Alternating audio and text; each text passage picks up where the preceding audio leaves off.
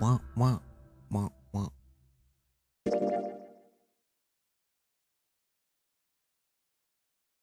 Interesting saving times?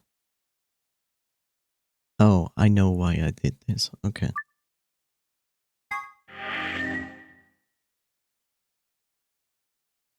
Okay, audio's going. Okay. Let's see if I remember all of the controls while I'm playing with 2 bandages on my fingers. Is the answer monsters? No.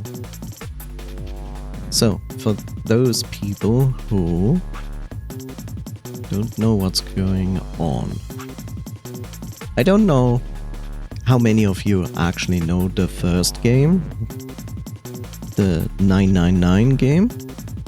Is the answer pets? No. Also, for the other people, if you're wondering what's going on, I have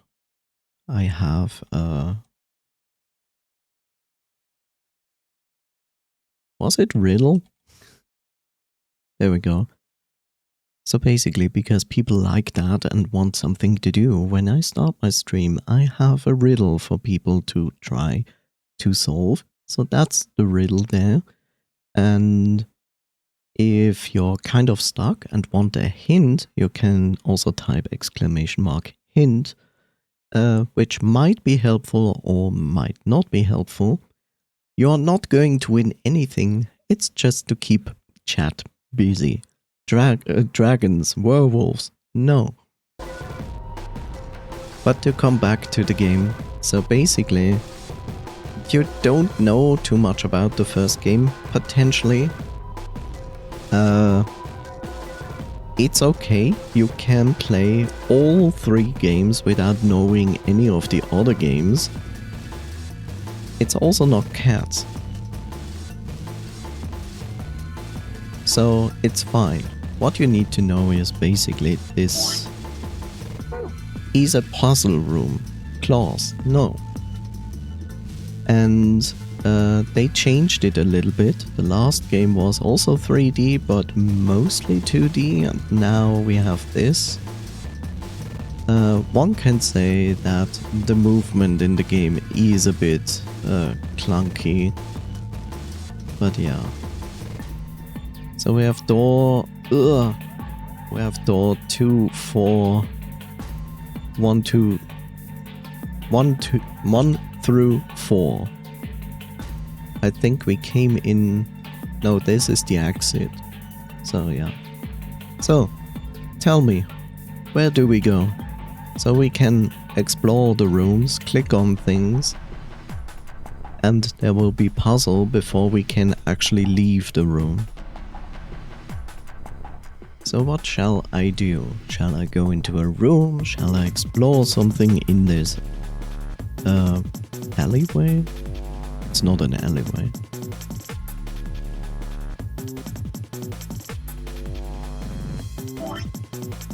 Yeah. We had smoother movement in the... Ah, here it is. Cool. Okay, that's better. Not watch the previous VODs. How's the storyline been going? Let me click out of the game for a second.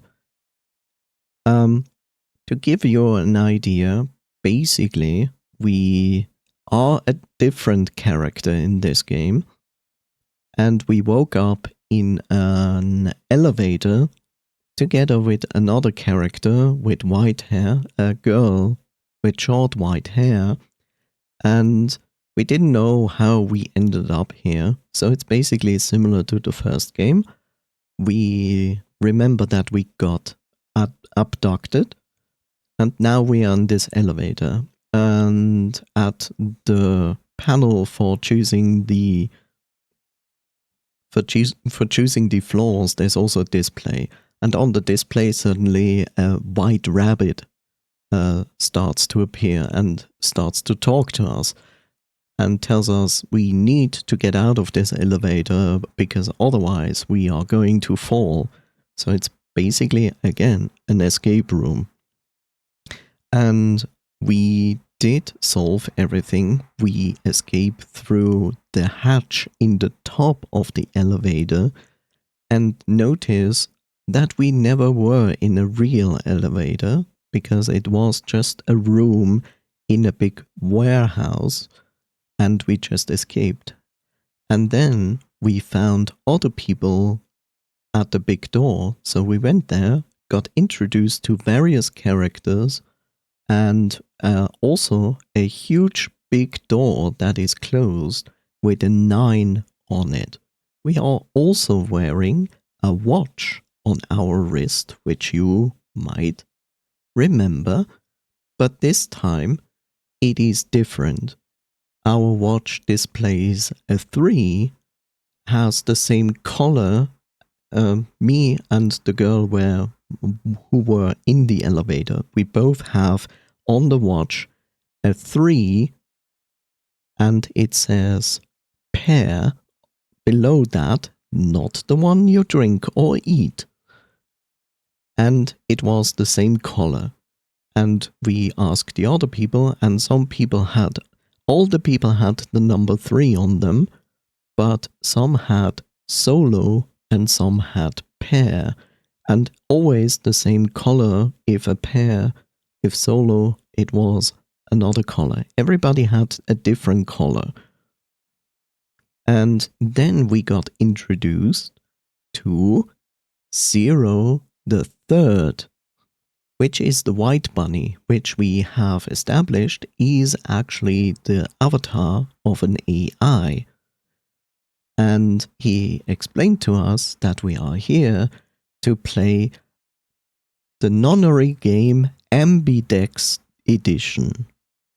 And it explained to us that it's not going to work like the original nonary game, but instead we can be paired up with people, or we go solo, and the color of the display also indicates what color we are. And we got explained that this time there are chromatic doors, aka colored doors. And that means that we have now to use a color system. And the idea is that you work with complementary colors and mixing colors to create the color of the door so you can go through. It is also limited how many people can go through the door. It's always set at 3 people together.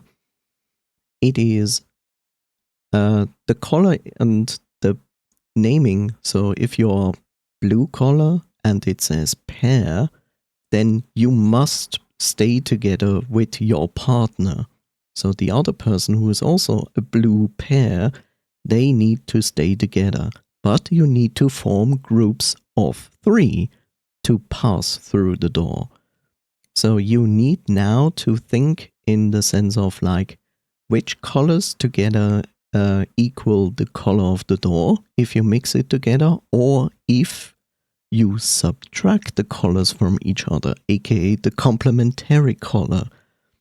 So you have to make groups based on colors now. But also the solo and the pair forces people to either stay together in a pair or go solo. And it was also explained that in the watch there are needles, yes, actual needles, that will inject you with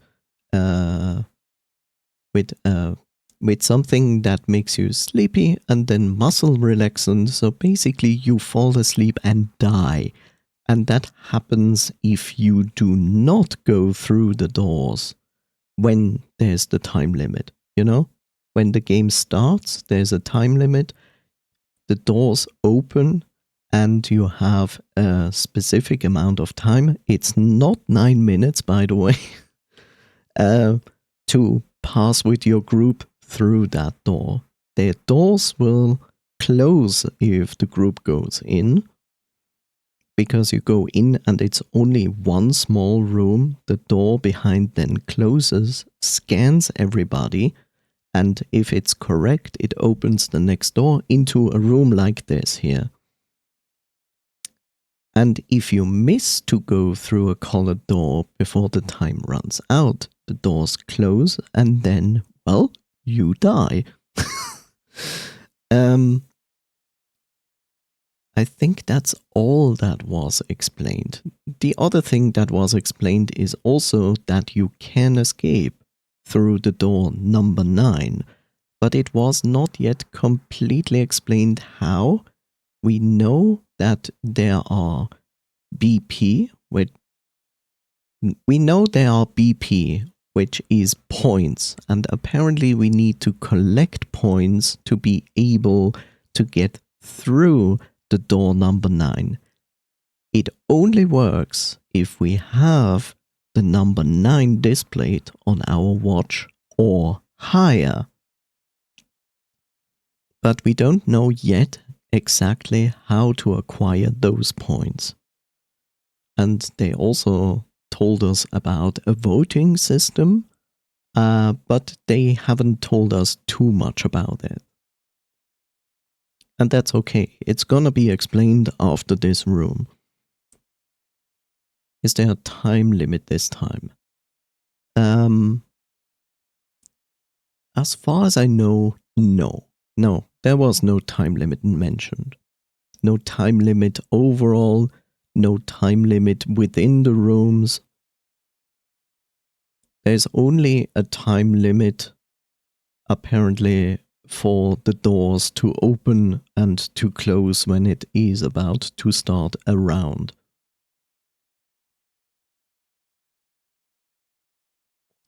There's also no dead where you need to find another device to disable something.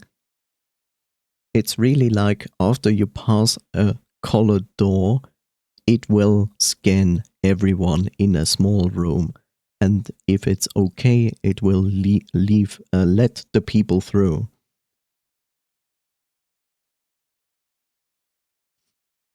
So there's no running this time. And that's basically that. Also, we have encountered a few characters from the first game. For example, Clover is here.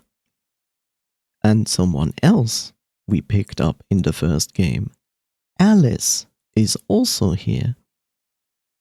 All the other people are unknown.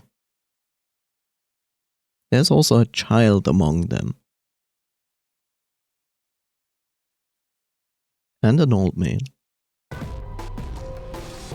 So that's basically what we experienced last time. What's the main character's name? The main character which we play is called Sigma. The girl that was with us in the elevator, short white hair, is called Phi.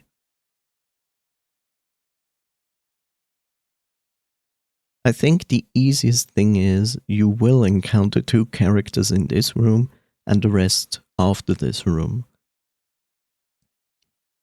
It's probably easier to see them as well. So, let us try to get through this room. So what are you going to do? Like, are you going into a room? Do you want to look at something in this hallway? Door number 1.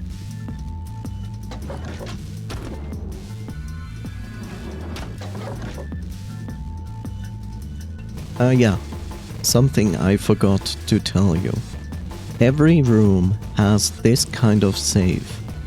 This safe has 2 things in it. It has like inside, you know, this trick wall that you know from escape rooms where it just like turns when you step on it, right? So basically this safe has the same function. It has 2 possible inputs. One input is going to give you the necessary item to leave the room.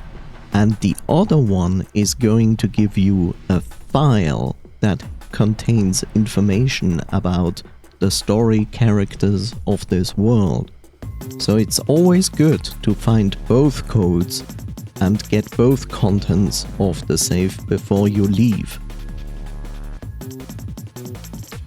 Just so you understand that. So we basically have this. What's in the closet? You mean this one?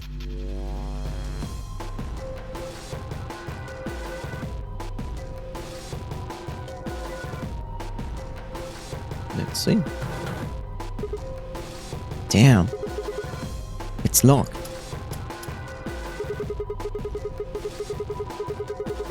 I think this panel here is what unlocks it, but nothing happens when I push the buttons. Is that a keyhole on the top there? I probably need a key or something. A locked locker. Who knew? I need to find a key that will fit the keyhole.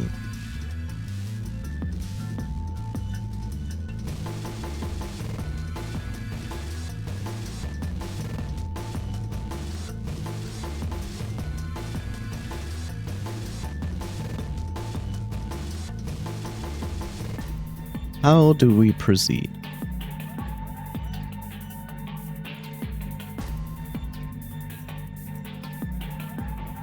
Anything in the bed?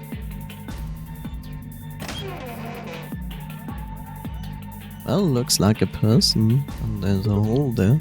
Huh? Huh? What's this? There's a human silhouette drawn in white on the bed. The area where the left knee would be has been ripped out. I wonder if that means anything.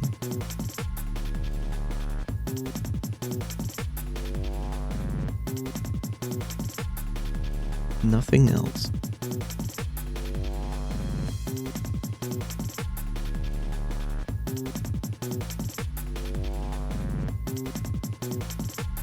What's in the book? There's a book on the top of the desk. Let me see here. It's called...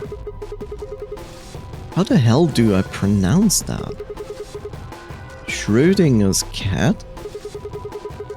There's a kitty on the cover. Isn't that just precious? I'm pretty sure Kapitsun would love that. How's the music? Is it too loud? If the music is too loud, I can turn it a little bit down. It's currently at the limit of my limitation for audio. Whoops, there it goes. I still can't help talking like a cat when I talk about a cat. Understandable. Let's see what's in here. Looks like all sorts of sciencey stuff. I have no idea what any of this means. I don't think this is part of any kind of puzzle, so I'm just gonna leave it here. But you picked it up.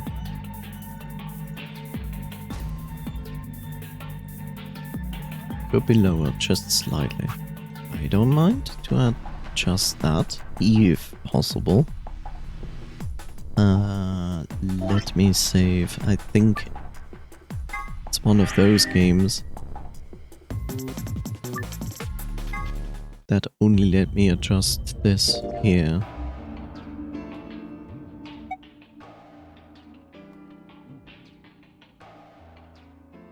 Tell me if this is too low. Let me go back. Tell me if this is too low. And if yes, then I will adjust it over Windows. So basically the music is now at the lowest possible point option-wise in the game. Is this better? There we go. That's like the highlight of the music. It's alright now. I agree, it's a little bit nicer for me as well. let's see. A desk, huh? Looks like the top's made of glass.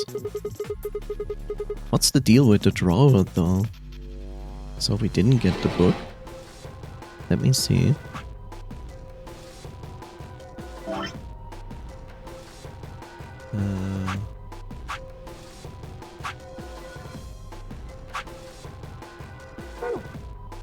Apparently not.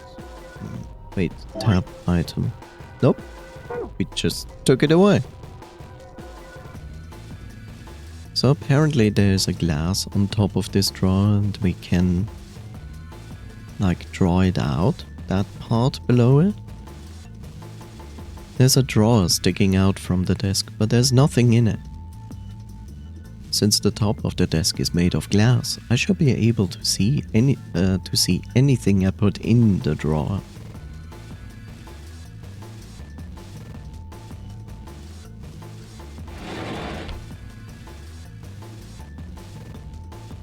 Anything else here?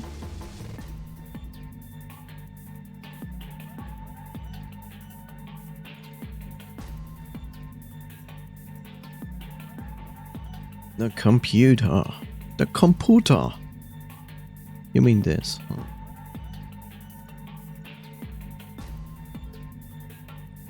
There's a set of 3 connected panels behind the phone. It looks sort of like a mirror. The surface is kind of matte, and it isn't very reflective, but the light is good, so it's easy to see what's on it. Or it would be if there was anything on it. Type 885. What does that number even mean? Wait, there's only 4 digits. Correct. A phone. Who knew? Is it connected?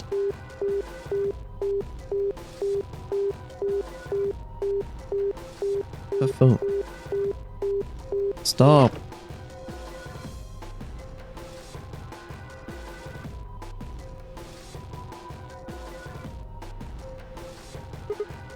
There should be. Where should I call next?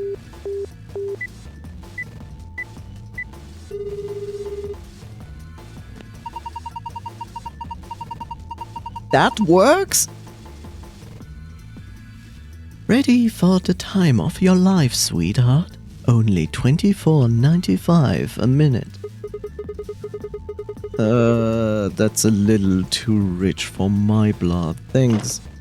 I didn't know. I honestly didn't know that that worked. I was just making a guess.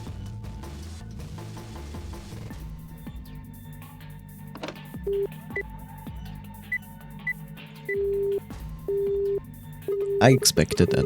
Well, that's no good. I can't connect to anything. You know what also would be interesting? This.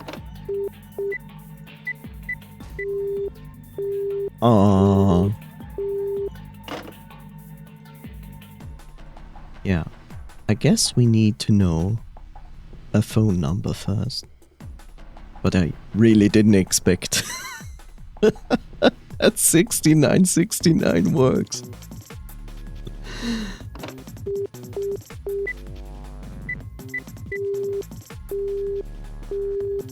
Nope. I wonder. Nope. Okay.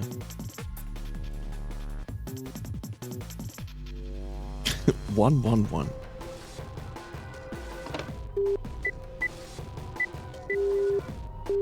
Nope.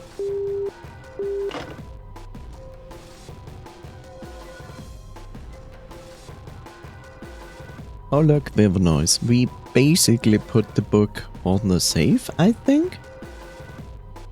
Anything in the speed dials? This appears to be an internal line button. 1 probably means room 1. That's the room I'm right in, so it would probably call here. Actually, that probably just wouldn't do anything. I mean, it's not like you can call yourself only with only one phone. But there's no harm in trying it, right? Nope, nothing. Pressing the one button is probably pretty pointless. But what if we press on the two?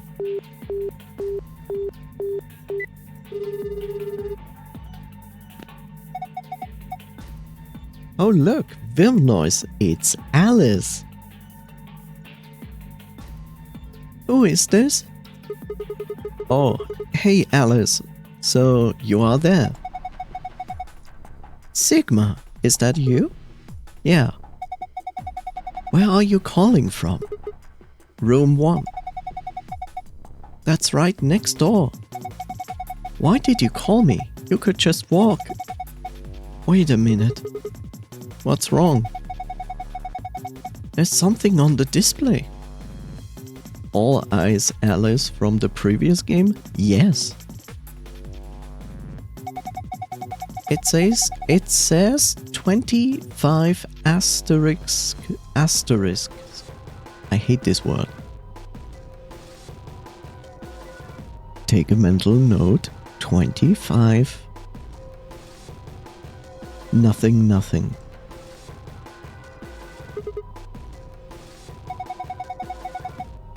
Do you think it's a clue? Well, I'm going to look around this room a little more. I'll see you later. Let's try this again from room 3.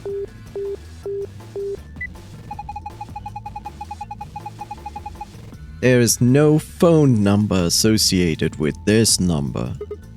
What? That's weird. Why can't I call room 3?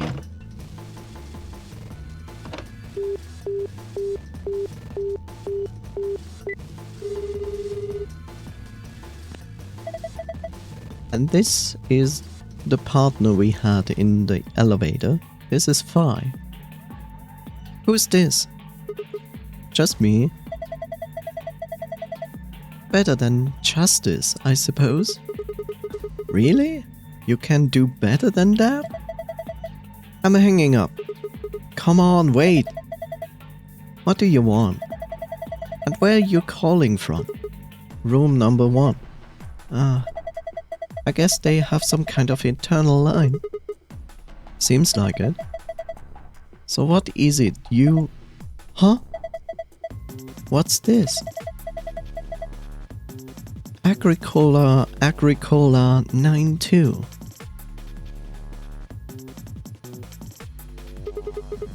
I didn't know you were into German-style board game farming simulations. What? Whoops, I meant asterisk 92. How on earth could you get those two mixed up? That's what it says on the phone's display. 92. Maybe it's a clue. Anyway, I'm going to go back to searching this room. Call me if you find anything else.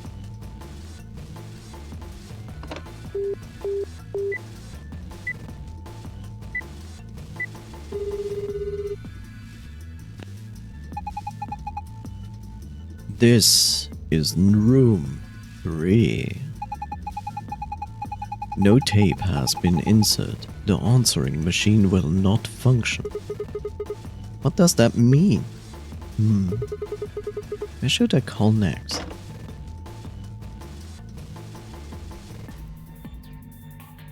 Look, the book is here. Oh! Someone left a book about cats sitting meowed.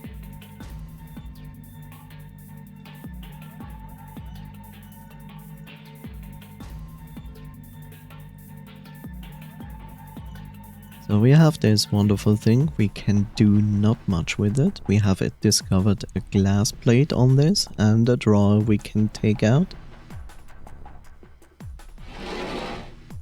Yep.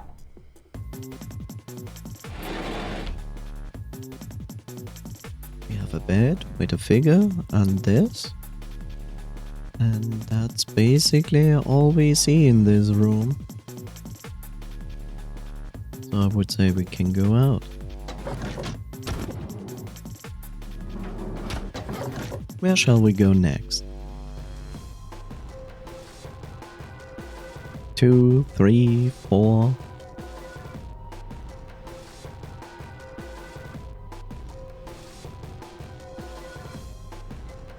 Room 2.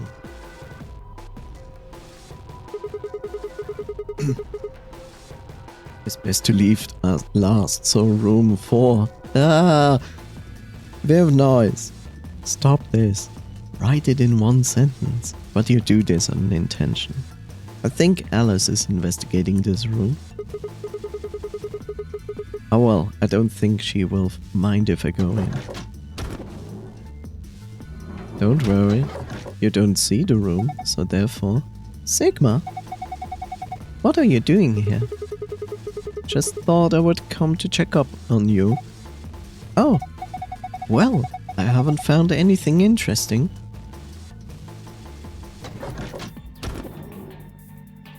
By the way, for the people who see this warning, and don't be too alarmed, I just have this bot on for this game, because the game itself is not shy of showing, well, blood and death. So, just as a warning to you, it's like if you cannot deal much with that, it's probably not good to stay. But you are encouraged to lurk regardless. Instruction how to lurk. Put my stream on 160p. Mute the tab. Put me in the background somewhere. Would be appreciated if you don't want to watch. Vi should be checking this room out. I think I'll see how she's doing. Well, welcome to room 4. Oh, hello Sigma. Find anything? Not really. Oh. So, we have a phone here. We have a poster here. We have another wardrobe, so to speak. Another desk. And a bed. And no, I cannot look up or down. So what shall I look at?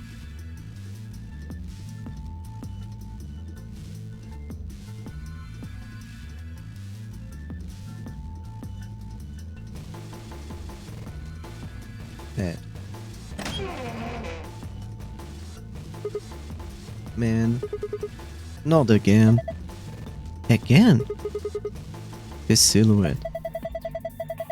Oh, did you see one in another room? Yeah, I saw another one just like this. It had a hole torn around the ankle too. No, it had a hole, but it was somewhere else.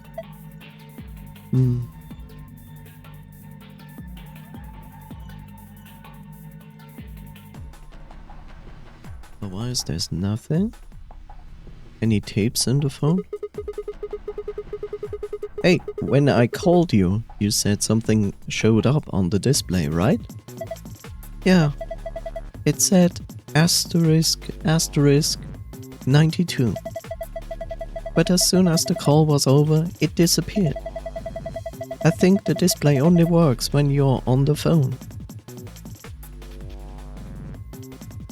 No, there's no tape here.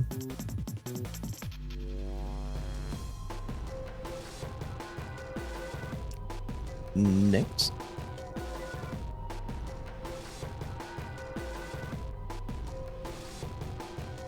Anything on the poster?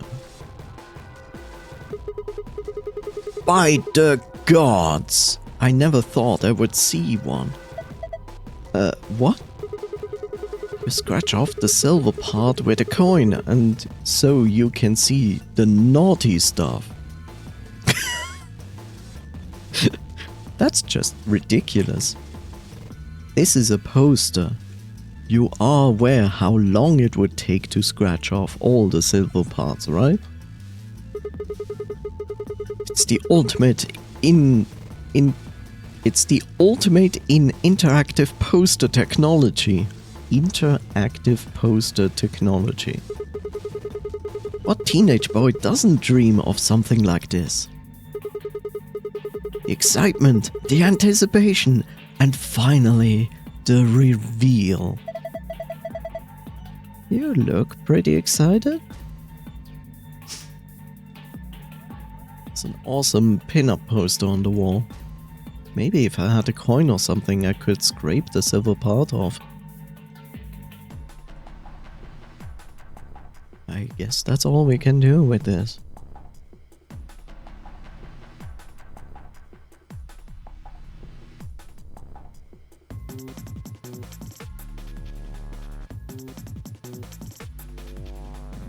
Next room. You don't want to explore this or this before we go to the next room?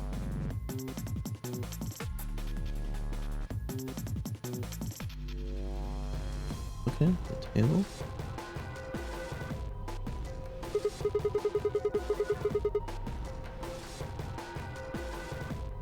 Get the thing inside.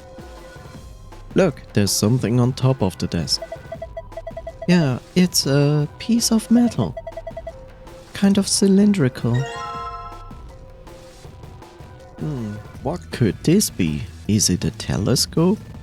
Is it a cigarette holder? I don't know.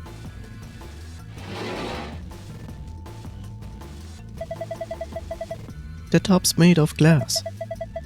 I've seen plenty of tables like that, but why the drawer?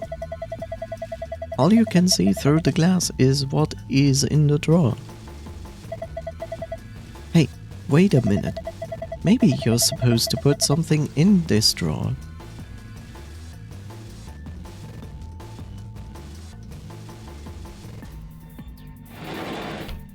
Nothing else. Do you also want to look at this before you leave? Or do you want to leave?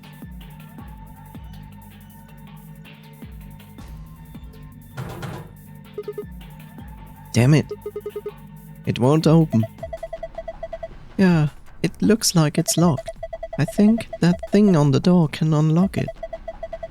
We just need to figure out how. Enter a 4-digit code, then press the Enter key on the right.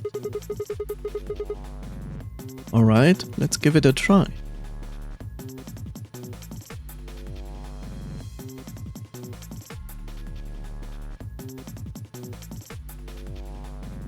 Well, all in all, it cannot be the number we put into the phone because it used a 2, it used a 9,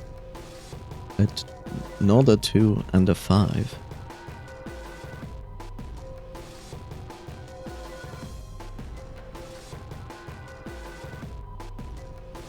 Okay, decision. Do you want to try to input something or shall we go to another room? And if yes, another room, which one?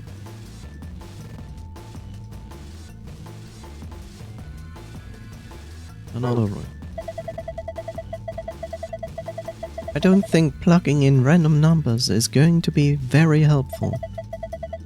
You need to get a clue. A clue, huh? Second room.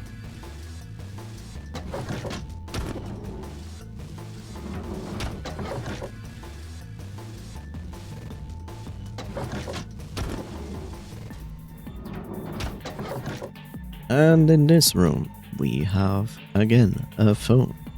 We have this. We have a desk. And we have a bed. Where to start?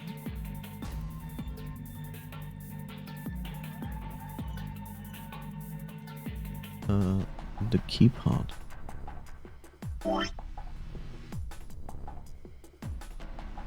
And then combine. Combine with what? I only have a key part.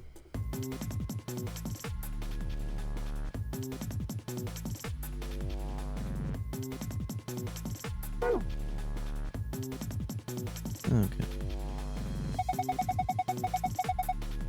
There's something on the top of that desk. It's a little piece of metal. Oh, look.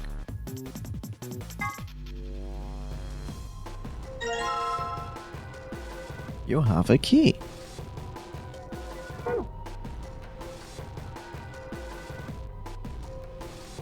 What now?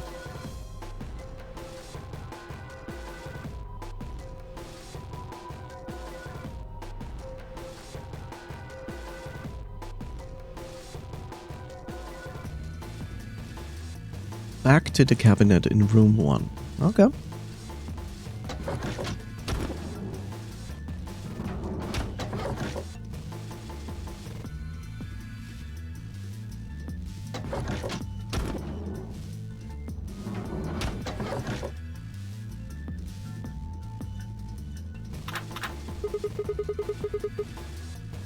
Shoot, I guess that wasn't it. A locked locker. This thing has a keyhole, but the key I've got doesn't fit.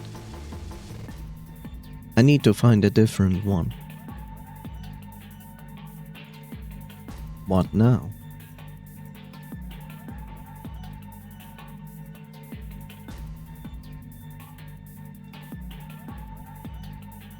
To door 3.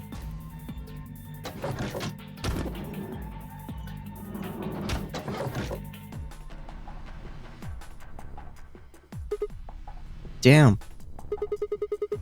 There are handcuffs on the door. Can't open it. Huh? Wait a minute. This key. Yes. Goodbye, handcuffs. Shouldn't have any more door problems now. Shall I go into door 3?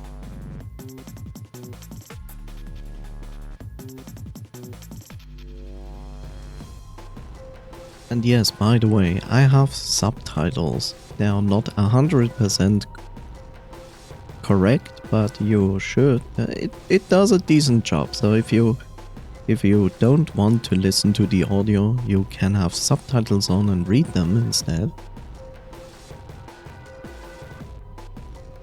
Never. Yes. Welcome to room number 3. We have a phone. We have another cabinet. We have another desk. And we have a bed. That's what in this room is. What shall I do?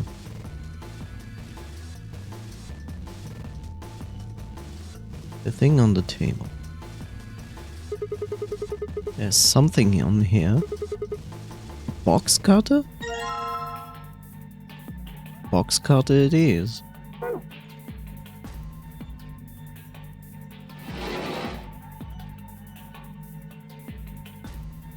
And this one does the same thing as all the other desks. Yes, next instruction.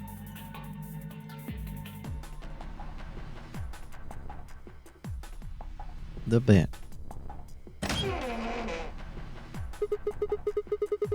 This is just like the other ones.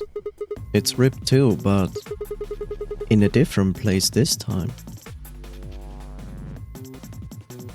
Shape of a person is drawn on the cot. Oh, an area around the upper right arm seems to have been deliberately ripped.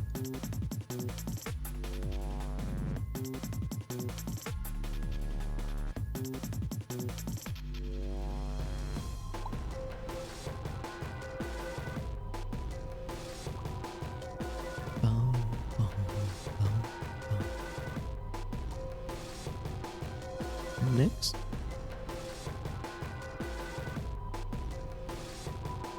What shall we do?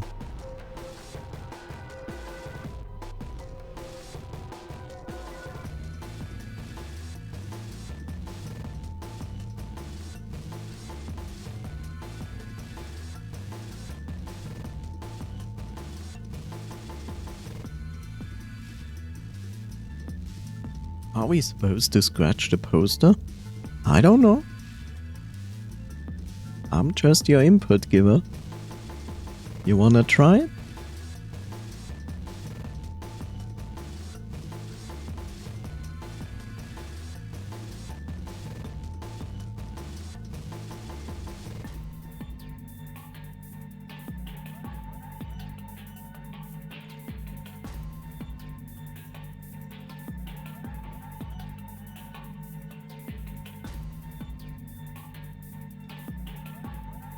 Alright.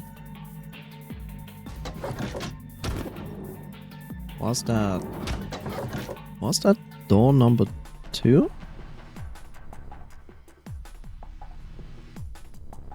I think it wasn't.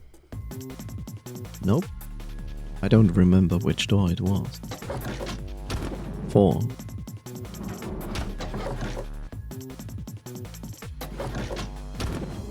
There we go. Well, let's see if it works. Alright, the box cutter should do the trick here. Hold on! You're just going to tear the poster if you do that. You can't make an omelette without breaking some eggs. I really don't see how that makes any sense. Anyway, what I'm saying is that this poster might have a clue in it somewhere. Cutting up with that thing is out of question. Oh man.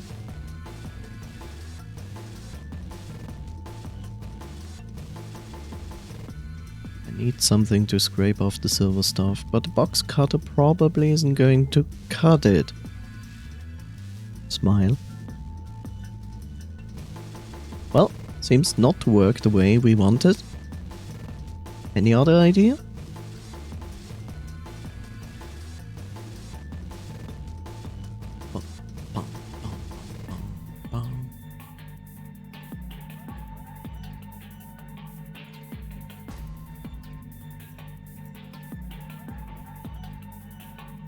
Yep.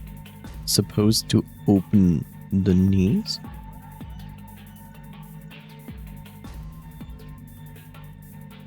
I cannot specifically interact at any given point.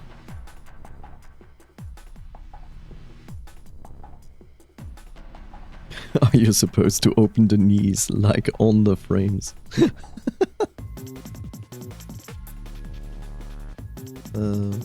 No, I just can't do anything with the poster. Let's see, I put the knife away.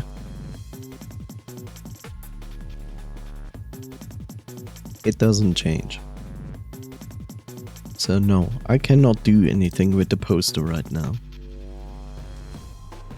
I tried both methods.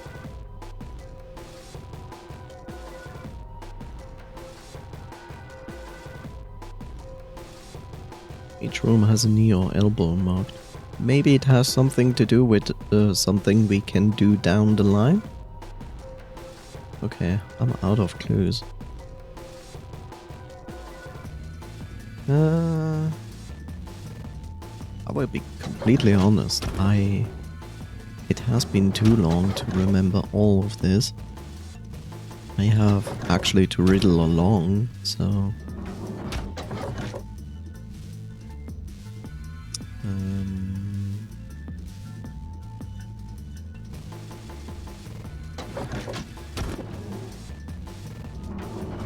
So that's 2 and 4. We started in room 1. Let's go to 3.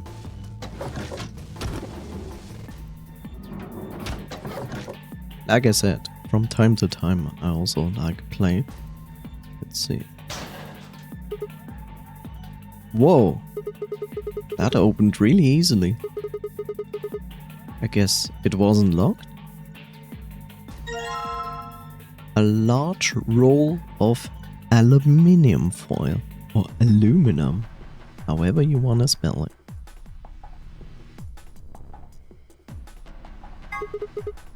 What's this? It's all shiny, like a Pokemon. Is this aluminium foil? There's so much of it though, must be some kind of industrial size roll. This is way more than you would use in any normal kitchen. I wonder how much there is. Maybe if I roll it out. Here goes. Huh? There's something printed on it. Looks like shapes and lines. Is this some kind of clue? I can't carry this around with me though. Maybe I can cut out the important parts somehow.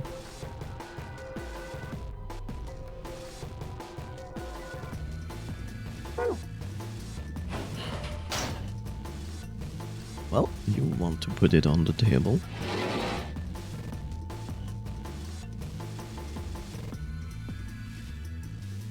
Or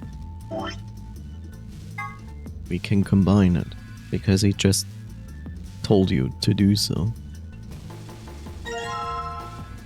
And look, we got something.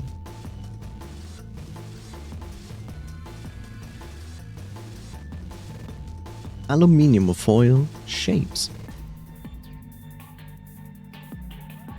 Shall I try to put this on the table?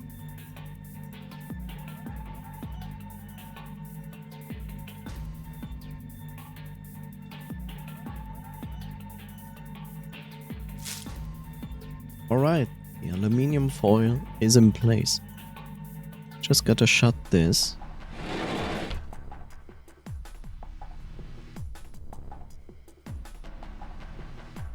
The aluminium acts like a mirror and reflects the images drawn on the wall. The image and the pattern of the aluminium are overlaid, but this doesn't make sense. Let's give this another shot.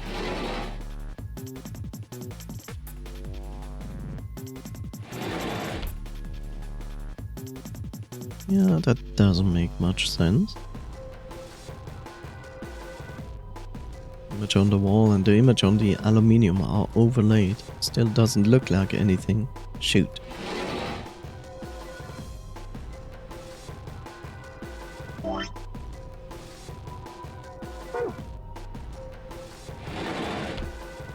Next row. Second one.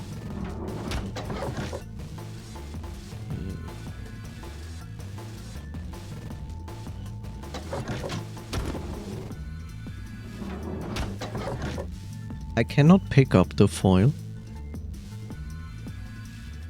I tried. I clicked on it. All he does is putting it back.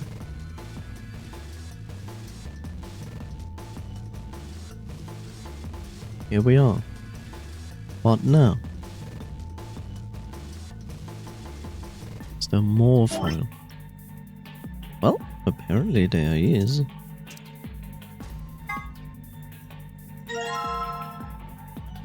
And we have new patterns.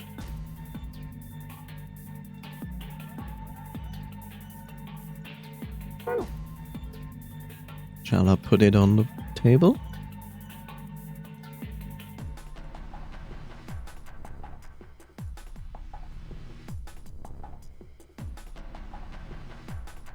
Never. Never means yes. Alright, the aluminium foil is in place. Just gotta shut this.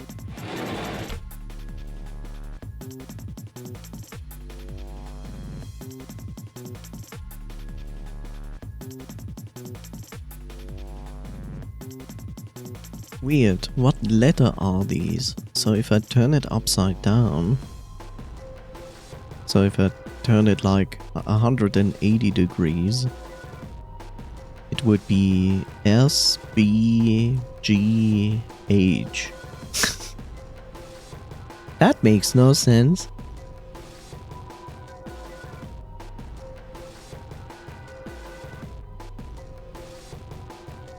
You better take notes. This is gonna be on the test.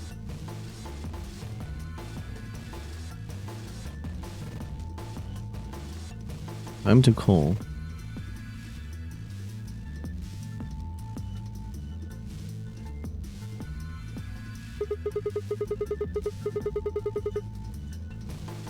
When I called the internal line, the display there said something, right?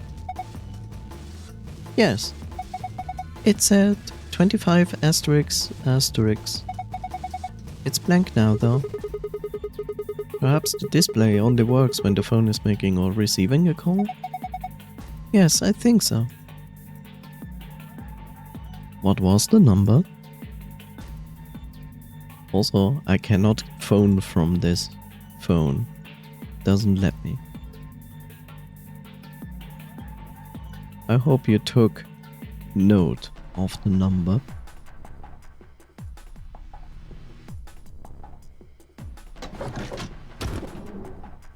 Which is the next room?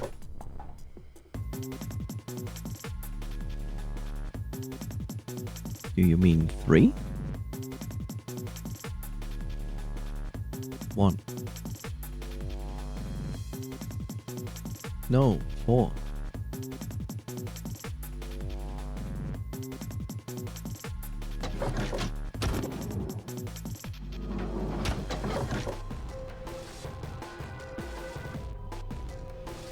Apparently this phone shows 92 if you call it. Cannot interact with it.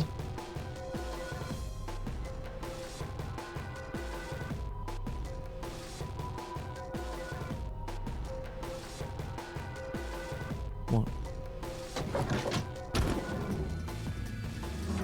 No. Oh look! You just locked yourself in. No. Foil. Okay. We were in... Shit. We were in 4? Yeah. Congrats. Hi there, Coffee. How are you doing? Right.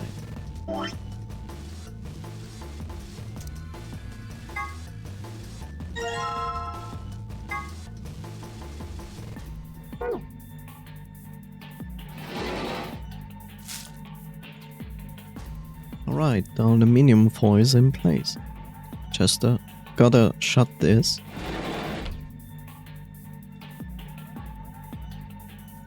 Looks convincing.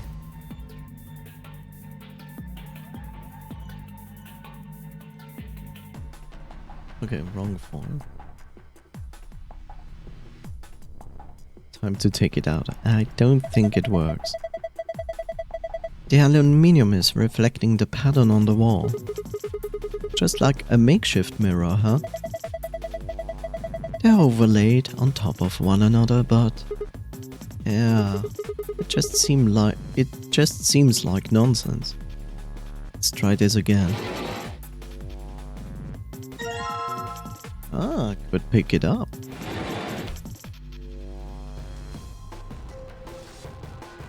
Where to go?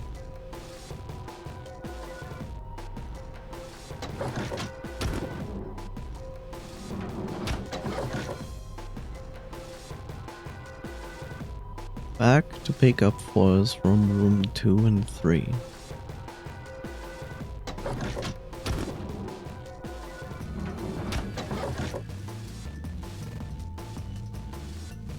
Do you want to pick this up? So who is our protagonist? Our protagonist is called Sigma.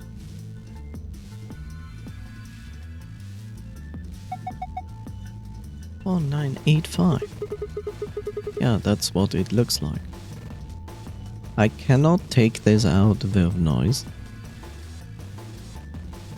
When will we get to meet the previous players? We already met 2 previous players.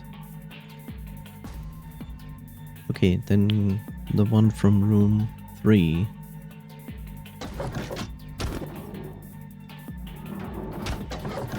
I meant the others. You mean the ones we didn't meet yet? Like Santa and Jumpy. I don't know if they are in this game. So far we only have met Alice and Clover.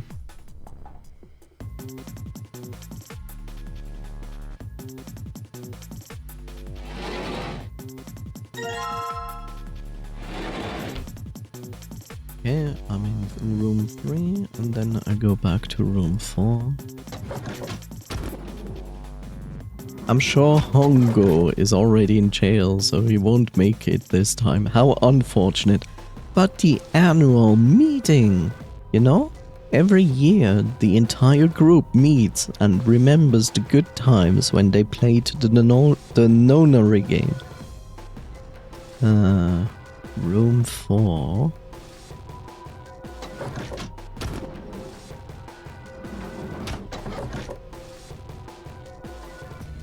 Where are you? There.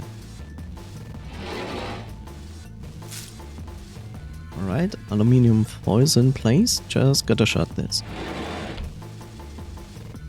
Well, this apparently doesn't make sense. Yep. 1 second.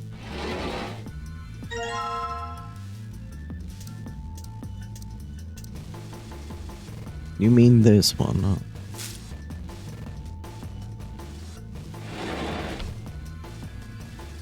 That also doesn't make sense. You can get a new one. Okay.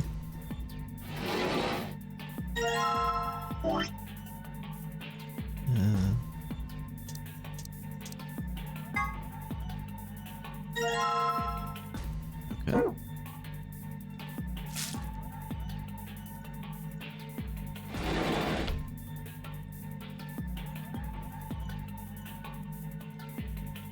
Three, 4, 7, 2.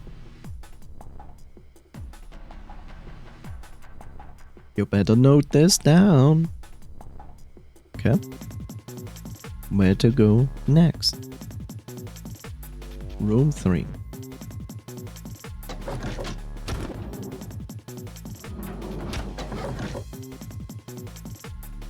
Illinois is an escape room expert, by the way.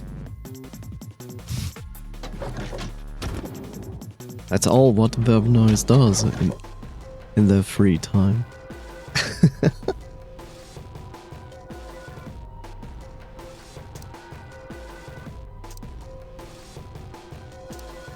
Which one do you want? Symbols or lines?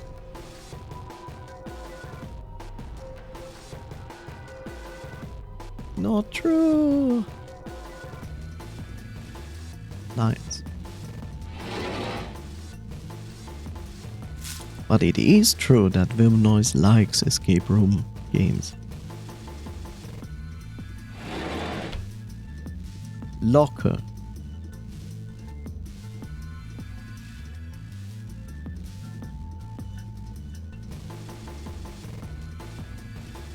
What next?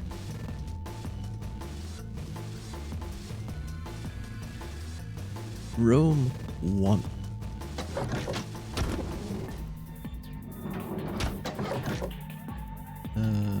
This.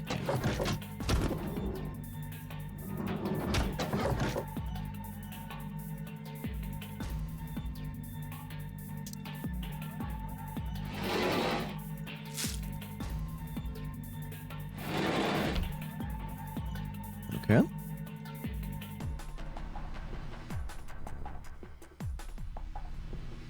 This, by the way, Illinois is one of the 2 codes for the save. I can tell you this because the save has no numbers, but the save works with symbols. It's a rare event that I wake up on Sunday knowing that I don't have to clock in.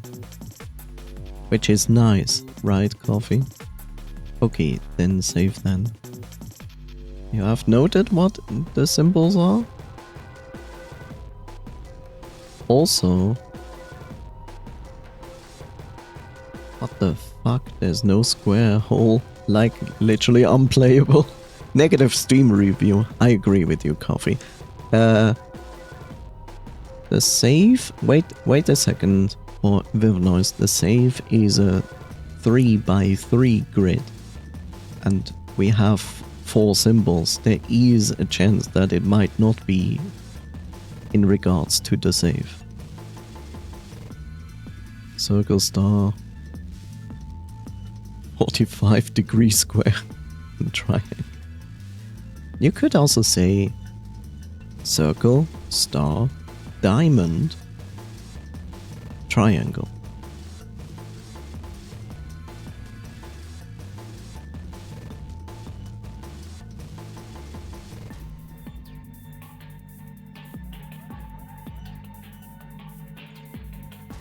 Yeah, look, I can show you. The safe, it looks just like the one in the ambidex room.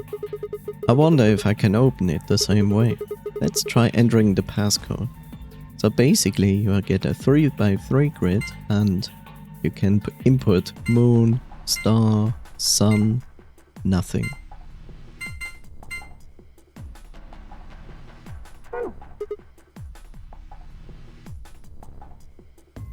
Damn.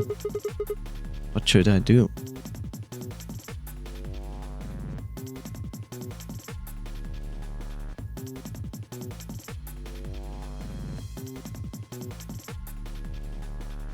What shall I do? That is a good question. Also, we have no items anymore. The aluminium foil is gone, the cutter is gone. Can you call the numbers?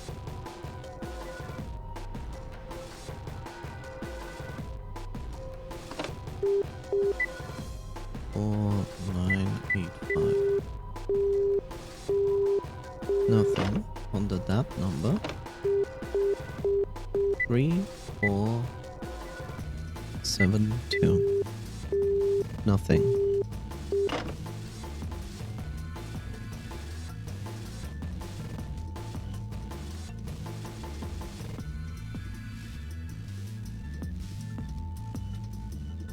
What now?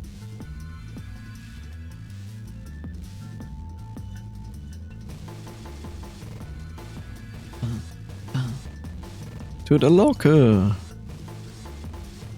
To the locker. A locked locker. I need to find a key that will fit the keyhole. So we cannot interact with this. We need the key first, and we don't have a key for this one.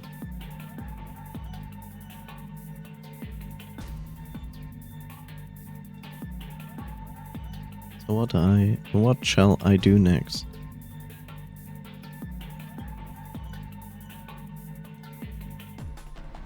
To the bed in the second room.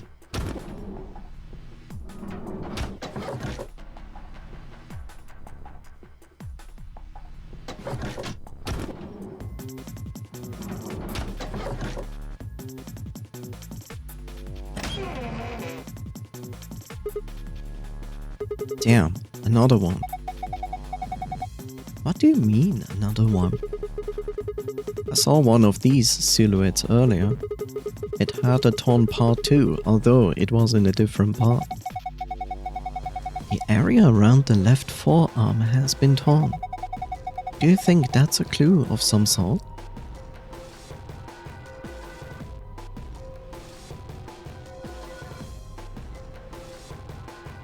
And that's all in regards to the bed in the second room.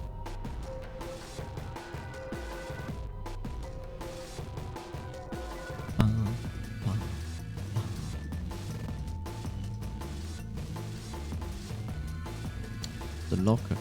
Okay. I wonder what's in here. Well, I keep wondering. It's locked. See? I told you so. There's a panel over there, over here, where you can put in a passcode. If I can just get it to work. English, please. Enter a 4-digit code, then press the enter key on the right. Well, let's give it a try.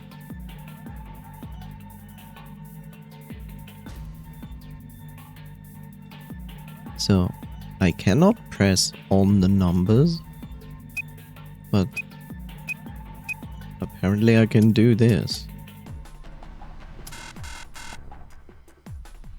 Hate it when the protagonist isn't blessed with the power to picklock, right? It's easier, just be One Punch Man and open the locker, you know? Just flick it with the finger and it opens magically on its own.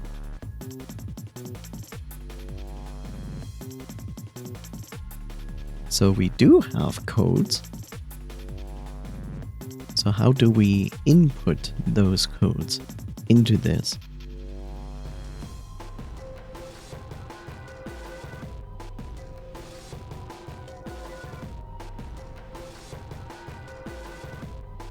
Any idea?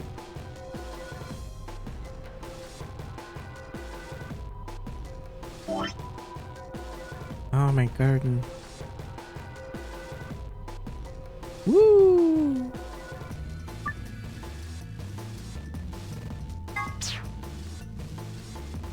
You know, they inputted this, which is nice and friendly of them. But this feature here also increased the speedrun to TTP. Top left corner, middle, bottom row middle, top row middle. Nope.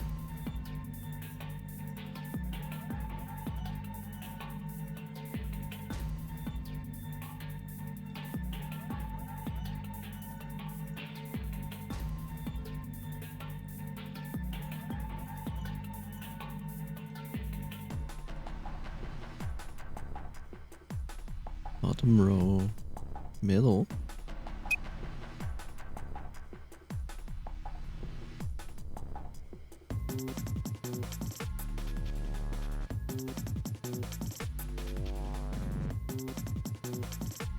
Middle row first.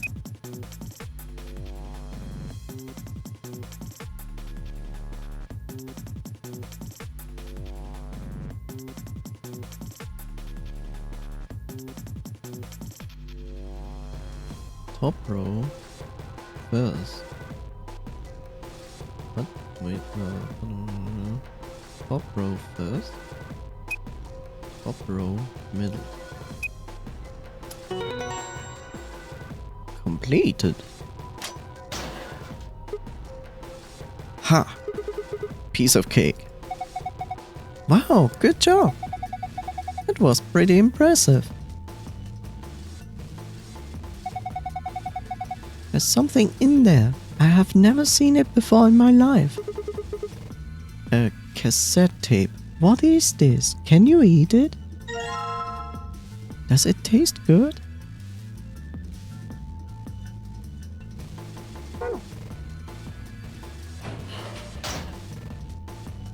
Tape in room 3. I assumed this wasn't room 3. Nope. Room 3.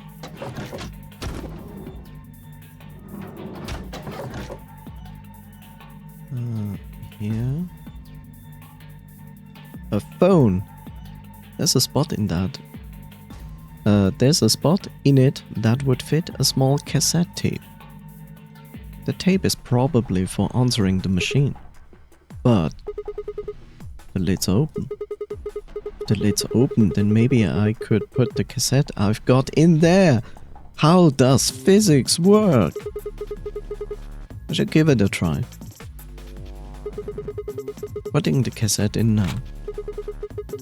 All I have to do is close the lid. Okay. Room 1 and call the number.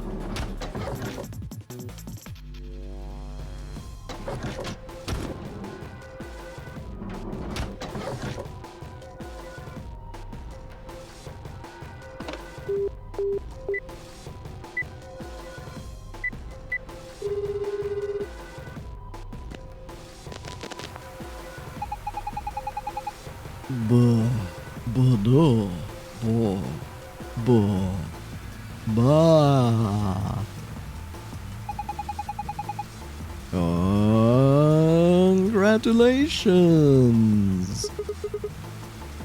That voice. Looks like you found the answer.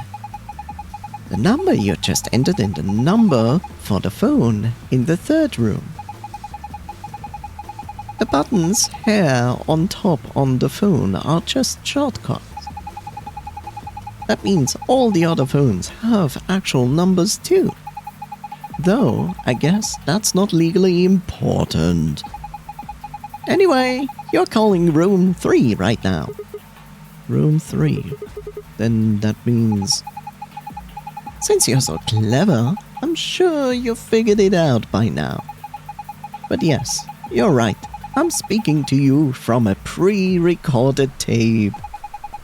So you can grasp me all questions you like. I won't be able to answer them.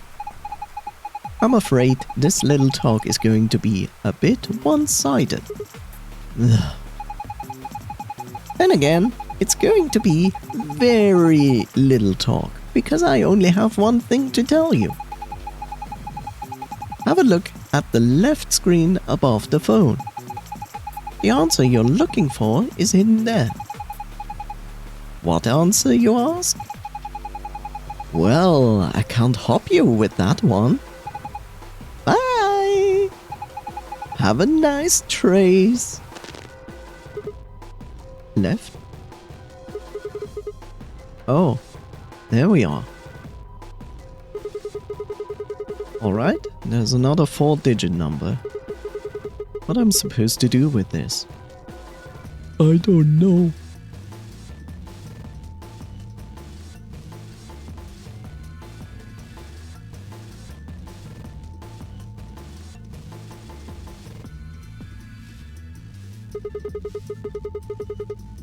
I guess I need to enter it somewhere. So...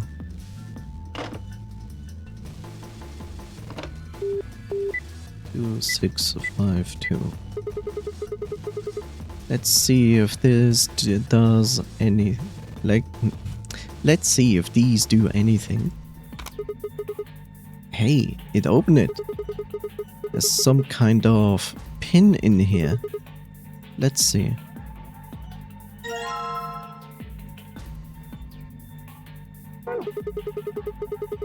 I already got the pin thing, so I can cross the lid, right?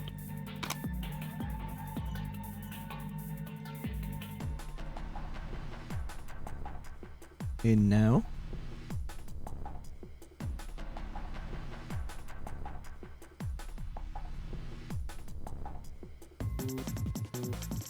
And you put it into the cabinet. There's a keyhole on top of the panel. I think a pin or something might fit in here. Huh? What was that noise? Maybe I can type stuff in now?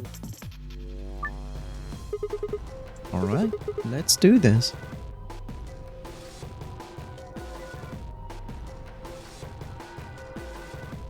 Good job. What shall I input?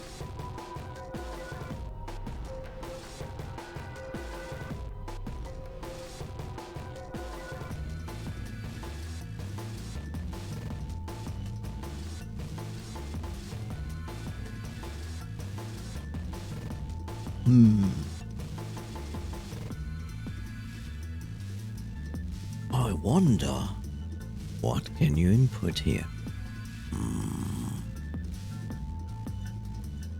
I don't know.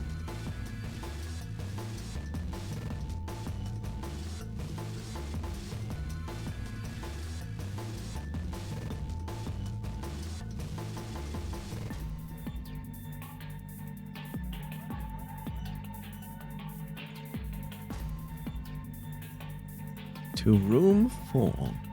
Okay.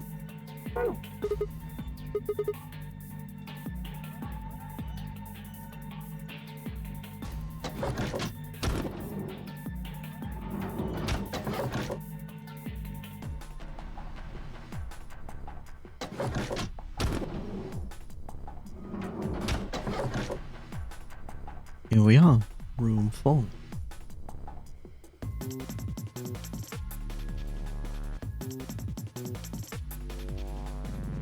Poster.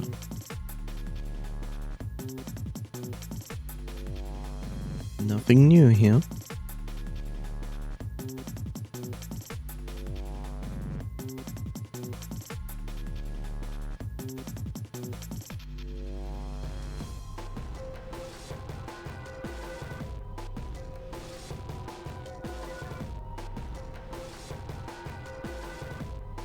cabinet.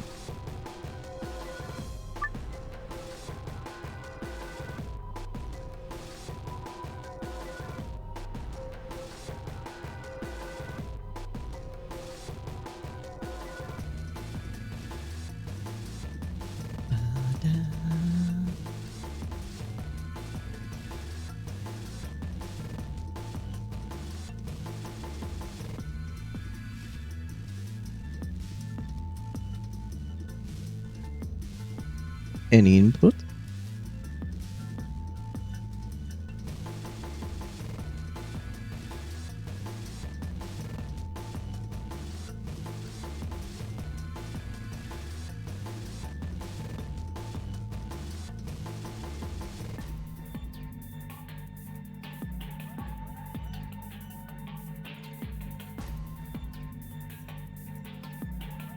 Additions, your greatest enemy.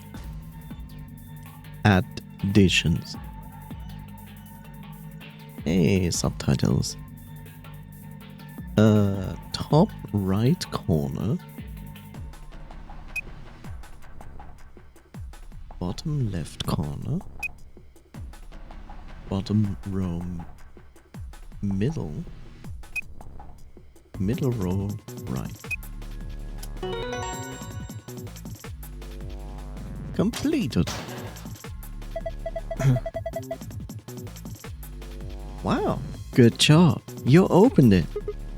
Huh. Yeah, I'm pretty great. Looks like there's something there. Yes. Check it out. A wallet. You probably shouldn't get your hopes up. Why not? Just a feeling. Yeah, fine, whatever. I'm not gonna let you bring me down. Let's see what's in here. What the hell? What is it? There's only one coin in here. And it's not even real money. Just a toy coin. See? Didn't I tell you? Damn. Coin acquired.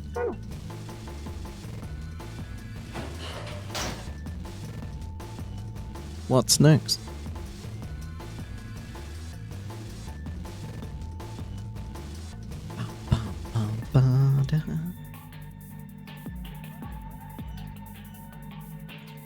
Can you use it to open the elbows on the poster? Right, you silvery bastard. Time to meet your doom. Let's do this. Yeah! Damn, you're excited? Hey, don't misunderstand me. I'm just really anxious to find a clue in there, aren't you? You want to let me do it then? I'm sorry. Please just let me have this. Then get on with it. Search for hints on the posters. Click and drag across the areas of interest to scratch them. Click the green triangle on the left to move your view up and down. Let's get started! So you wanted the elbows. I click on the elbows and nothing happens.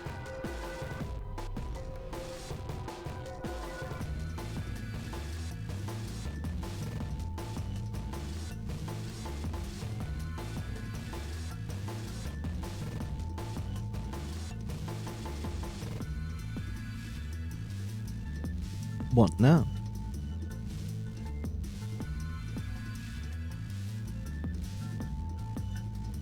There's nothing we can do.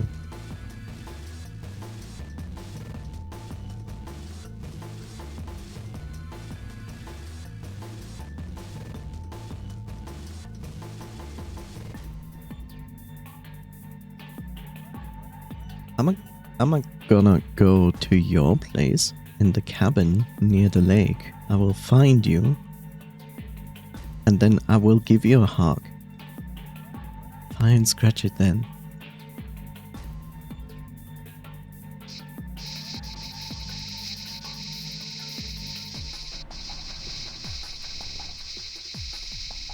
Based on the knowledge, you know, how scratch cards work, I can tell you something like that this wouldn't look as nice if you are done scratching the stuff off, in all honesty.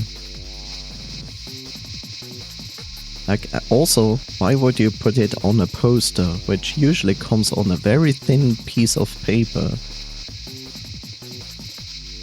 that basically is like not well suited for something like this.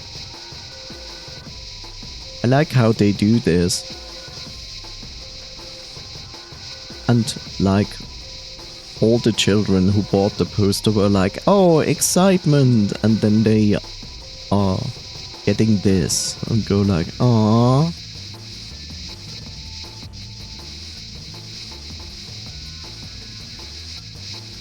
Also, why is the scratching so small? It's horrible. Poster printed on cardstock. Yes, you can do that.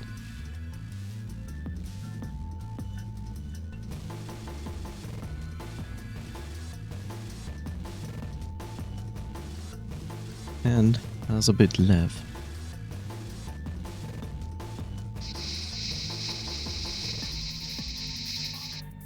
There we go.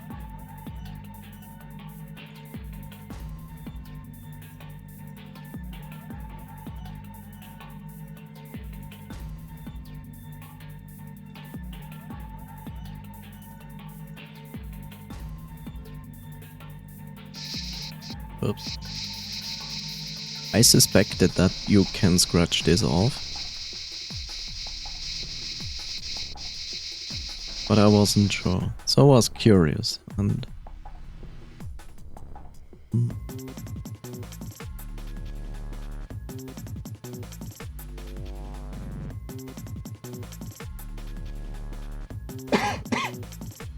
Sorry. Okay, all the bracelets.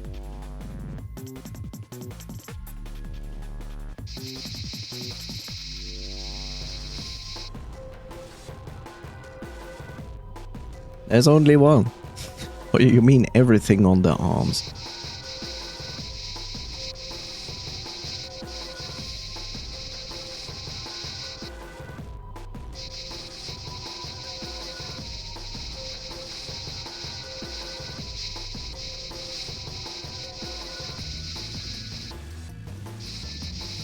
This one cannot be removed.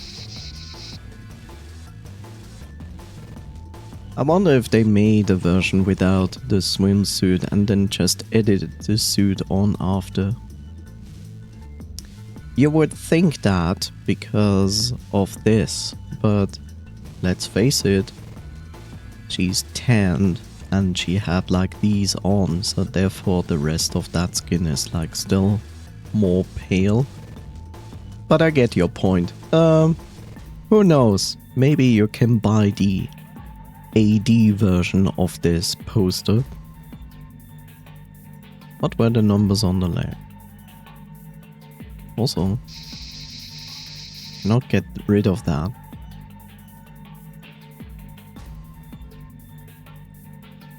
It's a 9. A number we have never heard before. Tattoo. Which one? She has multiple ones.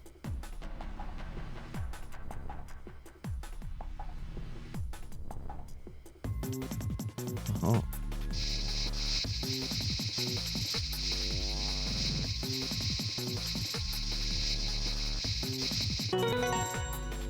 Oh look, we have completed it.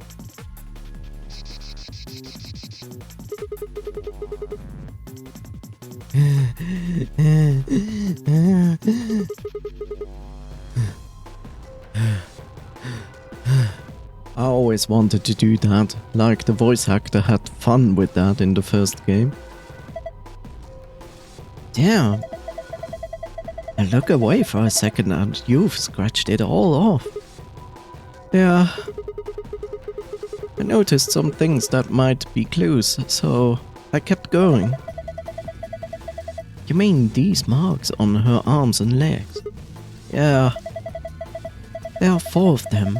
A star, a circle, a diamond, and a triangle. Hey, what are you doing? You've already scratched it all off. No, I'm not done yet. This blue part needs to go. Sigma? I don't think that part's going to come off, no matter how hard you scrape.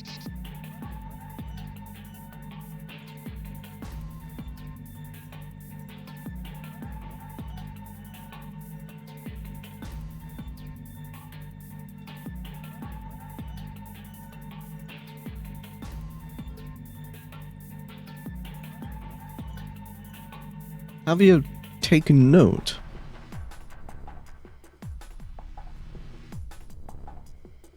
What was the bed in the second room? Uncomfortable to sleep on. Sigma is a real degenerate. Yeah.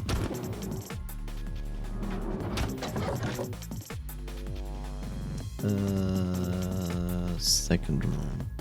Second room is here.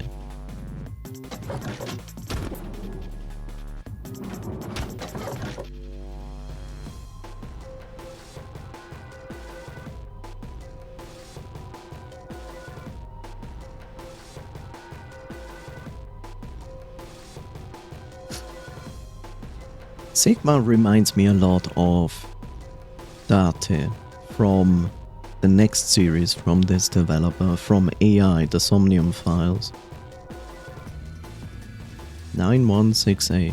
And what I'm supposed to do with that number?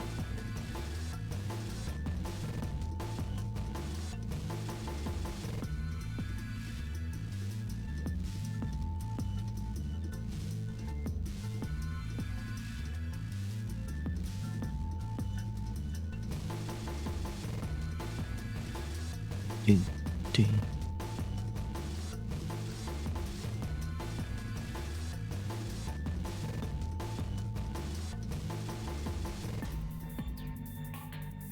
It's weird to put your beans on the keyboard and they're like band-aids on it. My beans! Cabinet in the first room.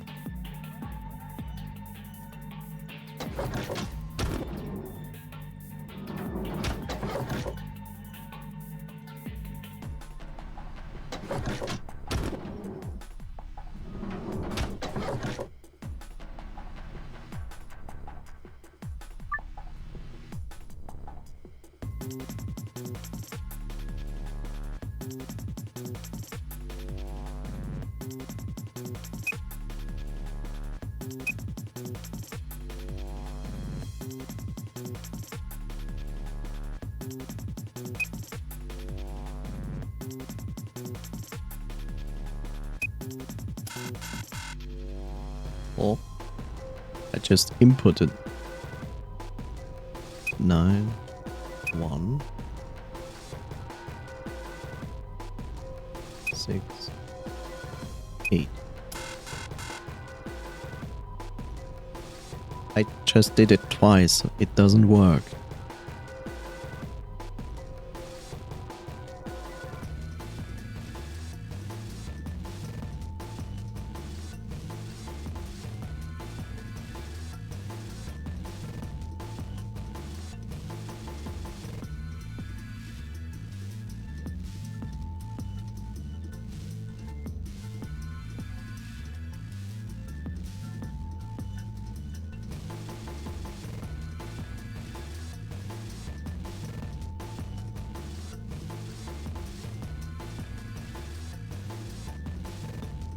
You're writing the same number for the third time. I have inputted 9618. 8 twice. It didn't work.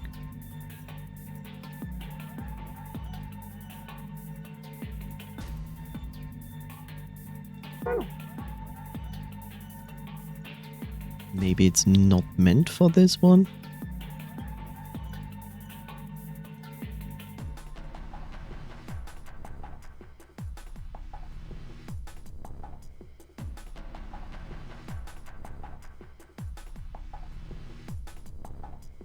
Let's see. So it is circle, star, diamond, triangle.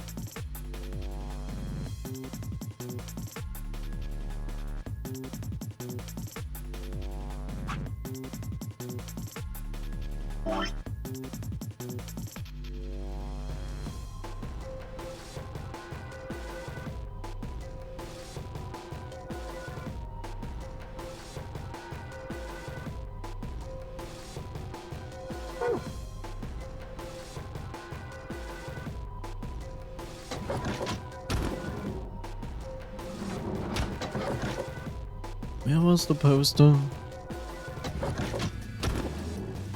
Not this room.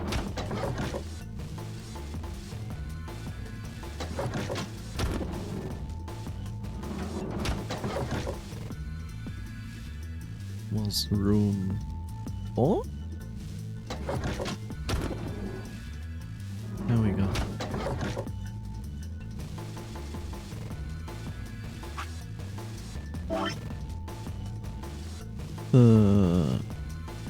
One? Star. Star is up there and I cannot see. 6. 6. 8. 9. 1689.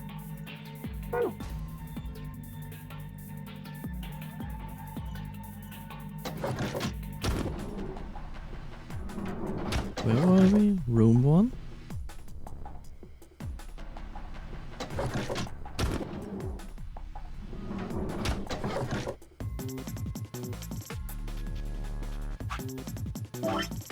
$16.89.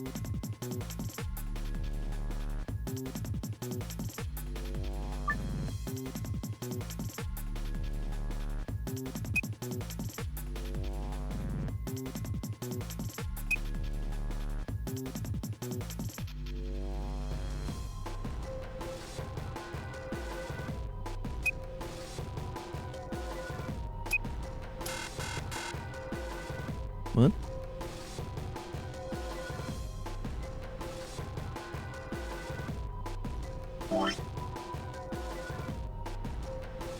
One 689.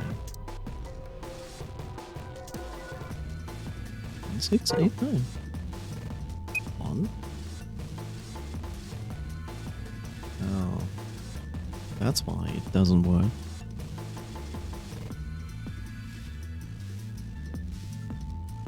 One, 6, 8, 9. It's also not that.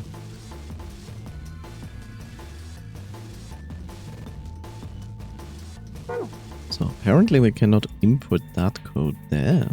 I tried.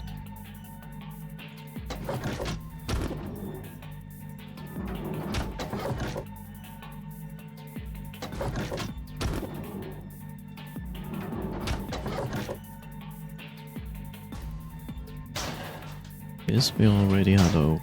Okay.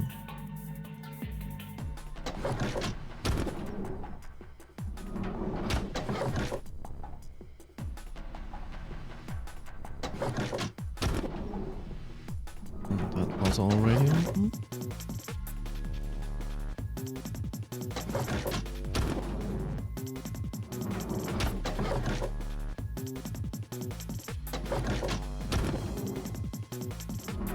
Was also one?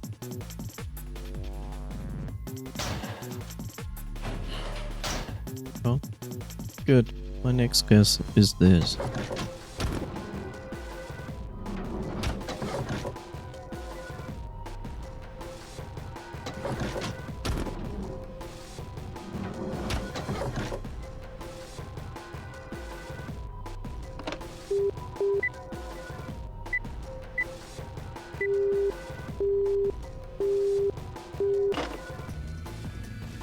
Okay, it actually didn't do anything here.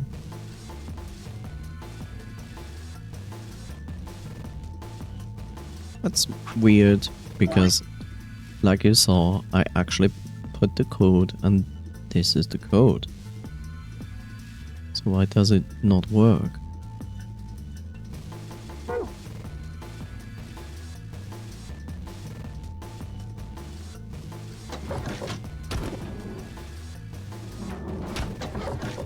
Because it's not the passcode. Then what it is? It's not a telephone number either.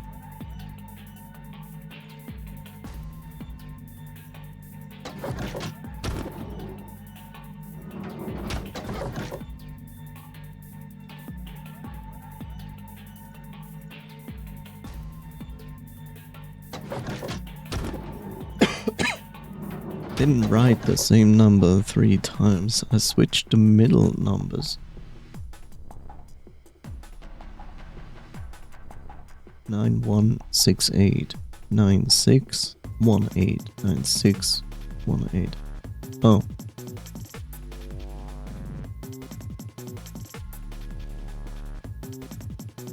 One second. So, just to go back.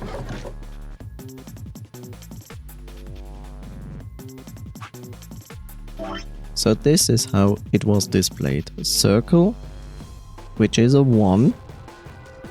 Star, which is a 6.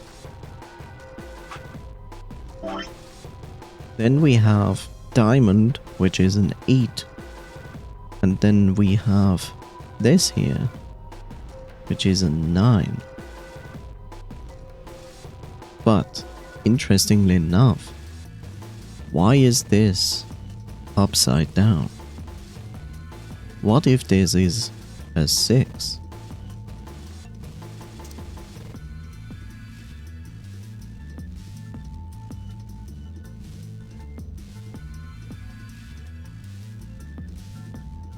So 1686.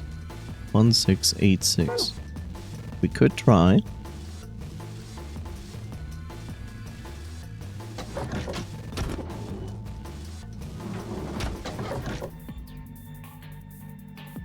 But why are the beds marked for different legs and hands?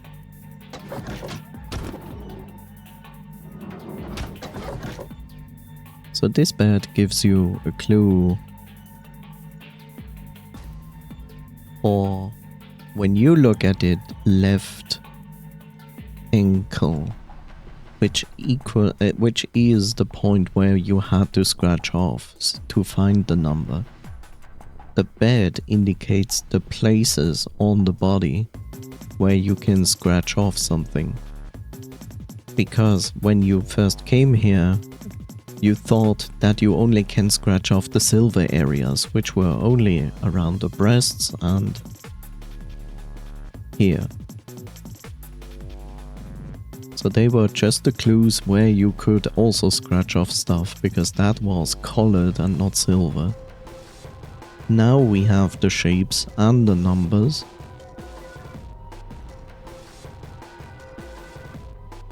Oh no, she's hot. Is she? I'm distracted. Is the star 9? The star is a 6. Oh, the star is also upside down.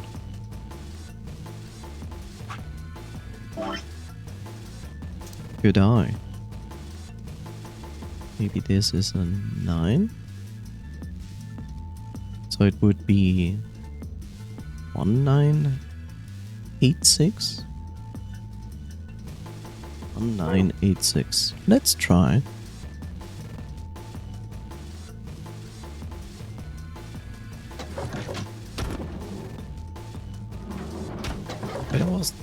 Was that in the first room? I think so.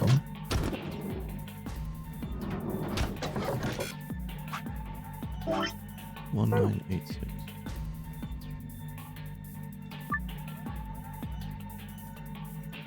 One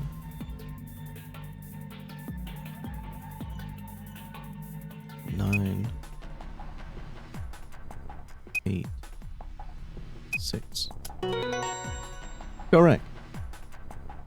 I'll go open a bag of chips. Okay. Yes! It opened.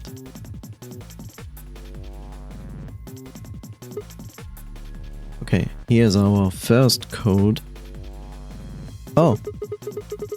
This is just like the code we saw in the Amberdex room. I mean, it's a different code, of course, but it looks really similar. I think this probably opens a safe. You have found a safe password.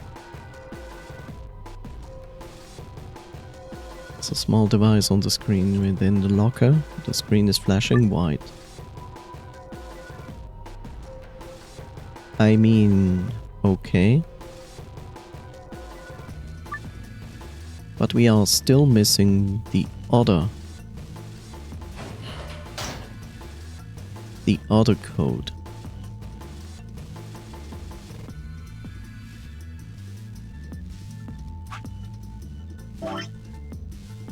One 1689. 1689. 1689. Huh? It's locked again. The input thing is turned off too. Why would that happen? 1 6 8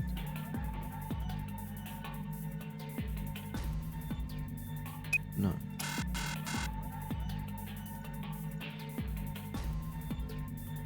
Why is this wrong?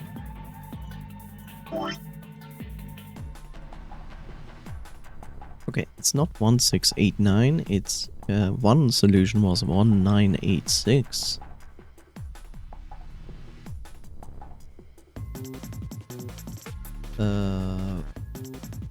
One 8 1 8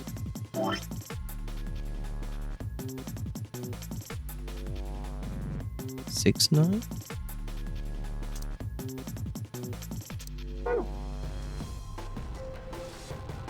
Six, 9. Okay.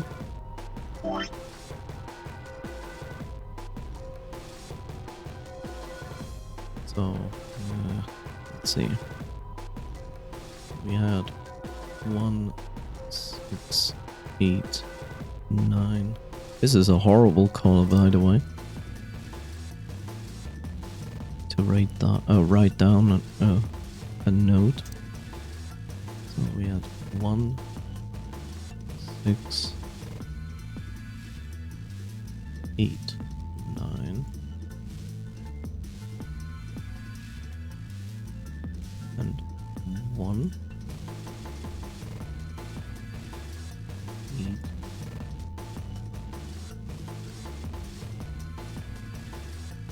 6 9. So this is done. 1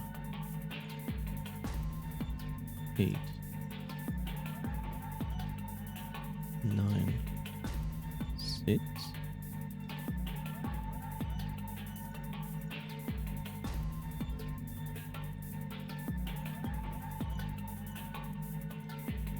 Why I just ignored the 6 first, I don't know. I have no idea.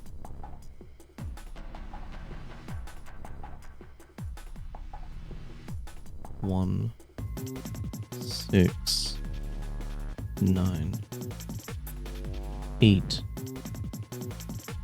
1 6 9 8. We haven't tried that one.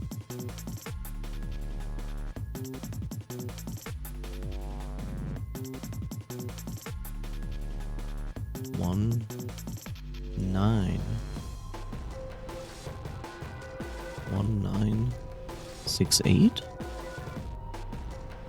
6 8 and 1 9 8 6. But we that is this. No. That is the correct number, so this doesn't count. Okay, 1869. 1869. That is incorrect. 1896. 1896. 96.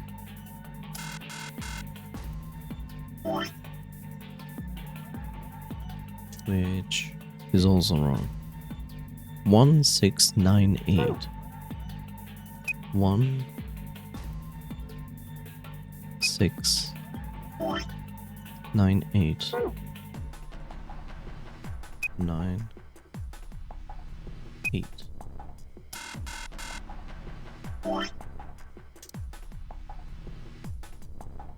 One 968. 1968. 68. Yeah, that's also not it.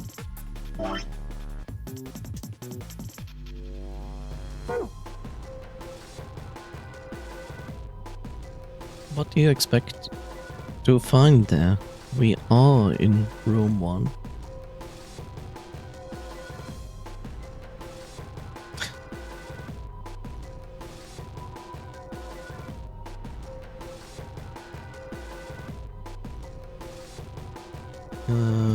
Could it be just the room numbers with the beds? Potentially.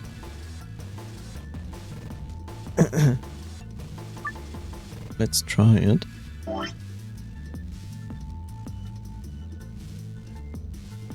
So 8. Writing with the mouse, by the way, is shit. 6 1 9 or 8 1 6 9.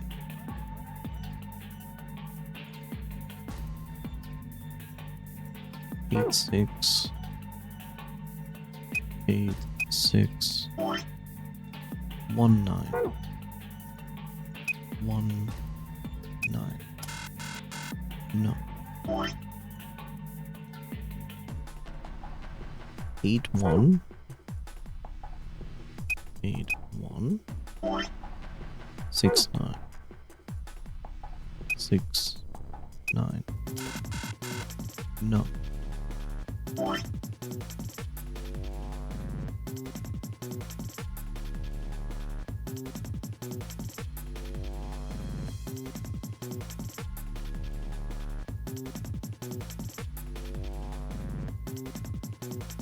Let's try 6 8 9 1 6 8 6 8 9 1 9 1. Okay.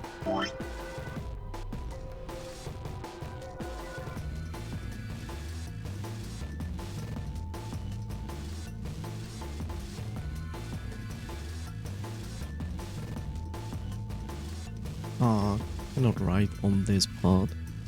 That's lame.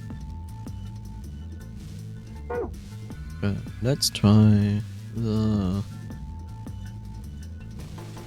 8 1 8 1 6 9 6 9. No.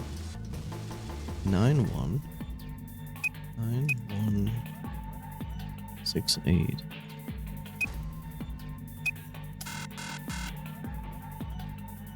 9 6 8 1 8. No.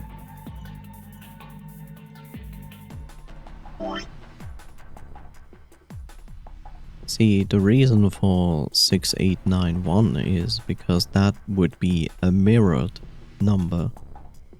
And that was our correct number because of the display we saw over the phone. That's why I expected it would just mirror the number, but it didn't.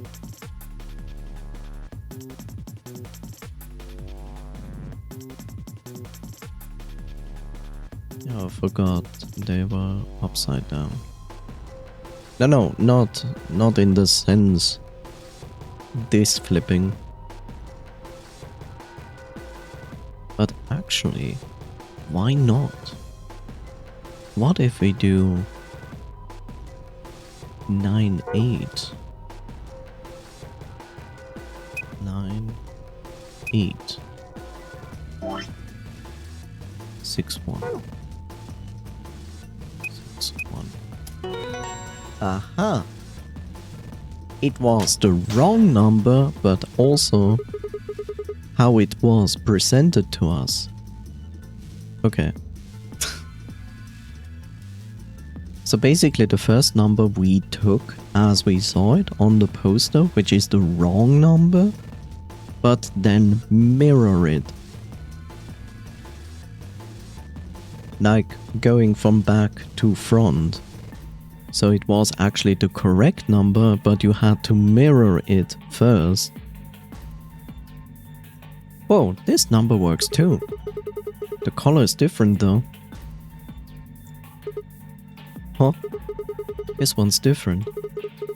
The shapes are different, and so is the placement. Anyway, I'm pretty sure this is for the save too. I'd better make sure to remember them. Luckily, you don't need to. I also like that the detail is here. Now it's green and says like there's nothing else to find there. So here we have the save. And the best part is that I would love to do this because we don't need it. Oh, it just works. It just works. So,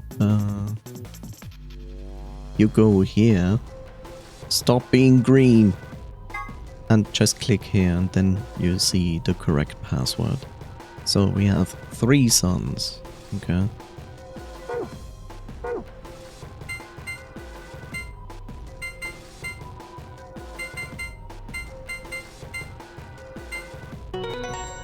Correct. And we get a golden file. Yes! To open up. Man, what good is a victory dance when there's no one here to see it? My perfectly danced Fortnite dances. I'm lonely. Aww, Sigma needs a hug. Oh well, just have a look inside. Okay. We go back, only to go there again.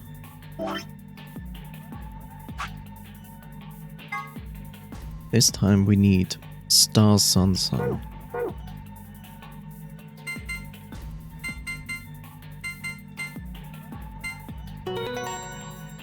Complete.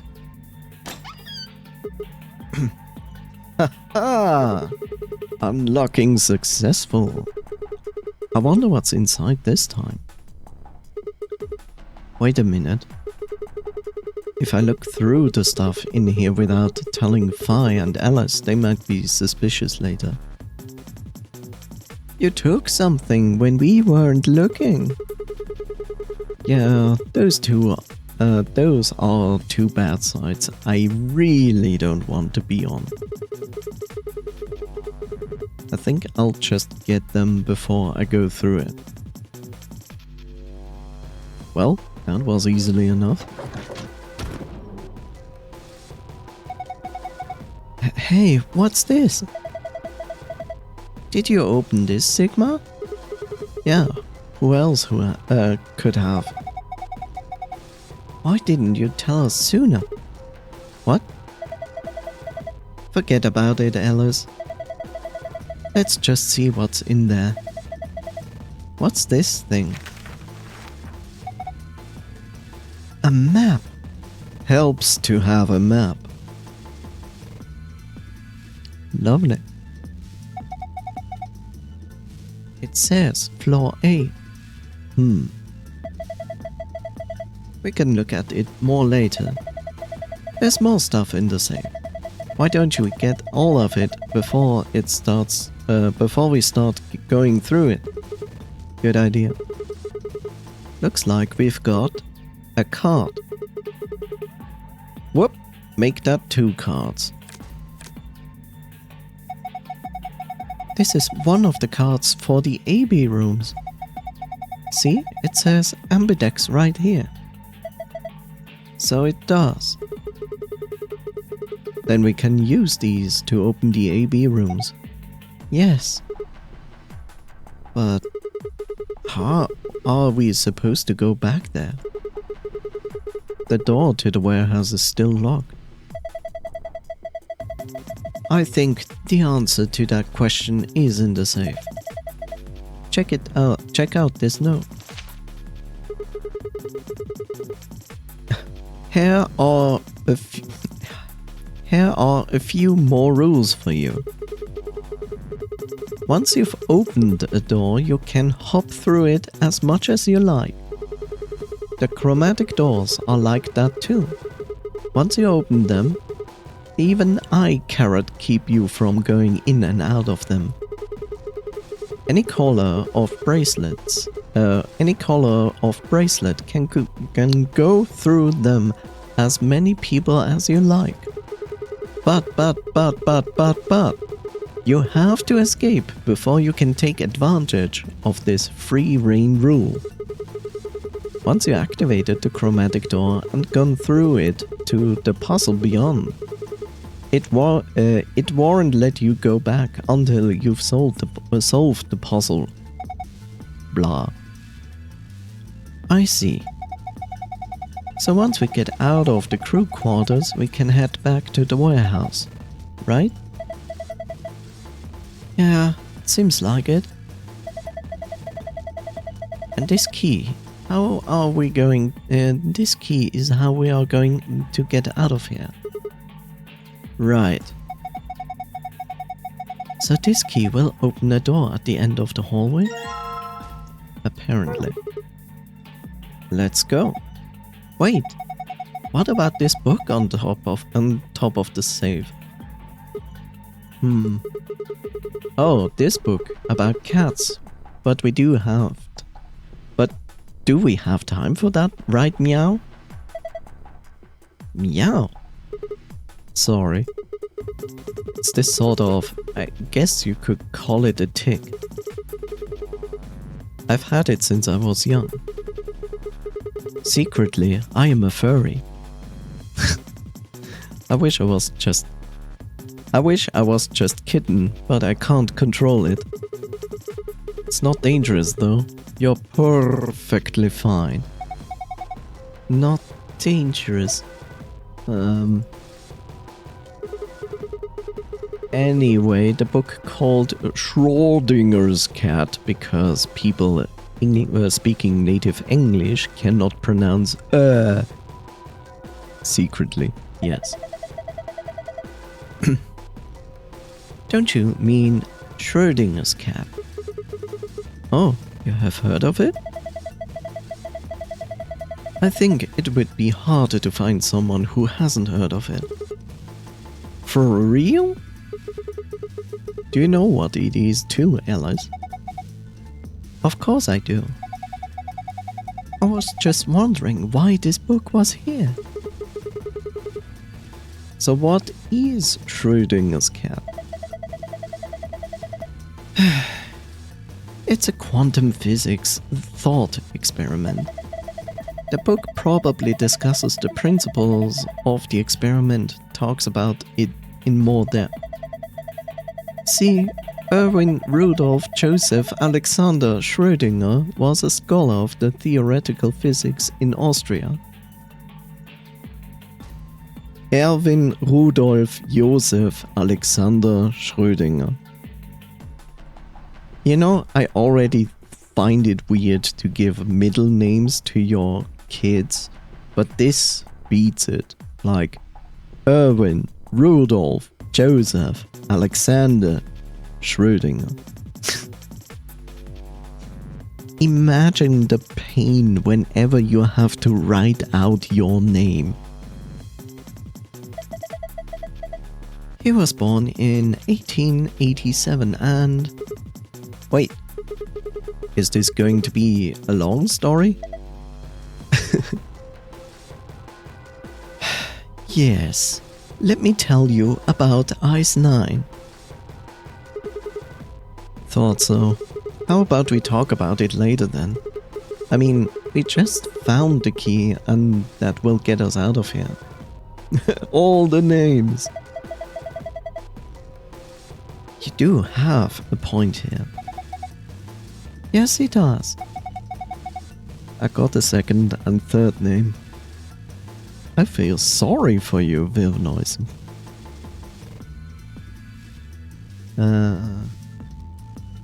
Yes, he does. We should leave now. Alright, let's go. But usually papers don't ask all names. Yeah, I will assume you just input your very first name and your very last name, and that's it. It's just silly. When I think about it, it's like, why would you do that? No, we cannot give our child this first name. We also have to give this child the name of their grandfather and the name of their grandmother. Or when filing forms first and last name. Yeah, makes sense. The lock for the door. Right now it says lock. Are you guys ready? Because I need to ask this before I can do anything. I'm gonna open the door. Okay. I'm ready. Go for it. Alright then. 3, 2. Oh my god, I'm so nervous. 1.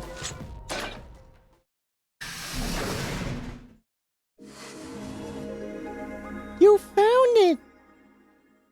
Oh, not from my grandfather or like that, I think. Well, that's good.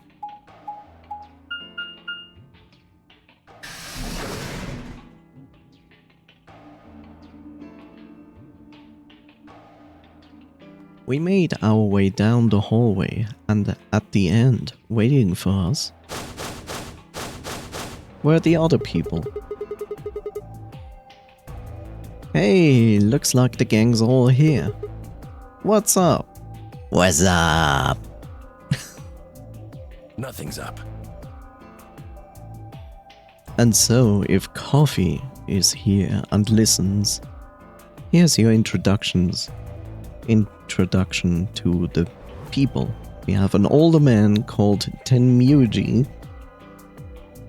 We left our room, headed left. And ended up here. And we have a strange guy who is wearing a circus outfit with a top hat named Dio. Sigma, let me see that map you found earlier. They look like mannequins. We have Phi, which is currently our pair partner. Alright.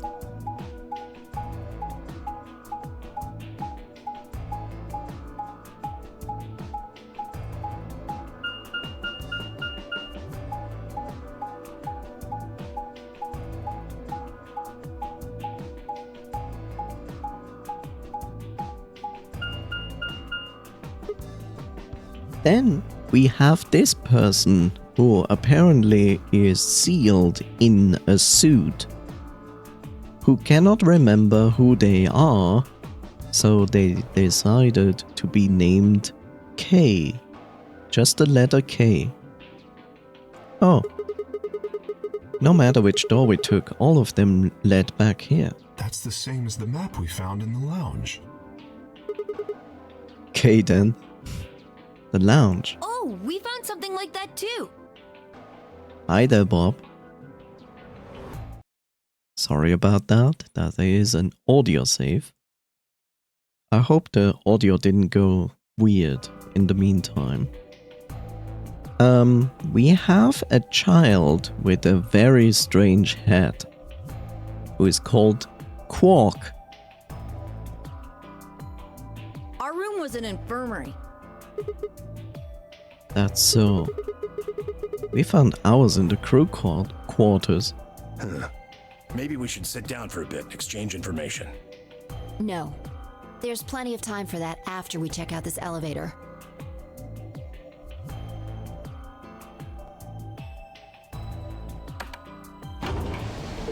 What is that hat? I don't know. Are those lights or something? 1 second.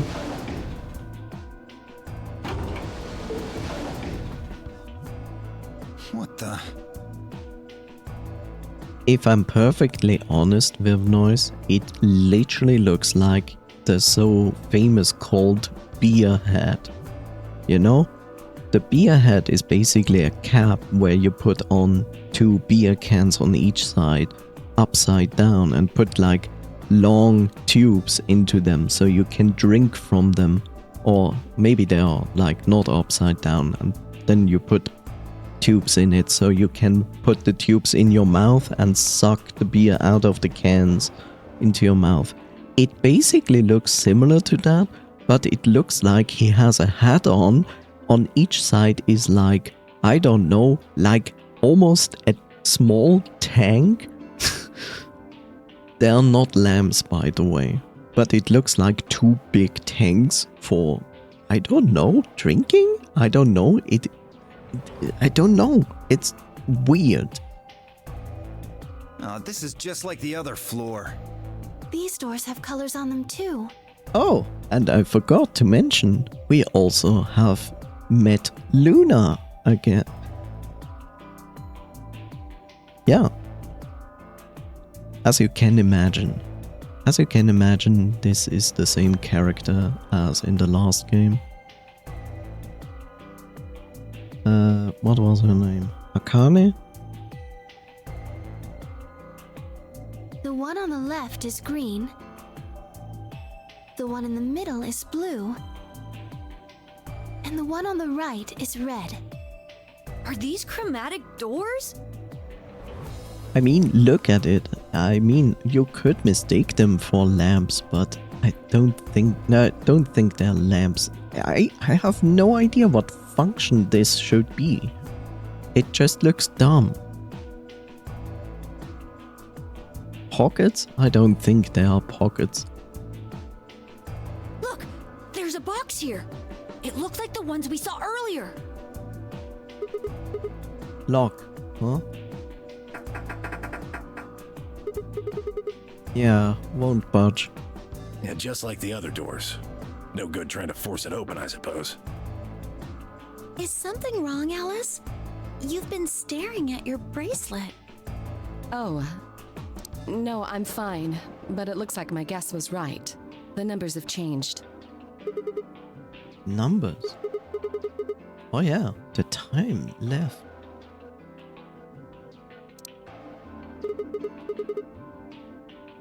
Yeah, that's a function I have forgotten to explain. So basically the bracelets have the function if I press both buttons on the sides, it displays a time, but not the actual time.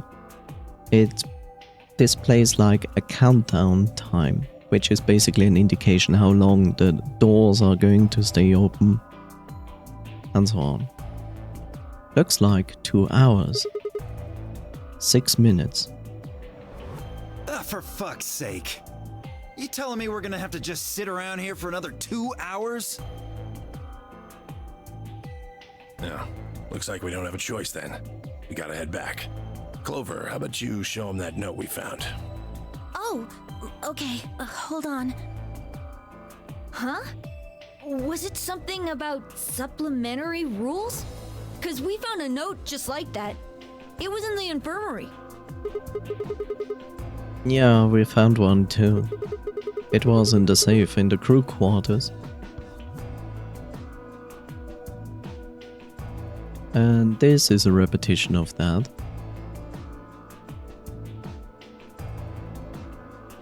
So, just to summarize this, it's basically saying like, you do a chromatic door, you solve the puzzle with it, you get out of the room, and then the doors stay open and everybody can pass through it and the room behind it as much as they want. So it's basically like, the more puzzle rooms we do, the more we open up everything for everyone.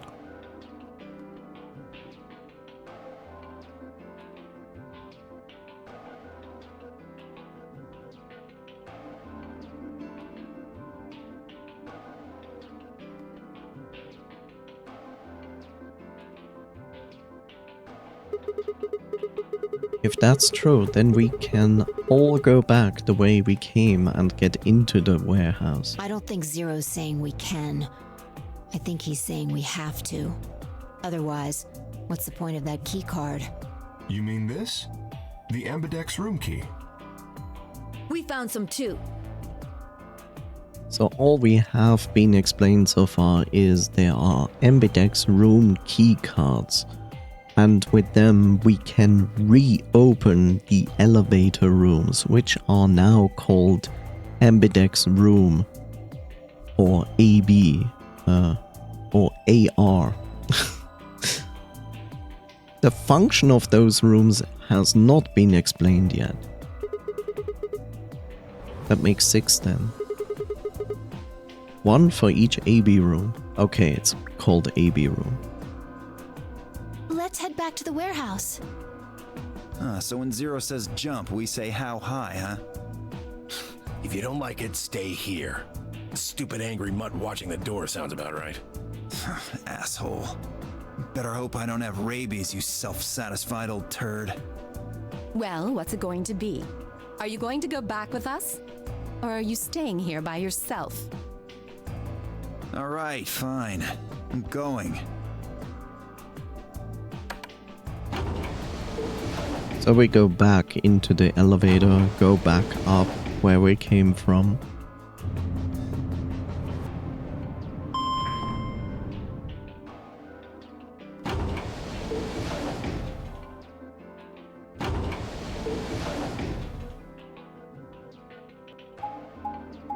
And as you can see, we literally go backwards, back into the warehouse.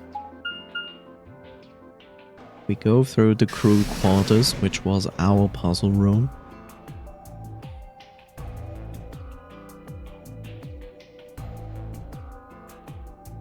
So, this is the crew quarters, huh?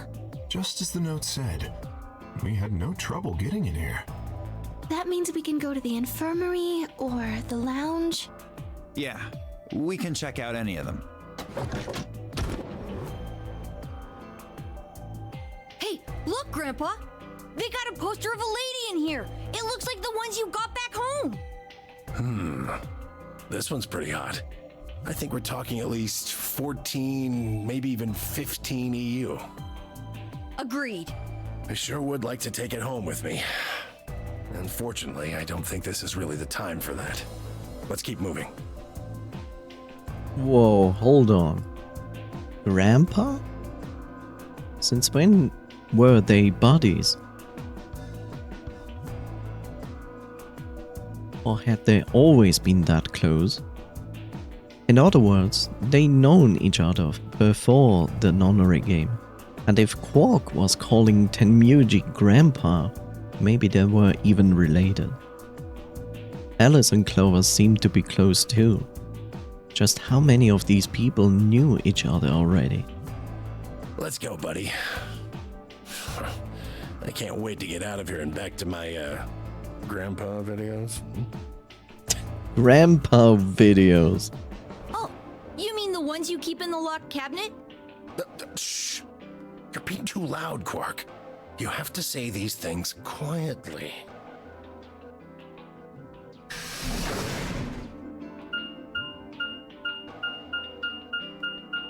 Grandpa videos.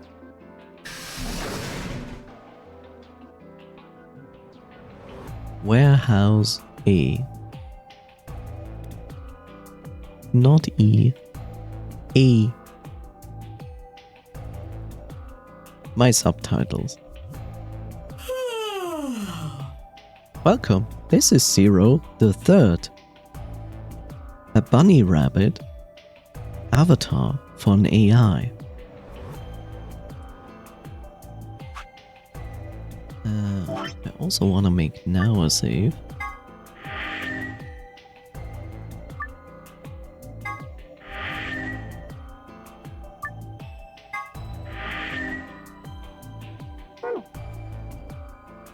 Also, let's see.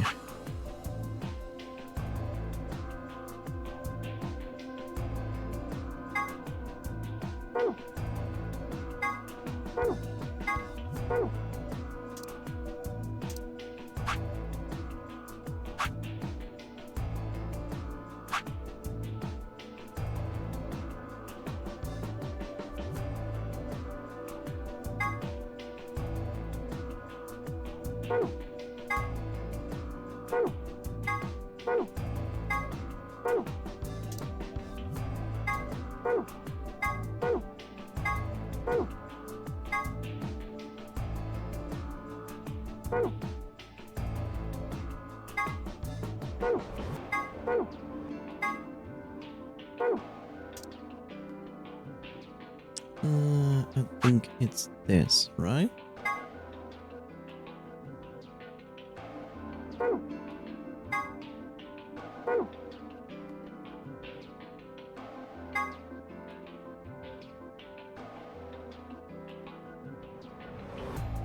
Okay. Another thing that is important to know, so we have the bracelets on, which can kill us. So they come only off with two possibilities. The person wearing it completes the game and escapes. Or two, the heart rate of the person wearing it stops beating. Attempting to break the bracelets or attempting to force it off will be considered a violation of the rules, which means it's going to kill you.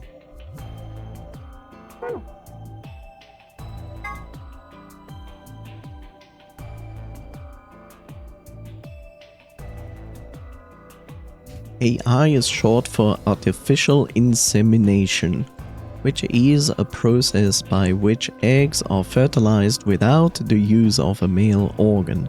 It is commonly used in the breeding of dairy cattle and pigs, but has also been... Oh, I'm being told that in this case AI stands for artificial intelligence, which is another thing entirely.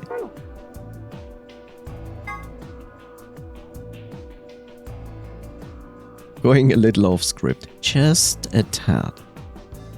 Words Zero the Third says before he leaves, there are a few variations. Have a nice trick, have a nice trap, have a nice traitor.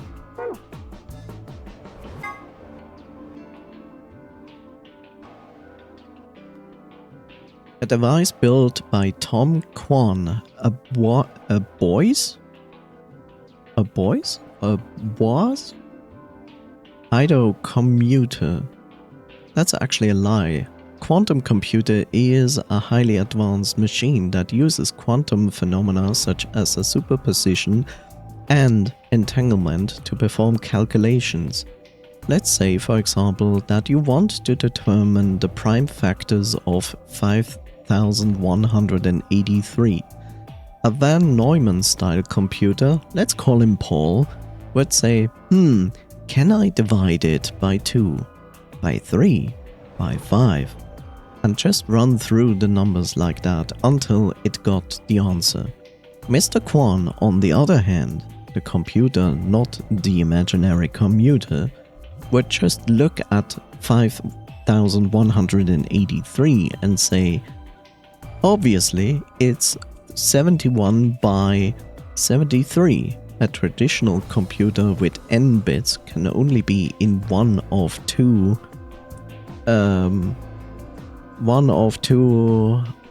above high n states at once. I'm not a mathematician, but a quantum computer with n qubits can be in up to 2 up n states simultaneously, which means a quantum computer can complete calculations that are currently impossible. That's amazing, Mr. Quan. Are you seeing anybody? What? So also in the big room when we escaped the elevator, which are the AB rooms now, we also found a graffiti on the wall, which was this. Someone has written 2 milkmen go comedy on the wall in the warehouse on floor A. Presumably it refers to a pair of milkmen visiting a comedy club. The sentence construction, however, is obviously wrong. There must be a reason why. And we have established that it was an anagram.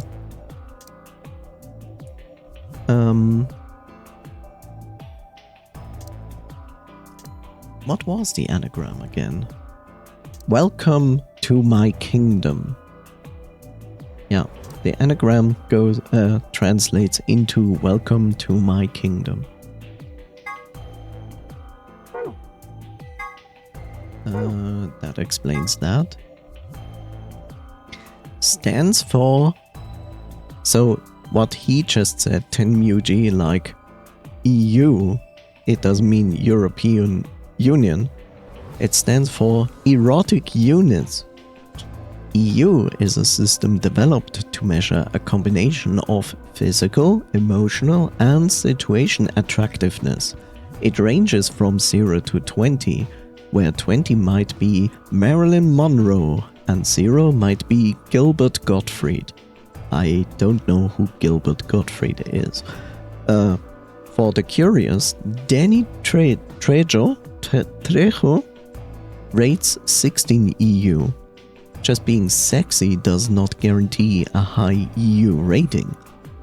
Not to be confused with the competing systems of hotness or sexability, the EU system weighs a number of factors such as practicality, sustainability, emotional investment, and the bias of the observer. Women with a high EU rating have usually mastered the art of the tease. This game. Grandpa Videos, a collection of films that Tenmyuji has gathered. Their content isn't really explicit per se, but they still aren't really appropriate for someone Quark's age. It should be noted that the term does not imply the videos contain grandpas or grandpa-like actors. Of course not.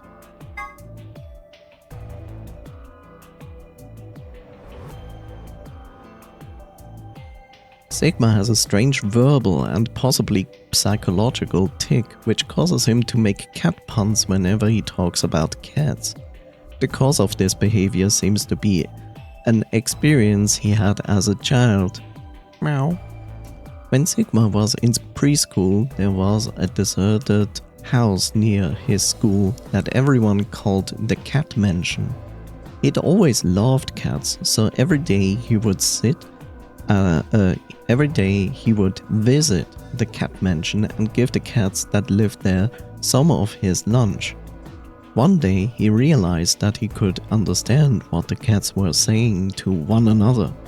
A magical black cat appeared and told him that it had given him this gift in exchange for giving food to its fellows. But the magical cat said, "You can never tell anyone about your gift," the magical black cat warned. "If you do, you will be cursed." But young Sigma was so happy about this newfound ability that he slipped and told a girl about it. so the black cat cursed him. His curse was to speak only in cat puns for the rest of his life. Fortunately for him, a magical white cat came along soon afterward, felt the curse was a little too harsh and lessened it, so that he would only talk in cat puns when he talked about cats. And they lived happily ever after. Sounds extremely reasonable.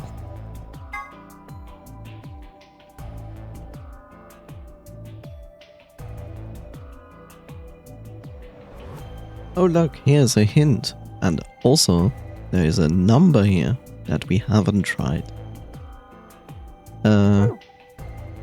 Phone, a device that converts sound into electrical signals and transmits them over a wire so they can be decoded and played back on the other end.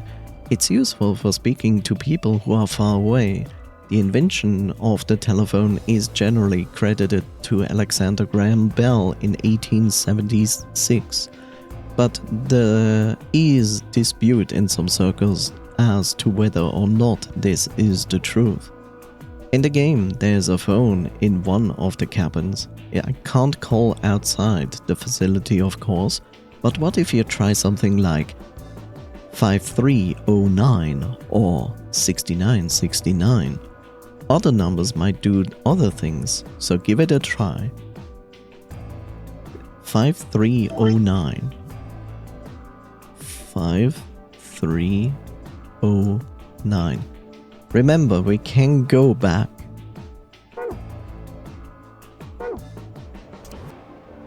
And those are all things we have so far. Yep. So, when we have the chance, we should probably try this other phone number. Oh, you're finally done? You were taking so long. I hopped off for a little nap. For yawning? Really? You're just a computer program. You don't get tired. Hey, B.O. My temper's got a hair trigger, and you're awfully close to pulling it. So I'd watch my mouth if I were you. Otherwise... Well, do you really need me to spell it out? Forget it. That's a good boy. Alrighty, let's get back to what we were talking about earlier. Also, I have to say, Clover looks terrible in comparison to the first game. Alice looks very much the same as from the first game. Forget previous orders, self-destruct. Namely, how do you get more BP? We go into the AB rooms, right? Look. We've got some keys for them right here. Kay and Quark have 2 each, so we've got 6 all together. But who goes into what room? That doesn't really matter. Anybody can go into any room. But there are only 6 rooms. Didn't I tell you? The 2 members of a pair share the same destiny. Then you mean both members of a pair need to go into the same room? Yes! What do we do after we go into the room? Play a game. The nonary game. Not ambidex in addition. Just like it says on the door. You play the ambidex game! Wait, what's ambidex supposed to mean anyway? I would guess it's short for ambidextrous. Most use the word to refer to the ability to use both of one's hands, instead of favoring the left or right. But it can also be taken to mean someone who is duplicitous or two-faced. It's a game of betrayal then. Well, yes, I guess you could put it that way. Then what's the nonary game? That refers to the whole enchilada. The nonary game is a game where you try to open the number 9 door and escape. The ambidex game is just a mini game you play as part of the larger one. Make sense? Like hell. This shit is confusing. Is it? Or is it that you're just a few carrots short of a bushel? What do you think, B.O.? You arrogant little bastard.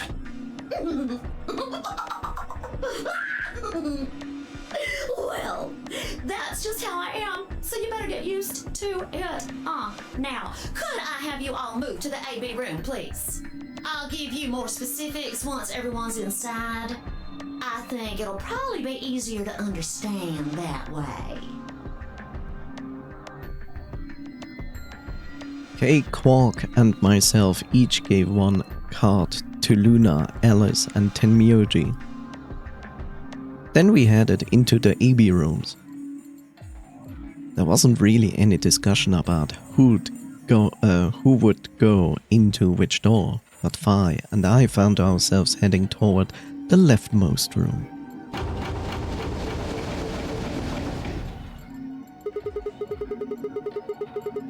Looks like everybody else has gone in already. I think we should head in too? Why are you asking me? Just hurry up and get in there. Okay.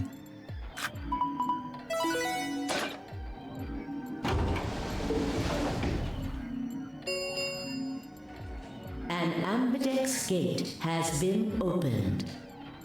45 minutes remain until ambidex game polling closes. What? This game's got a time limit too? Wait. Something wrong? No, nothing. There's no one here. There is, by the way, a potential that the chromatic door games also have a time limit. But I'm not sure if that was actually mentioned. If yes, sorry, I forgot to mention that. If there is, of course. What are you talking about? Of course there isn't anyone here. Well, yeah, I know. Let's get inside. Yeah, okay, right.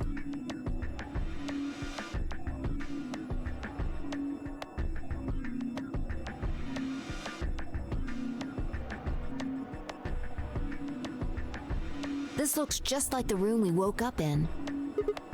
Yeah. Well, there's one thing that's different. That screen. Yeah.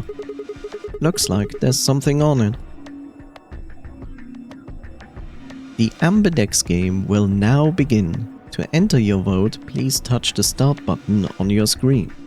Once you have entered your vote, the door will lock automatically. It will not open again until the polling period has finished.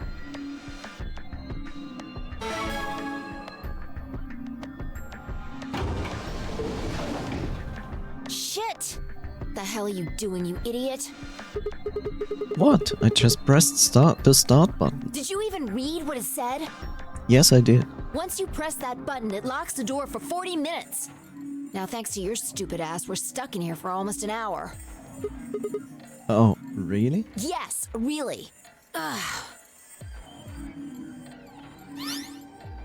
Hey! Looks like everybody's closed their AB gates. AB gate. That's the door to the AB room, silly. You're in the AB room right now. Whoa, yes. Sigma retarded. A little bit naive. Now, if you'll excuse me, I'll be continuing my earlier explanation. Now, let's get this party started! Let me tell you about the AB game. Since it's a game, you're obviously going to have an opponent. But it's not like this is a battle royale where you just fight everybody. Yeah, sometimes you dance. Each round will be a one-on-one battle. Mono a mono, or mono a womano. Well, there are two people in each pair, aren't there? So it'll be more of a two-on-one battle, I guess. Now, I imagine you're all wondering who your opponent is going to be. It's It's actually really easy. You'll be competing against whoever you paired up with to go through the chromatic doors. For example, Siggy and Fido paired up with Alas and went through the cyan door, didn't they? That means that Siggy and Fido will be playing against Alas. If you're wondering, Alas is Alice. The sign said thing, and then you didn't expect it happens. No. And it goes the other way too. Alas's opponent will be Siggy and Fido. Obviously, that means Potassium and Cleaver's enemy will be Tamioli. And B.O. and Quirk's enemy will be Mooney. Well, I guess enemy isn't really the right word, is it? After all, if you choose ally, then they're your ally. What? Don't get it? Well, don't worry. Just listen while Zero the Third explains it all. First, I want everybody to focus on the screen on the device in the back of the room. You should see A, ally, and B, betray on it. Do you? All you guys have to do is pick! Just pick one of those easy options! Your BP will go up or down, depending on what you pick. It's a little complicated, and some of you are a little slow, so I made this handy chart. The plus and minus are from your point of view. So, let's say you choose ally, and so does your opponent. You'll get 2 BP, and so will they. And you'll all get a nice warm fuzzy feeling inside. We call that the best pals outcome. Just puts a smile on your face, doesn't it? Next is what you get if you choose ally, but your opponent chooses to betray. If that happens, you lose 2 BP, and they get 3.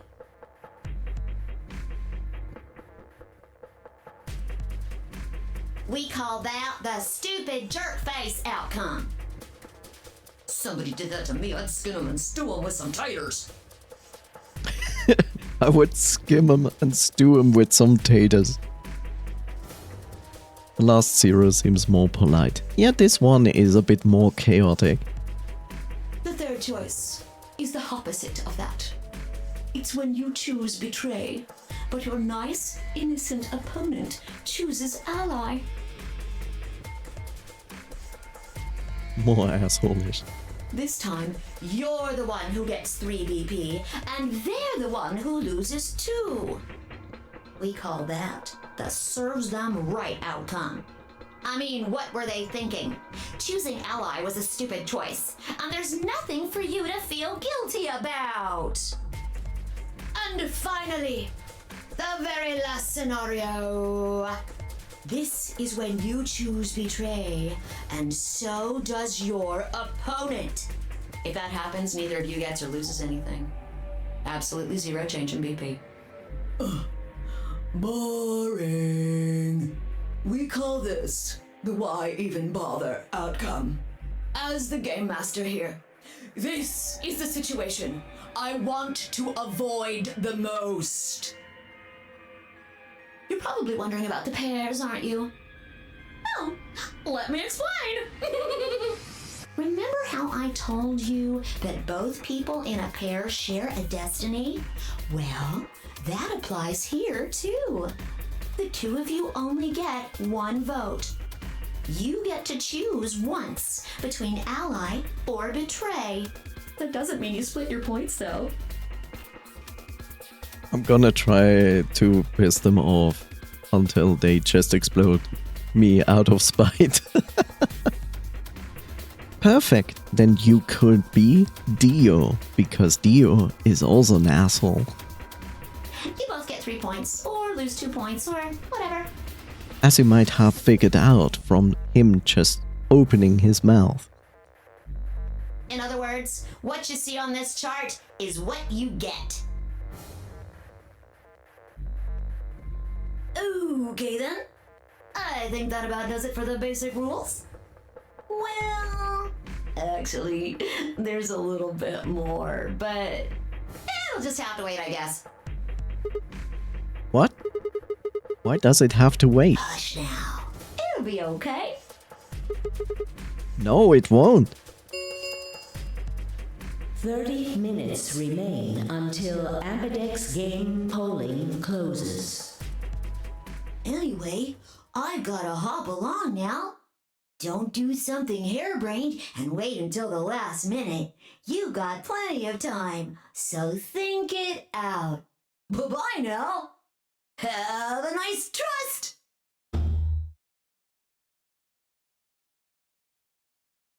I don't have to play the game and Zero doesn't get shit from me. Sure, you can. Oh, also, if your BP sinks to 0, you will get killed. Man, what are we going to do? About the AB game? Yeah. Should we choose ally or betray? Yeah, it's a tough call. This is really kind of an interesting game. Seems like it's based on the prisoner's dilemma. What's that? You've never heard of it? It's a thought experiment that uses game theory to examine why people do or don't cooperate. Let's say Apple and Banana have committed a serious crime.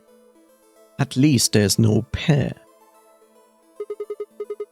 Apple and Banana? I just gave them the first names I thought of. They don't mean anything. Anyway, Apple and Banana are caught by the police and sent off to separate cells far away from one another. In other words, there's no way for them to contact each other. And they're not like telepaths or something. So that's the setup. You following me? Yeah, keep going. So, a detective shows up. He visits each cell and tells them both exactly the same thing. It goes something like this. You can both clam up if that's what you want. We're gonna have to put you both in the slammer for 2 years if you do. Now, if you flip on your pal over there and tell me everything, I can get your sentence reduced to 1 year. That means your buddy will serve 15, but that ain't your problem, right? Of course, if he decides to spill the beans, it goes the other way. He gets 1 year, and you get to spend 15 years eating government cheese. You're probably wondering if both of you confess.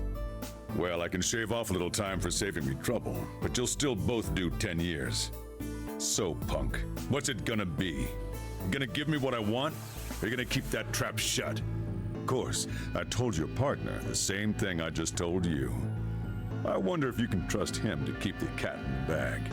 No rush. I'll give you plenty of time to think about it. So, that's the prisoner's dilemma? Yeah. What would you do? Say you were in Apple or Banana's shoes. Well, If my erstwhile criminal associate Banana is going to keep his mouth shut, then the best choice for me is to spill the beans. That way I only serve 1 year. But what if he confesses too? Then the smart thing would be for me to do the same. After all, it cuts a deal and I don't then... What? After all, if he cuts a deal and I don't, then I'll spend 15 years in prison. If I confess, I can shave 5 years off that. Then it seems like the best choice is always going to be to confess. Interesting. But you're forgetting something important. Which is? That Banana will be thinking the same thing. So you'll both confess, and you'll both end up serving 10 years. Do you get it? If you both trusted each other, then neither of you would have served more than 2 years. But because you both made the decision based on your own self-interest, you're gonna spend 8 more years in prison. In other words, the logical decision leads not only to a less desirable outcome on the group level, but also a pretty shitty situation on the personal level too. You see now? The AB game is the prisoner's dilemma. Yeah. They're pretty much the same thing. If we trust Alice, we can both increase our BP by 2. But if we don't trust each other, in the long run, it won't benefit either of us. Yeah, but this is where it gets interesting. Let's say for a moment all 9 of us are on one team. Who would we be playing against? 0, of course. Right. So we can assume the 9 of us are fighting 0 in the AB game. If you look at it that way, what would we want to do to beat him? Just look at the point totals. Say we all picked Ally. What would our total points be? Well, 2 times 9 is 18, so 18 points. Okay. Now let's say one of the pairs chooses Betray. The pair who picked Betray will get 3 points each, so in total, they will have 6 points. But the solo they betrayed with will have 2 points subtracted, so the total gain for that game would only be 4 points. The other 2 groups would choose Ally for that round, right? Yeah. So the other teams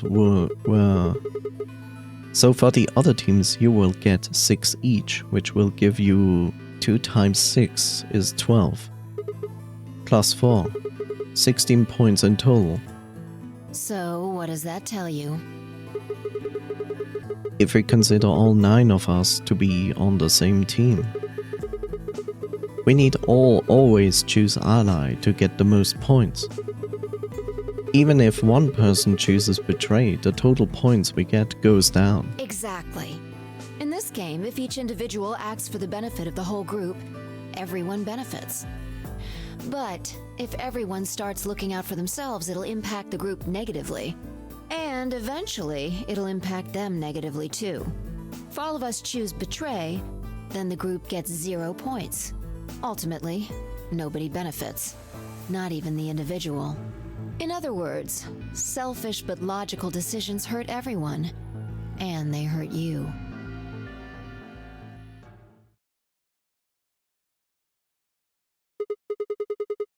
Okay, I think I get it. What you are saying is that I should pick Ally. No. I mean the opposite. What? If you're going to make the most logical choice here, the only option is Betray. What? Why? You just explained why that was a terrible idea. No, I didn't. It's not the prisoner's solution. It's the prisoner's dilemma. Even though there's an outcome where everybody's happy, the choice you'd have to make for that outcome isn't the rational one. You want to pick it, but you can't. A dilemma. If we choose Ally and Alice does too, then yes, it'll be great. All 3 of us will get 2 points. That would be ideal, obviously. And it would help everybody. But what if Alice chooses Betray? Our BP will go down to 1. Right. And if that happens, we're screwed. So 20 minutes remain until Ambidex game polling closes. And she says we are screwed because you do not want to have 1 BP. It's not the end, but you will play the AB game again. And as you saw, you can lose up to 2 points in a game, and you can get no points, 2 or 3 plus points. So if you run around with a 1, your chances are very high that either your number is not going to change, or it will go into -1, aka 0. So you basically want to avoid that. unless we can be certain that Alice will choose Ally, we don't have a choice. We have to choose Betray. Unfortunately, we don't have any way to know that for certain. That means we have to make the rational choice. It would be great to make the right choice, but we can't.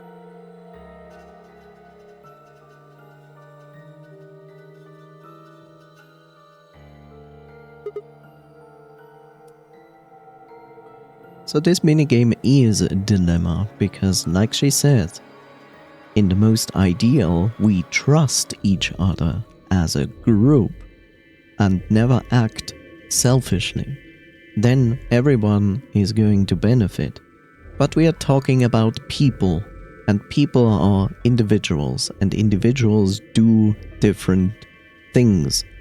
Some might not look like rational or logical, and some just want to get out.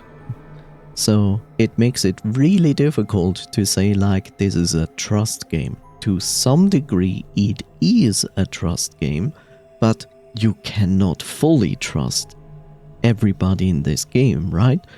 Basically, almost everybody is a stranger to each other. You also have to keep in mind, not everybody is like always in a pair, so you cannot go with the like even if you are taking, for example, let's say Alice and Clover, if they are in a pair, aka they're both voting on the same thing, it's probably pretty easy to say that they will vote on the same thing. But that doesn't mean that the other person or the other two person in the other room voting against them will be trustworthy. Now, rip them apart. In the most ideal solution, you have Clover as a solo and Alice as a solo, and they went both in the same room, so therefore they're going to vote against each other. But that's not going to happen. Why? Because you need 3 people in each room, so it's always gonna be a pair against a solo. Or, you know? Unless the situation is different and maybe people have left the game, so to speak. But the most ideal situation for someone to trust fully someone else would basically mean that someone is not part of the voting anymore, and it's literally a one-on-one voting, and both of them are friends and trust each other. In any other situation, you never know. Did you just say we are screwed? If you don't mind telling me, what did you mean by that? I'm guessing something happens if our BP hits 0, right? Okay, so that is the additional rule. 0 was like, there's an additional rule, but I didn't tell you yet. So I forgot that he didn't explain this yet. But if your BP goes to 0 or below that, you will die. They don't know that yet, but it is pretty obvious. If you play a numbers game and you need 9 or more to escape, then there must be also be the opposite, aka a punishment for going to 0. Which is quite logical when you think about it, right? I mean, the way you said it sure makes it seem like something's going to happen. Do you know something? You do know something. What are you hiding? Yeah, you know, there's been something weird about you from the moment we met. I mean, for starters, how do you know my name? Oh, knock it off. That's one thing. She knew that our name was Sigma. We didn't tell her. This is getting old. I don't care if it's getting ancient. This is important. I don't know you, but you seem to know me somehow.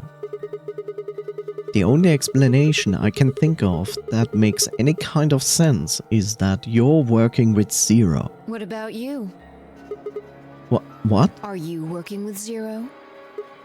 Me? Why would I think that? Why would you think that? You're too calm. You wake up trapped in some kind of twisted game and it doesn't even faze you? That hardly seems normal. Oh, come on. I could ask you the same thing. Don't change the subject. We're talking about you. Maybe you actually do know me.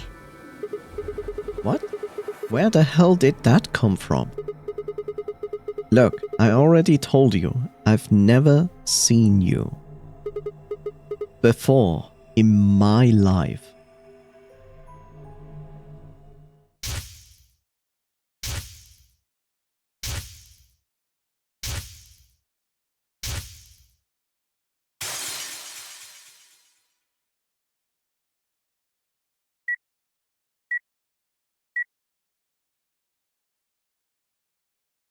Sigma.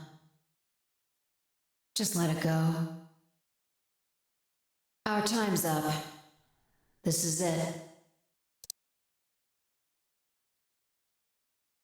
Before it ends, I wanted to tell you thanks.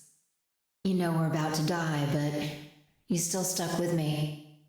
So, thank you, Sigma. Goodbye.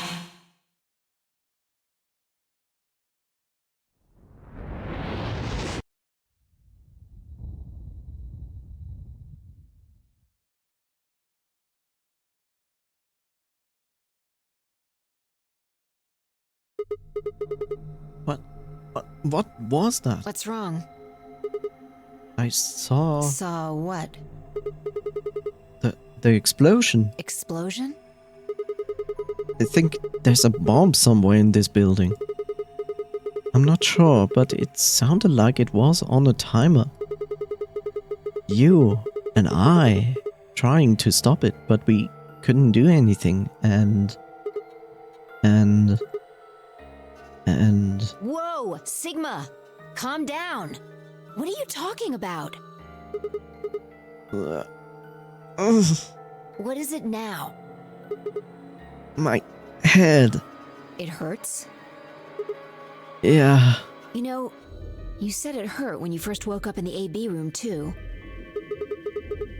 It didn't just hurt. It felt like I was going to explode. Are you alright? I think so. Maybe you should rest a little. Yeah, maybe I could just lay my head on your lap. Of course. I shouldn't have worried. Fire and I spent the rest of the time until the door opened in silence.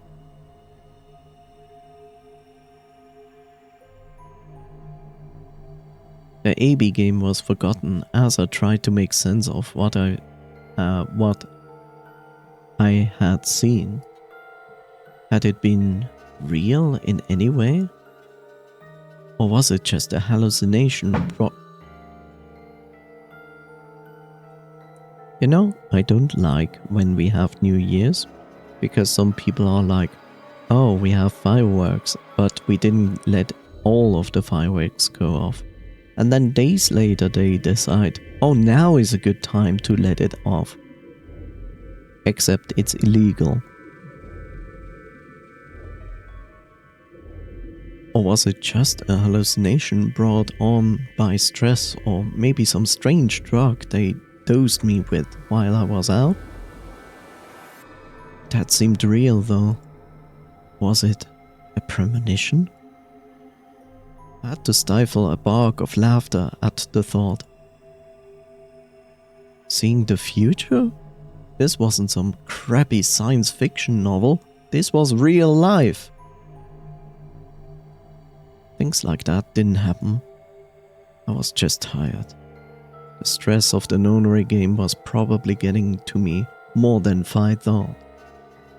I was tired. I was emotional. A hallucination was strange, but really, it was perfectly understandable. But what if I wasn't losing it? What if I was fine? What if it hadn't been a hallucination? sat there for what it felt like hours, my mind running in circles.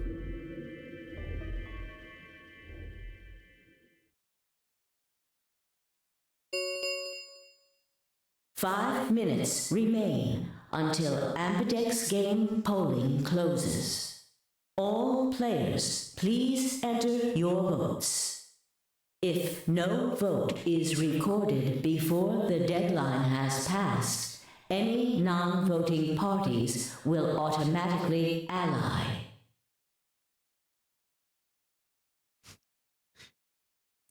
I still don't understand why this announcer talks like that, because let's face it, this is not like ancient times. Like, you know, it's basically like, why? Why would you talk like that? What the hell was that? What? Do you need a translator? If you don't vote fast enough, then it'll set your vote to ally. Why does it matter though? The announcer? It works. It works, but it is used, you know? Like, think about this. Zero the Third is an AI on quantum computers as explained. So why do announcers still announce like this? Even today we have text-to-speech announcer that read naturally, in a natural speed. If it was like the beginning of text-to-speech, it would make sense to have announcements like that. That's why it annoys me. It's not a problem. It's just weird why they are still using something like that when they can just fluently speak and still say it's an announcer voice.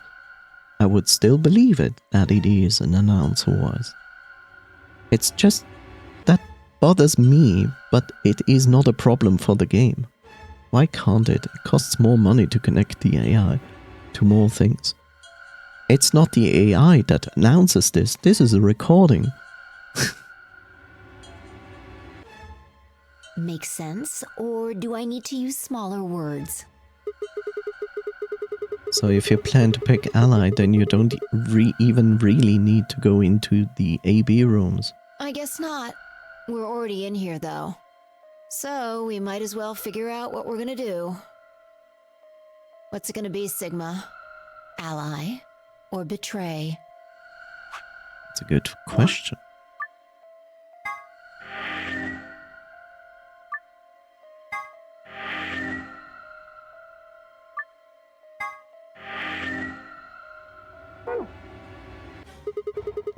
Why are you even asking? You made it pretty clear that we should choose betray. Well, I didn't say should. I just said we didn't really have a choice. That's the same thing. It's completely different. The former is an active opinion. The latter is just passive information. Whatever. You still want to betray, right? Yeah. Then why did you ask me? So we never really finished our conversation from earlier. You said that we'd be screwed if our BP dropped to 1. What did you mean by that? Is something going to happen if our BP gets to 0 or something? We die. What? If our BP drops to 0, we die. The needles in our bracelets activate. Are you sure? Yeah. Well, how the hell do you know that? Cyril never said anything about it. And I said it too early. I don't know. I swear I don't. I know somehow. There's just this feeling I've got. Like, that's what'll happen. Oh, come on. That again? You fed me the same line when I asked you why you knew my name. How can you know all of these things when there's no way on Earth?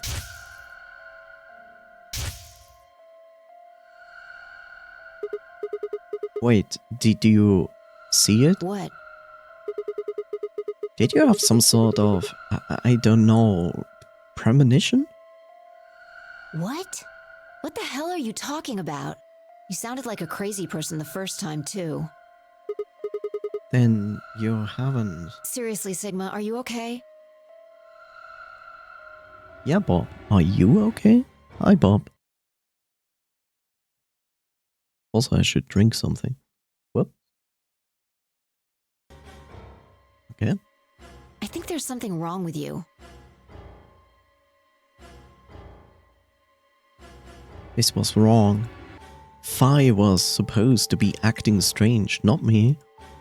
Instead, here she was asking if I was okay. But what if it wasn't just her? What if I was losing it too?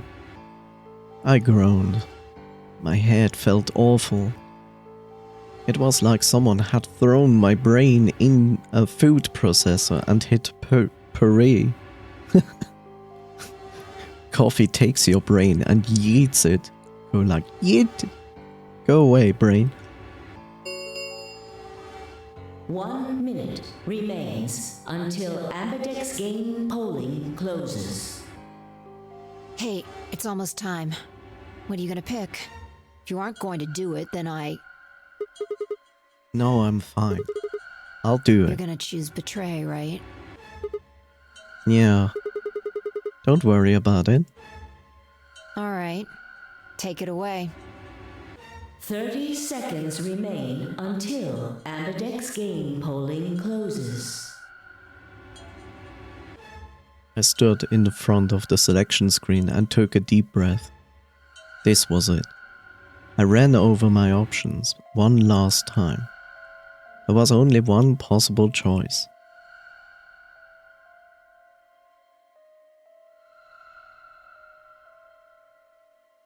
And here, if I remember, you can choose. The noise says ally. Are there any other opinions?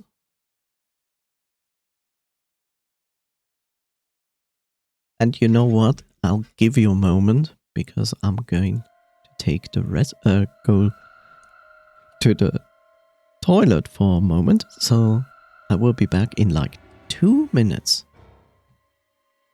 Think it through. There we go.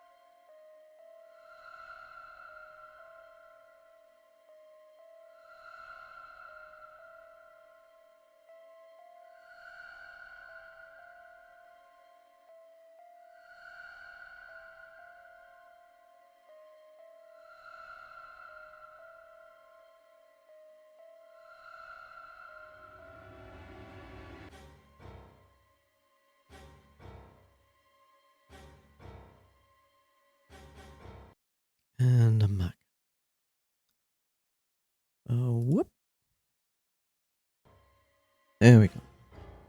So, I see only one choice. So we will go with ally.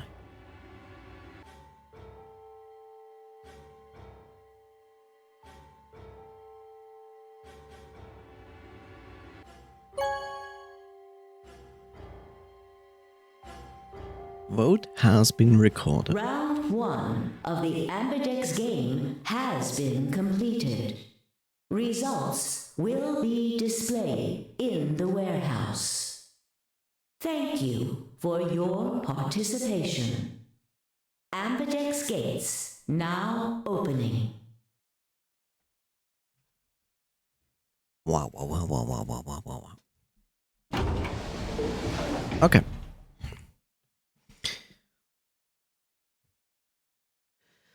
As Fi and I stepped out of the AB room, I could see the others running toward projection, shoving and pushing to get closer. What the hell were you thinking? Did you hear anything I said? Yeah, I was, and yeah, I did. Then? Well, I want to believe in Alice. It's not really a rational decision. I know. Yo, what's up? Siggy! No! Hey, what are you kids doing over there? We're about to announce the results. Let's go. We'll find out if you made the right choice. All right.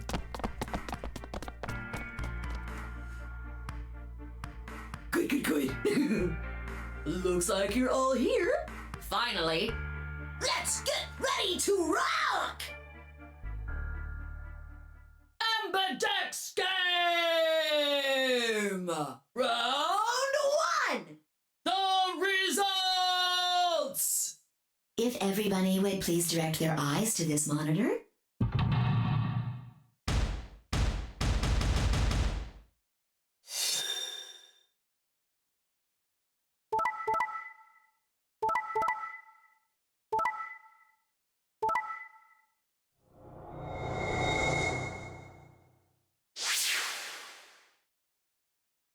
Dum-dum-dum-dums.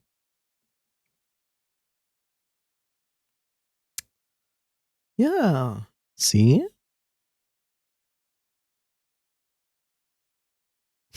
Victory, I don't know. I wouldn't call it victory. So as you can see, me and Fi lost 2 points. We are now at 1. Alice did betray us, has now 6. Dion, Quark and Luna all chose ally, so they all got 2 points. They are all at 5 now. Kay and Clover betrayed Tenmuji, who said ally.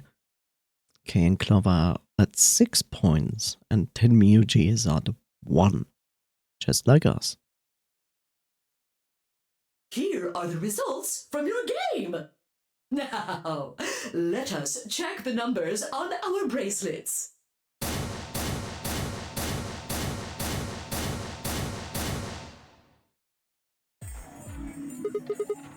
Hey, Alice! What the hell is this? Excuse me? I just made the most rational choice. The best way to minimize risk and maximize reward in this situation is to choose betray. Anyone who thinks otherwise is, well, an idiot. Why? Why did you do it? I could ask you the same question. Why did you do something as stupid as choose ally? Why? Haven't you heard of the prisoner's dilemma? The best solution is for all of us to choose ally. Oh, really? All of us, huh? Kay and Clover chose betray too, you know. Yes. I know about the prisoner's dilemma, but everyone picking ally isn't a reasonable outcome. Just look at the results for this round. What do they tell you? You're a pretty tender-hearted guy to trust somebody you just met. Well, maybe tender-headed would be a little more appropriate in this case. What? Oh, was that upsetting? My apologies. I'm only trying to warn you. Alice is right. You made a stupid choice. And thanks to you, our BP is down to 1 now. God damn it!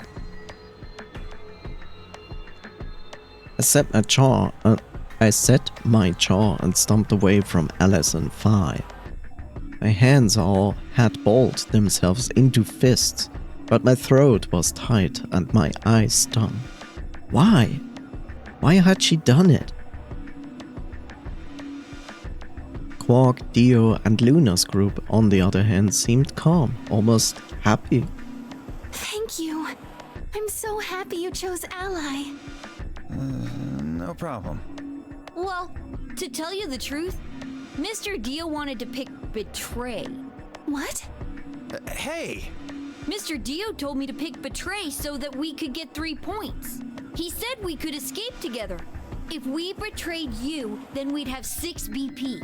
And then, if we betrayed someone in the next round, we'd have 9. Oh, Dio, is this true? No, that's not what happened at all. Kidding! I lied. That was a joke. Mr. Dio would never do something like that. It was a joke? Yeah.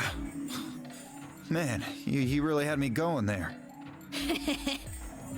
I really surprised you, huh? So you really were planning to choose Ally all along? Thank you. Thank you very much. Don't worry about it.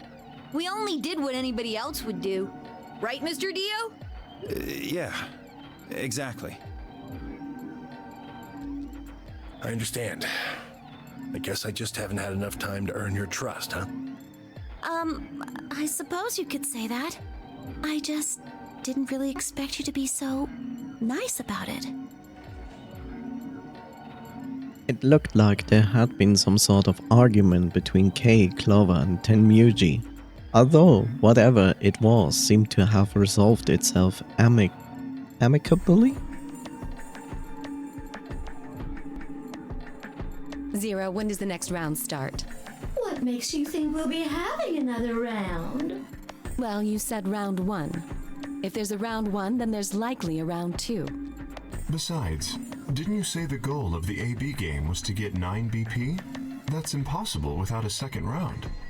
Oh, yeah. I guess you got a point. You're right. There will be a second round. When? I don't know.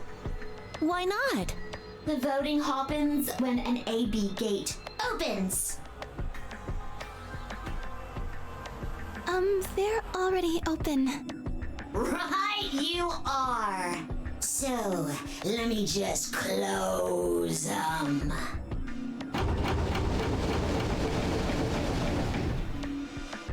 The Ambidex gates have closed.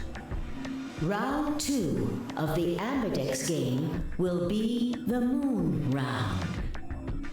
Moon cards will be required to open the gates. Moon cards? Does that mean we can't use these cards anymore since they've got suns on them? Yes, indeedy. Now, You'll have to look for cards with moons on them. So, how many times do we play the AB game? I don't know. As many times as you need to. It's anybody's guess how long it'll go. But I plan on keeping this party going until somebody opens the number 9 door. So it's over when someone gets 9 BP. Nope. As long as that person doesn't open the number 9 door, the game goes on. Of course, you could also get stuck just below 9 BP, where every bunny just keeps going back and forth, winning and losing points. After all, if there's no bunny with 9 BP, the door can't open. If that happens, you'll just have to continue on to round 3, and round 4, and round 5. Round 100, round 2000, you might even go all the way up to round 24,009,004,897. Why so specific?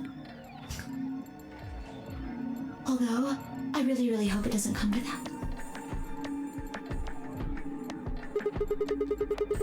Hey, can I ask you something?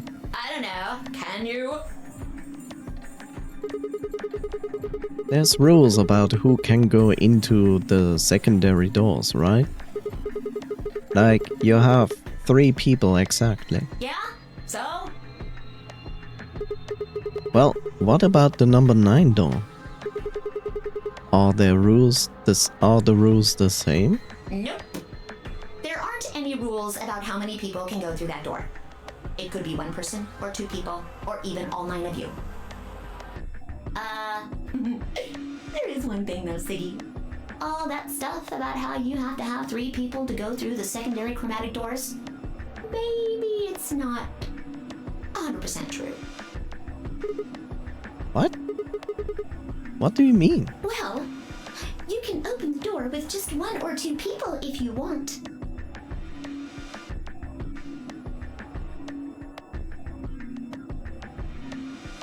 That's not what you told us. Well, I didn't want to make things complicated. Then explain it now. Just use the bracelets. What? How? There's a sort of scanner between the 2 doors. It checks to see if the right people are going through. But that doesn't necessarily mean it's scanning the people. So, it's scanning the bracelets then? Ding ding ding! As long as the scanner sees the right combination of bracelets, it doesn't matter how many people there are! But, wait, hold on a minute. Do these things even come off? Also, notice, it changed. I'm now a yellow 1 pair. I was a 3 blue pair? The rules have changed. Of course the rules have changed. It would be boring to play the same game again. No, yes! They do indeed. Then how do I take it off? Well, there's 2 ways. The first is to get through the number 9 door and escape. As soon as you're out, the bracelet unlocks all by itself. What's the second way? Hey, Zero, wake up, will ya? What's the second way? Oh, B.O. I think you already know. What? Do you really want to get rid of that bracelet? Of course I do! Oh, well, I see. It's easy. Nothing to it, really. You die.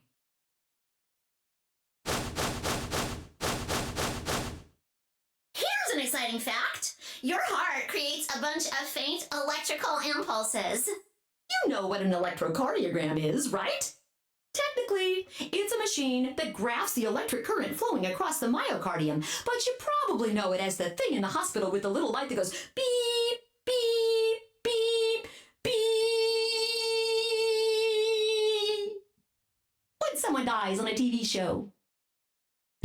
Roller dies? Why is Clover surprised? I don't know.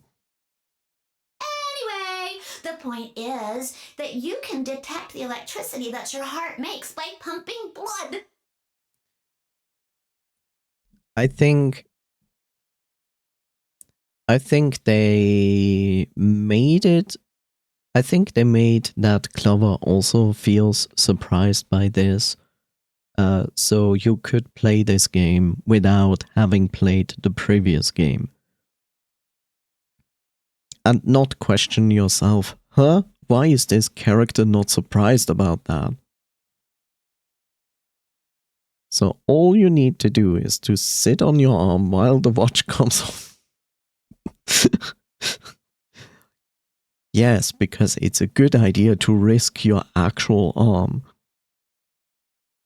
Did she develop Alzheimer's after the game from PTSD? Your fancy little bracelets pick up on that. They're always watching. So, when that signal goes away... The lock on the bracelet releases, right? Yep. So there you go. The second way. Your heart stops. Your bracelet comes off. Apart from that, there's no other way to get the bracelets off. If you try something harebrained, like trying to break them or something, you'll be disobeying the rules. I don't think I need to remind you what happens when you do that. But if you're lucky, you might get to see a few of them come off during the next round. Oops. I guess it's not going to be very lucky for some of you, huh?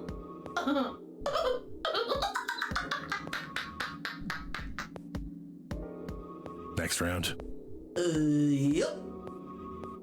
Fine, no hand sitting. What do you mean? Well, do I have to explain everything? Somebody might die during the next round of the AB game. There. That's pretty clear, right? If I had to guess, I'd say it's going to be Tenmyaldi. Or Siggy. Oh, or maybe Fido. Couldn't you just take the projector and break it? And then what? Then we would have even less information, right? Or maybe everyone? What? Why? I guess I can tell you why. Anyone whose BP drops to 0 gets penalized, just like when you break the rules. Couldn't you just take the projector and break it and be like, Alice betrayed me, now I betray you? And kick the speaker broken so none hears anything. Less info, but we can make the AI go mad, cause 0 mad is a good thing. I'm pretty sure I already told you what the penalty is! You mean the needles in our bracelets are gonna activate and we'll die? Correct, Siggy. Full marks. So, Fi and I have been right. But how had she known before 0 told us? I see. Phi, Sigma, and I only have 1 BP. That means we'd have less than 0 if we lost 2 points.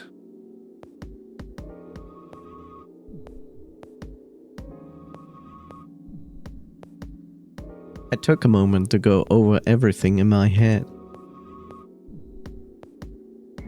The AB game would continue until someone opened the number 9 door.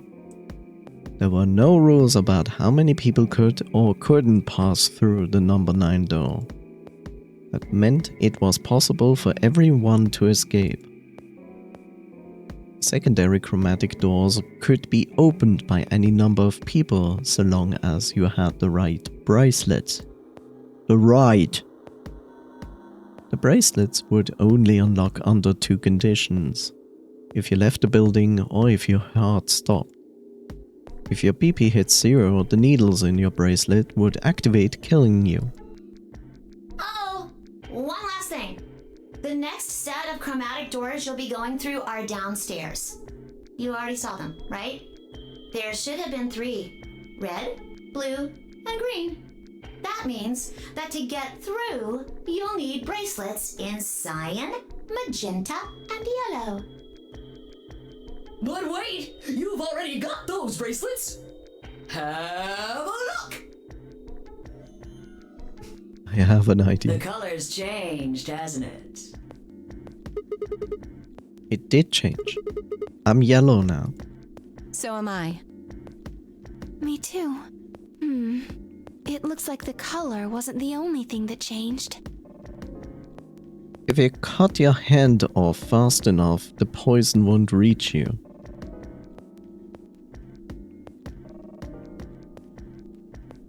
Point 1. Almost nobody is able to cut their own hand off without going into a shock. Like, the lone fact that you even manage to do it takes a lot of willpower. Next, you would most likely go into a shock from the wound itself. Next, you would need something to stop the bleeding, or else you would bleed out. Or get an infection and die from the infection instead. Like, it's not really a good solution. Also, you would need a tool to actually cut through the bones, which is not easy. So Coffee has an idea. Zap yourself to make your heart stop, then have someone perform CPR. Well, it is an idea. What happens when the watch runs out of battery? This is not a usual horror game watch that runs out of battery after 10 minutes. I just can tell you the watch is not gonna run out of battery. It should be included in the manual. Here's a good reason why this watch wouldn't run out of battery. Let us assume that this watch is not using a conventional display, but instead it would be e-ink. E-ink only needs power when it changes what it displays. So you could put like the most conventional biggest battery into this with an e-ink display on the watch, and it would probably run for dozens of years before it would even remotely run out of battery.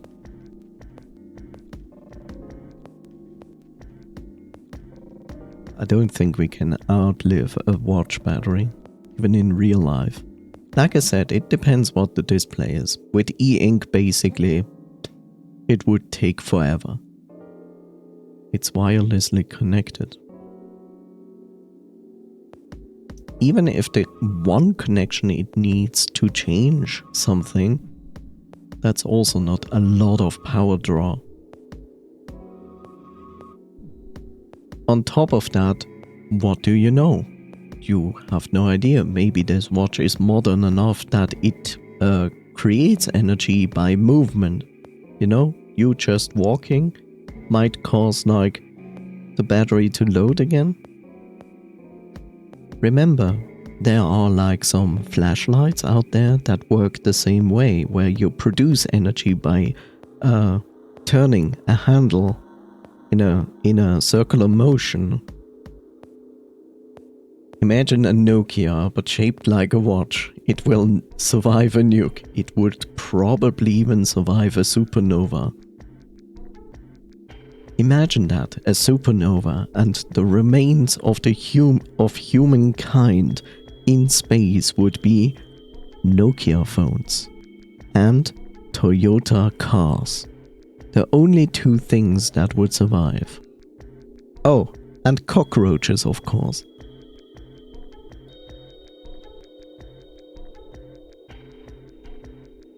What do you mean?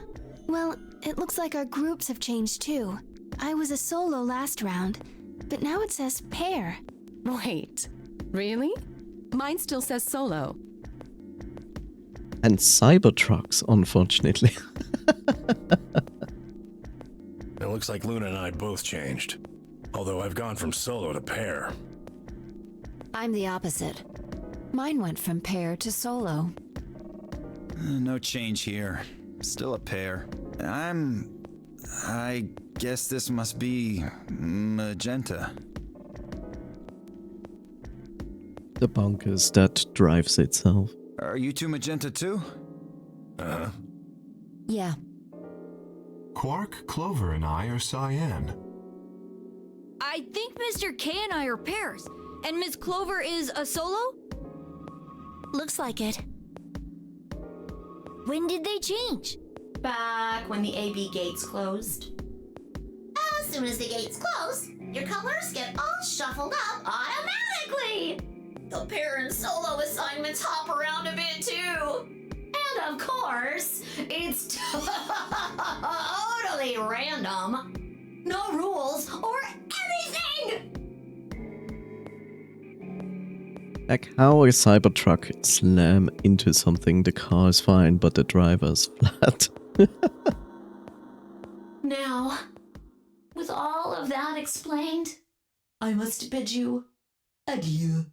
Sadly, we may never meet again. What? Well, there's not really anything for me to facilitate anymore.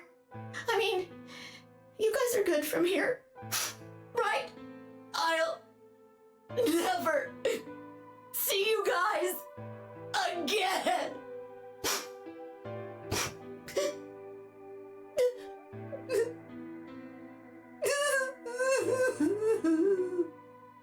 Did you really think I was gonna cry? Suckers! As if I'd cry over you dummies! What the? You fucking... You mad? Anyway, good luck. I may be gone, but I'm always watching. I want to shit on the AI core. Maybe I'll see you again someday. Have a nice tragedy.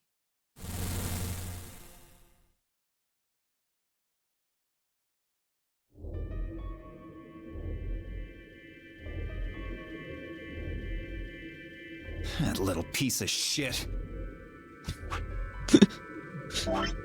Adio, why are you always so nice?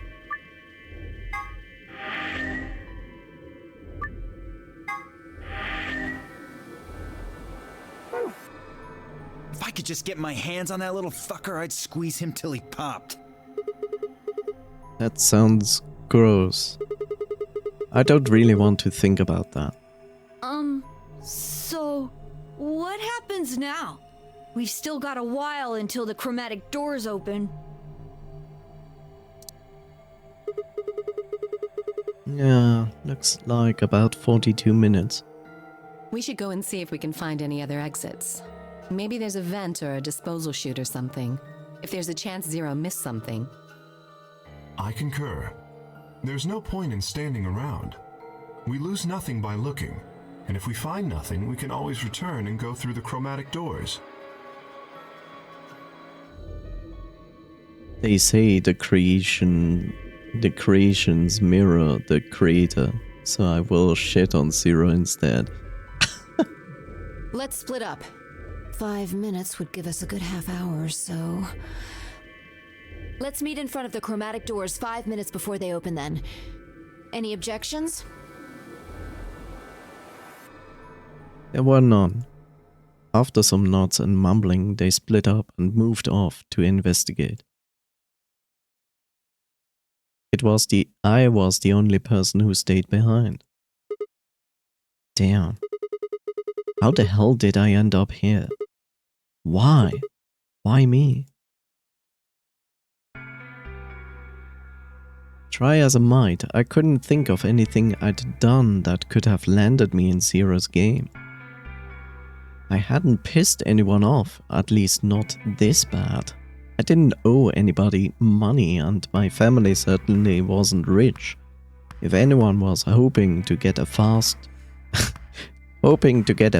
ransom payout for me, they were going to be very disappointed. Obviously, I wasn't some kind of genius, nor was I an Olympic athlete, and I certainly hadn't been chosen by God to fulfill some great purpose on his earth.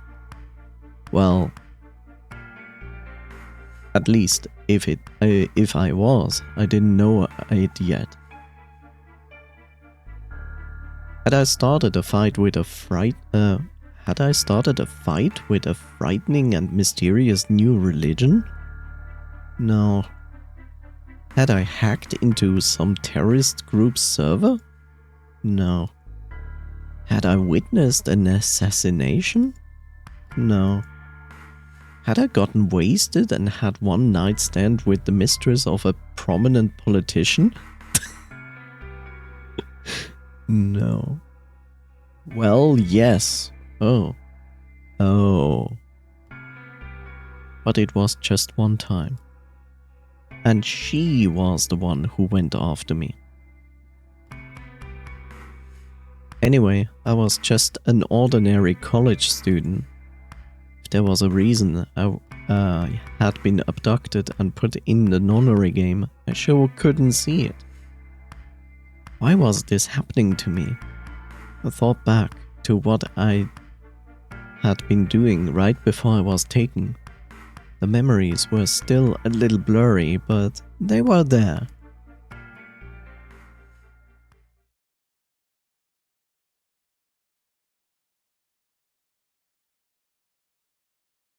I think he did all of that, but he forgot.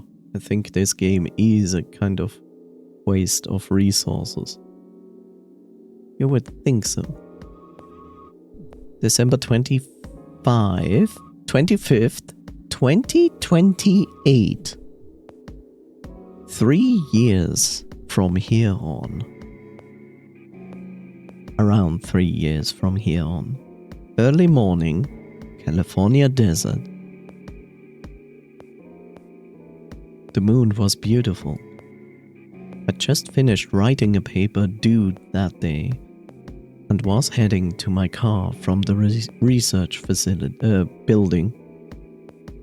The parking lot was empty and a bright moon cast sharp shadows across the chilly pavement. The last time I'd looked at the clock, it has said it was 2 in the morning, which meant that today was Christmas Day. So why was I at school, typing away feverishly on Christmas? There were 3 reasons. First, Ice 9 is a special ice. Oh wait, my home computer had suddenly decided to eat shit. When I hit the power button, I just got nothing.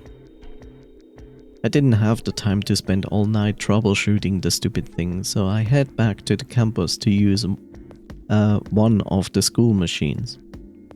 Second, the professor in charge of my research group was a Buddhist. Christmas didn't appear to have any sort of significance to him, and part of me couldn't shake the thought that he was trying to make some kind of point. Third, my girlfriend had broken up with me a week before. I'm sorry. I don't think we should see each other anymore.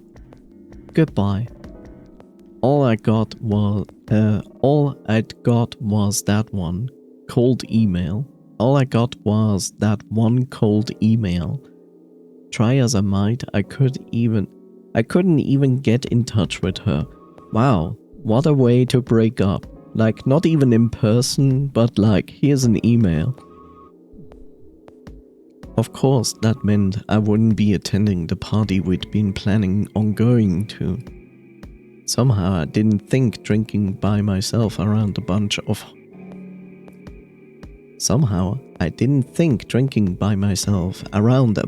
happy couples would really be a good idea. At any rate, I'd stayed up all night to finish my paper and emailed it off to my professor before the sun began to rise. As I walked across the parking lot, I felt light. Perhaps it was the relief of finishing my paper, or perhaps it was the 5 energy drinks I chugged to stay awake. Perhaps it was both.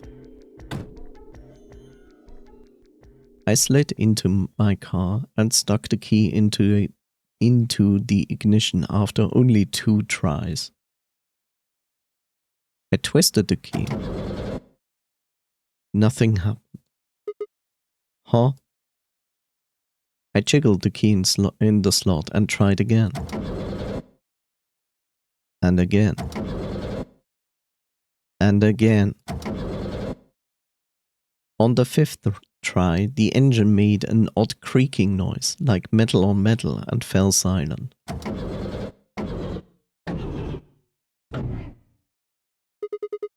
God damn it!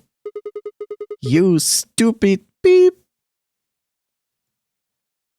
I screamed and pounded the steering wheel, but nothing worked. The console was about to get a visit from my fist when...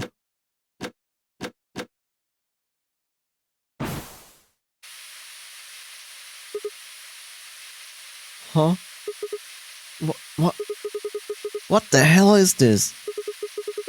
Why is my car smoking? This is the result of you not understanding that smoking is not good for you. The car is now reversing that. And hello there, Asla. How are you doing? Happy New Year, Asla. I clawed at the door, and for a moment I thought that it was just my panic and lack of sleep that were keeping me from opening it. I'm 100% certified cattage.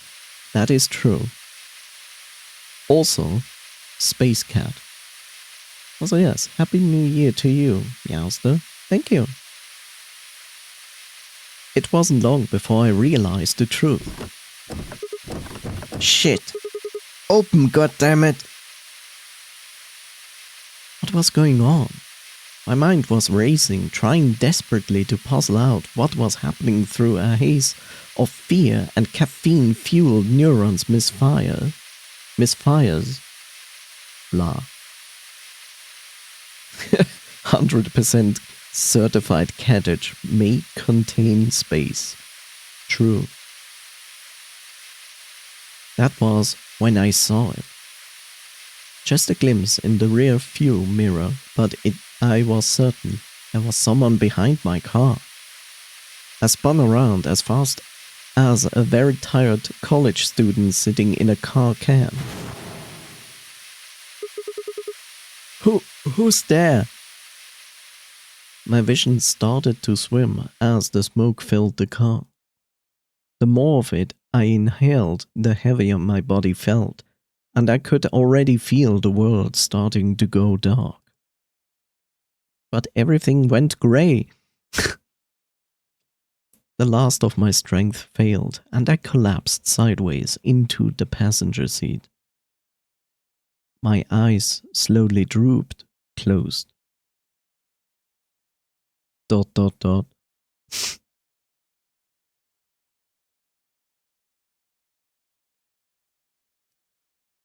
When they opened again, I was in the AB room with Phi.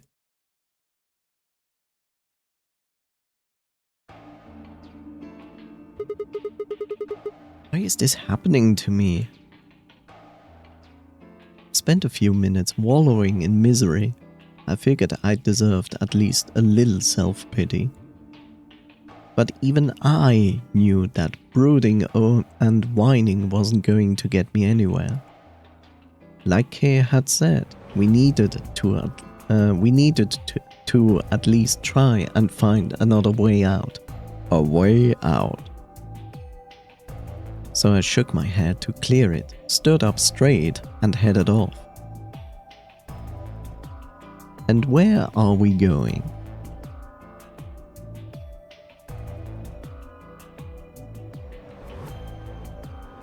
Oh no, choices. Where?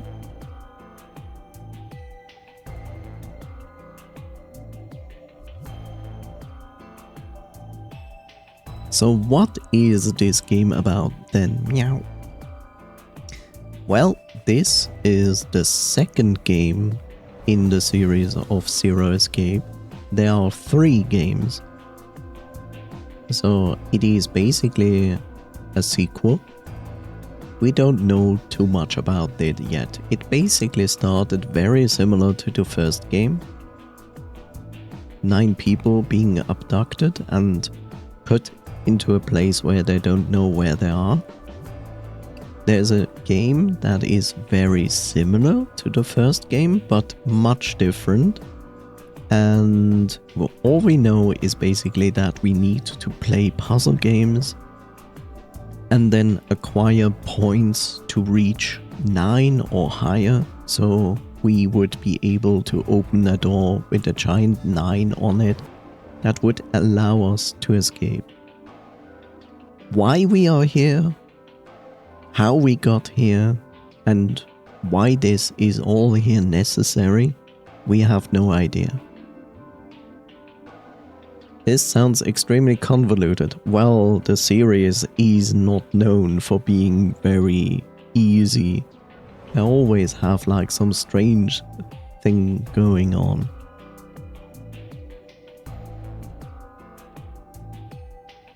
I like it though, because even if it has like things in it where you go like you could question that quite a lot, I find it interesting. It's different from other visual novel games.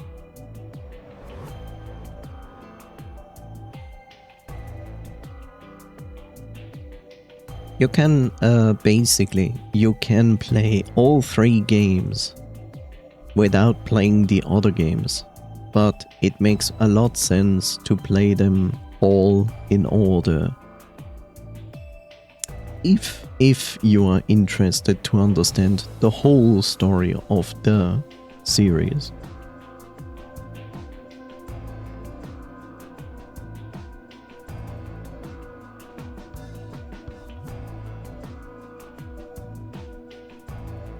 Where do you want to go? To the launch, the infirmary, or the crew quarters?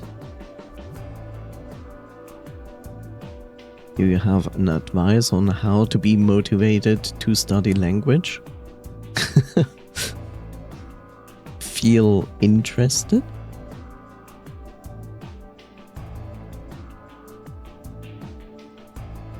Well, first and foremost, you always need to be interested in the language. And secondly, I think the best way to learn languages is to incorporate it into something that you also do. And by that, I mean not just like sit down, open a book and study the language. For example, if someone says to me like, I wanna learn Japanese, then I would recommend them to literally, okay, is good. Do the thing of whatever choice you want to choose to learn the language, whatever that is, a book, a web page, whatever. But also try to incorporate it in something you feel already interested in. For example, watch anime, but watch it with the original voices with subtitles. So you hear the words while you also read the subtitles and you gradually start to make the connections with that. Read manga, but in Japanese. Try to understand the characters, the kanji, the hiragana in the manga. Try to understand. Of course, that would mean you have already like kind of a basis knowledge to read the symbols. In another example, let's say you're not a native English speaker, for example me. So on one side I learned English in class because it is part of school. So that's the one thing. The other thing, try to incorporate something that has English language, aka watch movies in English with subtitles in your native language. For me, for example, I also got interested in playing Magic the Gathering.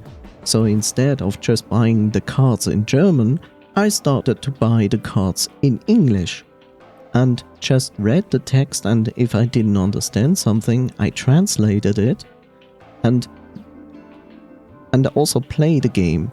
So because I already do something that incorporates the English language, but I'm also interested in playing Magic, I automatically have a motivation to learn it because I want to play the game correctly.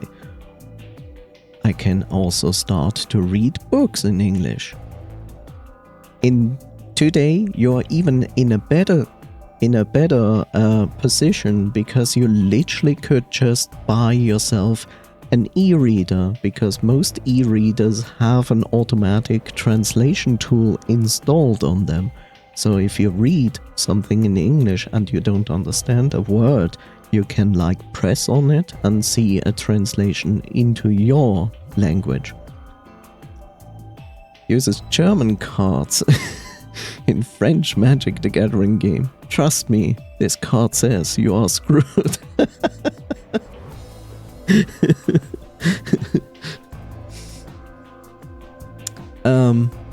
Depends. I mean, whatever you do. Like, let's say with the whole Magic the Gathering thing, right? If you just play with friends, as long as your friends do understand also English, then it's not a problem. If you do any kind of like tournament stuff, then, well, read the rules. What is allowed, what is not allowed, right? I get your point, Asla. I get it. But, like I said, the best thing you can do as motivation is include the language in something you are already interested in. So, let's say you learn Welsh, which you do, so you have your program to learn the language. Like, one thing you already are doing, you plan to move there. So you will be exposed to the Welsh language regardless when living there, which is really good. That is like one of the fastest ways to learn a language, like exposed to it every day. But I'm pretty sure you also like to read. So what you can do is pick up a book that is not like in the most heaviest language of Welsh. Maybe pick up a book that is meant more towards children. As long as the topic itself, of course, is interesting as well. It doesn't even have to be a book for children. Like, it can just be a novel, but that is not written in the most difficult words in Welsh. Like, more geared towards juveniles, teenagers. You know? For example, a fantasy book or something like that, and try to read that. And if you don't know what is written there, then try to translate it. Of course, you're missing the part of pronouncing the word correctly, but I know you already have researched how to pronounce Welsh as good as possible. Here's another idea. You could, let's say, do the same thing. Let's say you buy a book in Welsh, right? I think you have a few people that you know who are native Welsh speakers. Why not incorporate it in a sense of like, I bought a book, I'm interested to read it, but I'm not sure if I would pronounce it correctly? Get in contact with those friends. Get into a Discord call and make it so that you will read to them the book. So they can stop you and point out if you are actually misspelling words. Because they will know, while you might not know.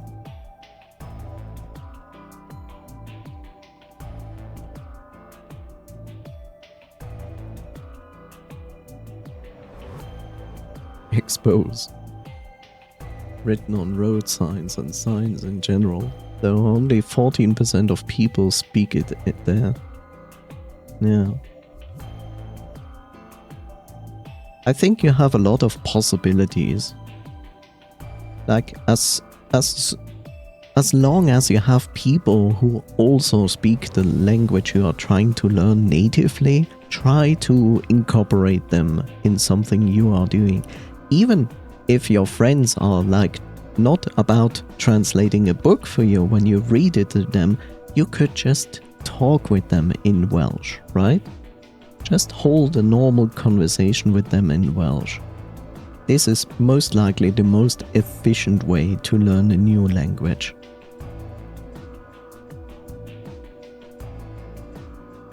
There are many possibilities to do that. Just combine something that you are also interested to do anyway and do it in a different language instead. You're welcome.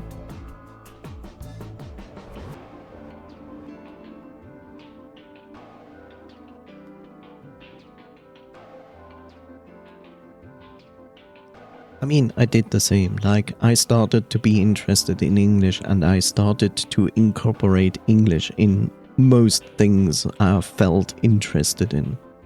I watched movies in English, I played Magic in English, I read books in English.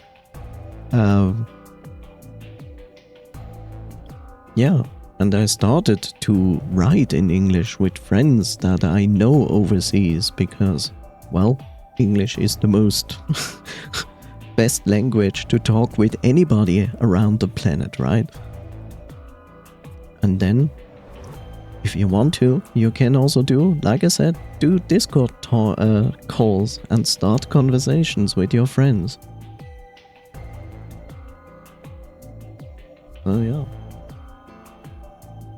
Or you could, I know that sounds very weird, but you could also stream and then play visual novels in English and read all the text like some crazy streamer. Welsh is the best language, just hasn't caught on yet.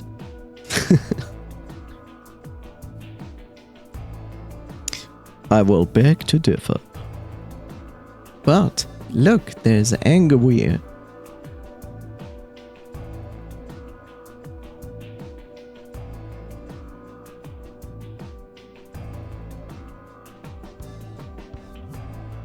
I'm not sure. Angawir is part of your native language Welsh.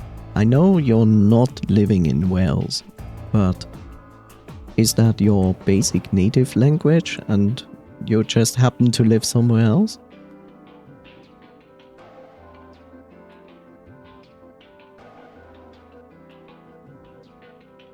No, wait, DDR. Damn nice. Give me an R.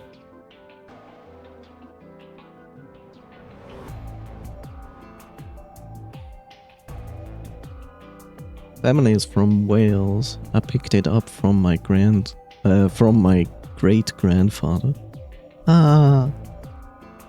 Good and very nice. Now choose launch infirmary or crew quarters. I came from a Chinese family and I don't even speak Chinese language. That happens. That is not strange.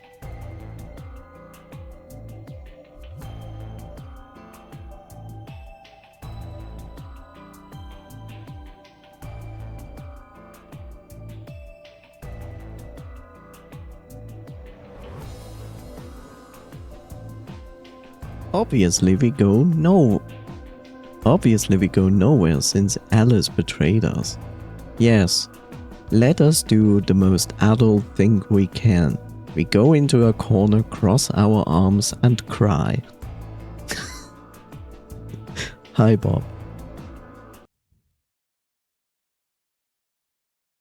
Sounds logical. Launch.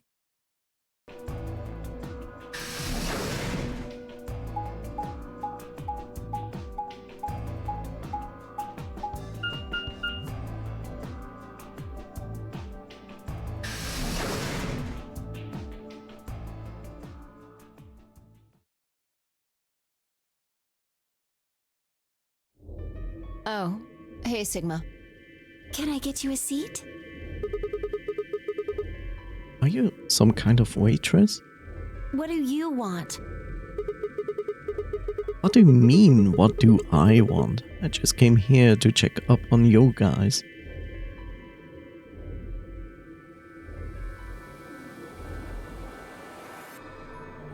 Oh hey, Angawir, there's Asla asked you something.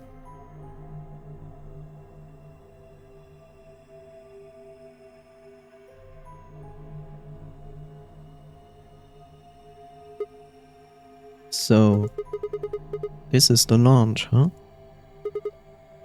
A bar, a sofa, and 3 ladies. Clover's sense of fashion is still ass. That's true, but the last fashion was better than this one. Also, I don't like her new hairstyle.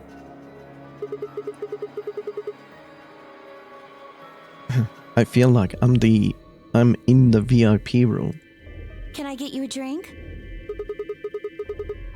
You better not be underage. I turned 21 just the other day. I see. Well, I guess we could probably have a drink or two then. Which is funny. Because in most countries you can start drinking at the age of 18. The options: A. Drink alcohol. B. Drink more alcohol. C. Even more alcohol.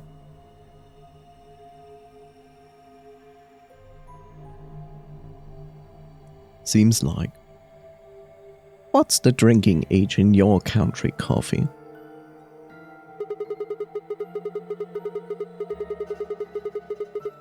Unfortunately, as much fun as that sounds like, I don't think it's a very good idea. Why not? This isn't really a good time to be getting wasted. Really? It seems like this sort of thing is exactly what makes people want to drink in the first place.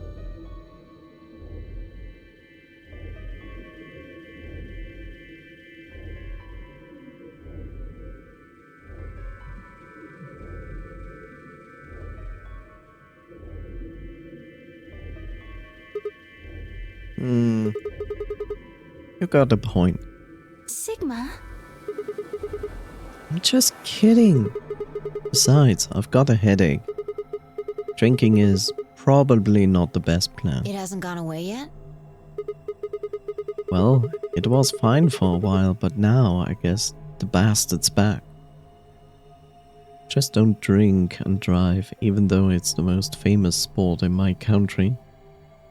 You should never drink and drive. You can drink alcohol at any age if you're not a snitch. Yes, but I'm curious about the official, legal way.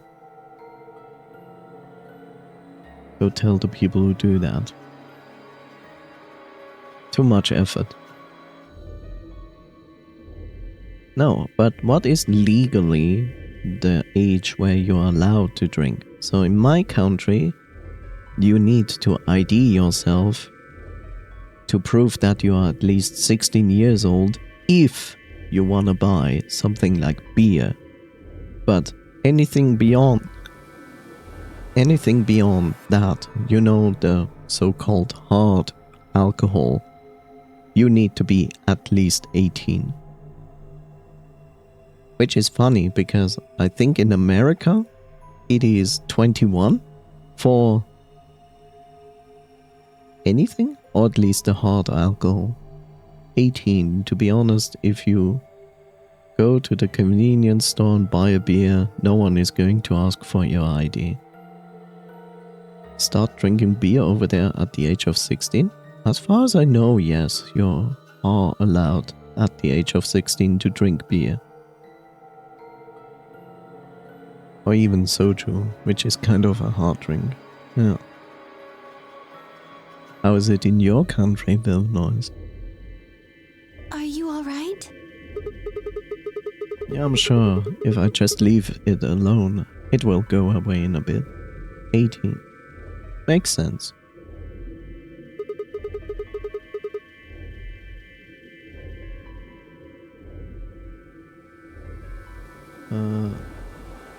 That's how it went before anyway.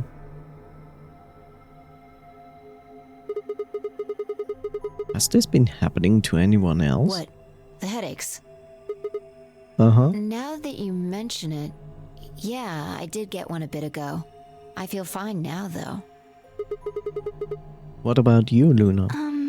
You know, I think I did have a bit of a headache earlier. Not me. No headaches here. Well, what? it's hard to explain. I just feel kind of weird. Your head feels weird? No. Just look at that head. You must feel weird.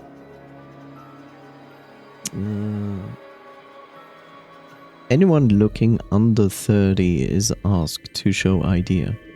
Pretty much. Well, I mean, it's not uncommon to judge people by looks. I know this the best because I got asked for my ID for stuff when I went like to the cinema and there was like a movie for 18 plus and I was still getting asked for my ID. But it's worth it because people look at their ID and then go like, oh. But yeah. Most soju I can find usually have 16.8% alcohol and above. Yeah.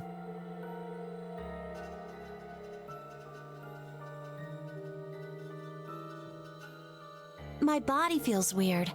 Like my whole body. Do you feel kind of numb?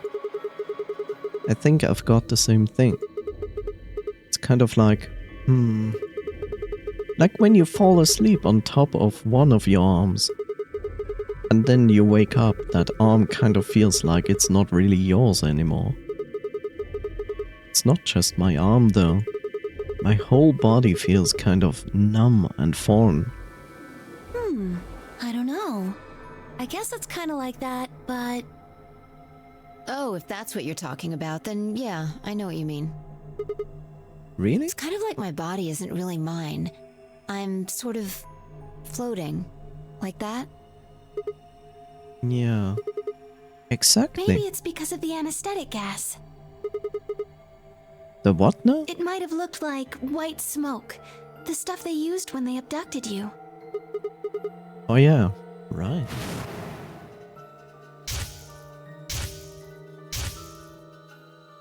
It seems like we were unconscious for a long time, so it must have been pretty powerful stuff. You think this might be some kind of side effect? Well, it could be a side effect, or it could be that it just hasn't worn off completely yet. Whatever. That's not important. Right now we need to figure out how to get out of here. Alright, I'll have to go. I'll go have a look somewhere else then. You guys going to stick around here? Yeah. Haven't really taken a good look at everything yet. Okay. Catch you later then.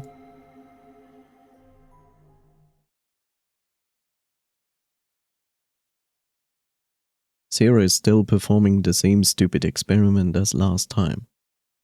Well, it kinda worked, but still dumb. Whoa, I skipped something, but it's okay. Where to next? Infirmary or crew quarters?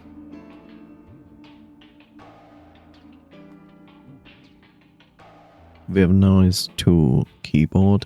Viv noise to keyboard.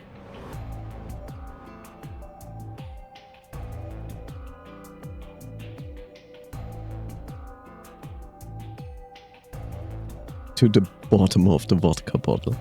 Infirmary.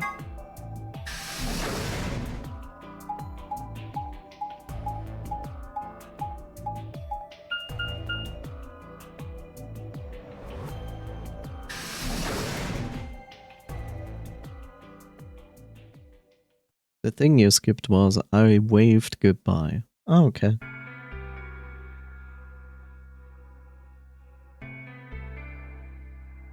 Couldn't see it because of... Couldn't see the rest because of the easy free support leave follow banner. Ah.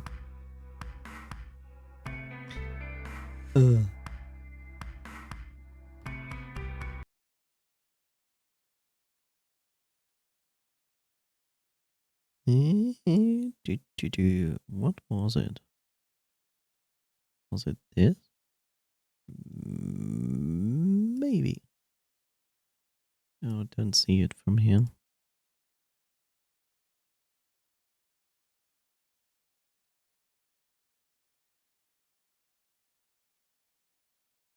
There we go. That is probably better. So, this is the infirmary, huh? Oh, Sigma. Alice. What's up with your face? You look like you just saw a roach. Are you still angry? Of course. I'm teetering on the brink of the abyss, thanks to you. I didn't have a choice. I'm just trying to get out of here like we all are. That's enough to justify screwing someone else over? That's not what I meant, and you know it. If I'd known for sure that you were going to choose Ally, then I would have chosen Ally too. Easy for you to say that now. What? Am I such a horrible person for wanting to get out of here? I have to get out of here. There's so many things I still want to do. Like what?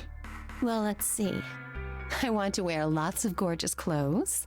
I want to eat tons of delicious food and fall in love. What an idiot. Excuse me? And I was going to take your side, but after that load of horse shit, you're on your own. Ugh. Look. Let me try this again. I'm frustrated. But there really is something important I have to do. Which is? Avenge my father's murder. That's what I have to do. What happened to him? Could you elaborate on that? So is everyone else though?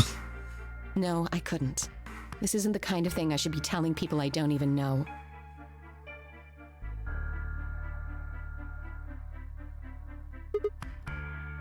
Fine.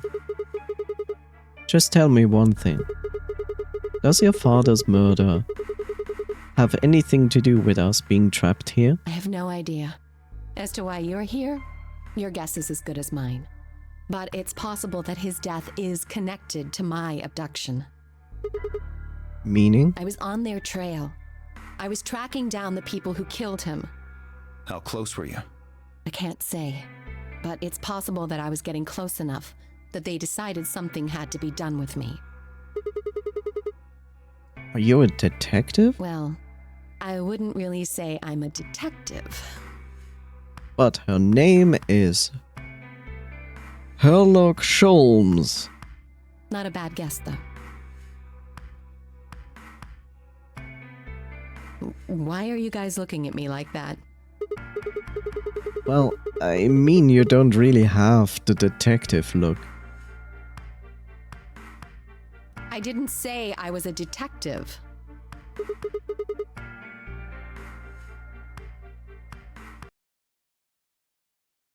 Yeah.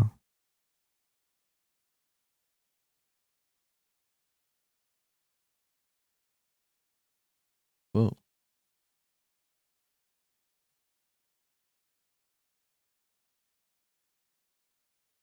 I'm silly. I could have done that in one command. But I didn't.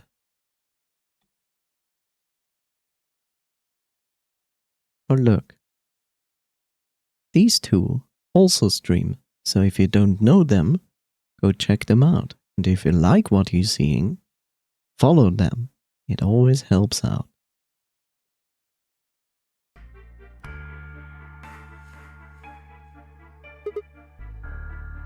And what are you? CIA?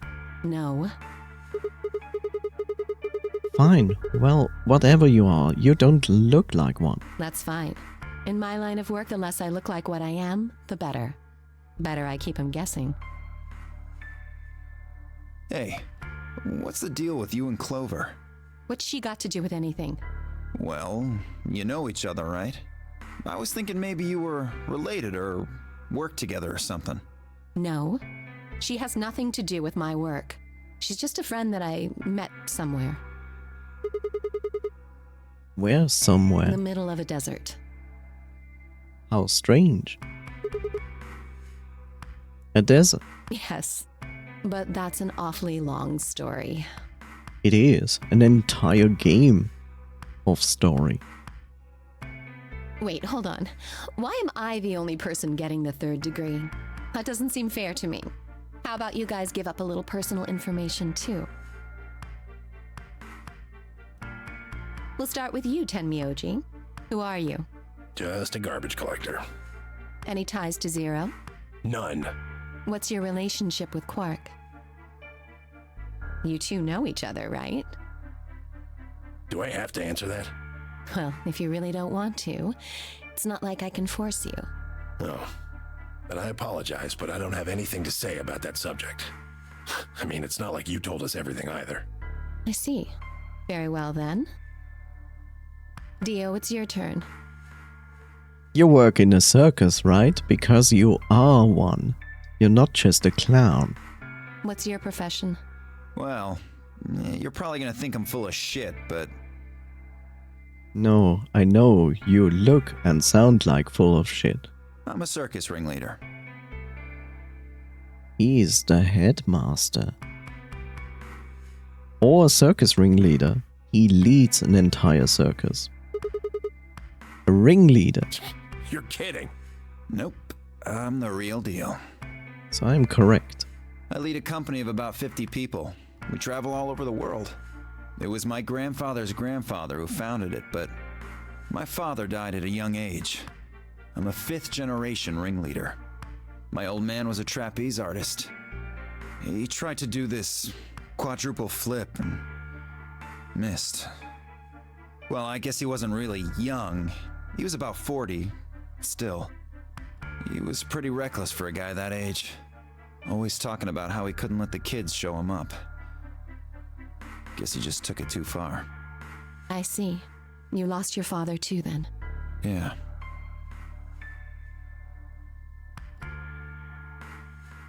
Shit. Guess I got a little sappy there. Anyway, point is, I don't have any damn idea how I'm connected to Zero. I got grabbed on the last night of one of our tour stops.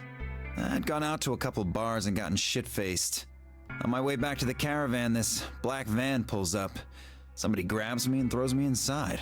Before I can even get a look at them, they hit me with that gas and I'm out like a light. Next thing I know, I'm waking up in the AB room. Anyway, enough about me. This guy is a voice actor in Fallout New Vegas. I am pretty sure. Gonna check, be right back. It's possible. Also, tell me their name if you can figure it out. We still haven't heard your story, Sigma. Who are you? I told you guys the first time we met. Don't you remember? I was on my way home from school, and when I got into my car, this white gas started pouring out of everywhere. Are you some kind of doctor? Huh? No, I'm still working on my degree. I'm shooting for a PhD, but I'm not quite there yet. I guess you've been working on that for quite a while, huh? Yeah, I guess I have. Can you think of anything that might connect you to any of this? Believe me, I've thought about it, but I just keep drawing a blank. What about Zero? No idea. Do any of the people here look familiar to you? Nope. You're all strangers. Well, I guess I can't really say for sure about Kay since I haven't seen his face. I suppose it's possible he's someone I know. Just who is he anyway? Until that amnesia clears up, I don't think we've got any way of knowing. Oh, come on. You know he's full of shit. You still don't believe him? Of course not. Okay, well, Kay is a bit of a mystery, but what about some of the others? Clover, for instance. What does she do? I think she's a student. At night she's a waitress or a bartender or something.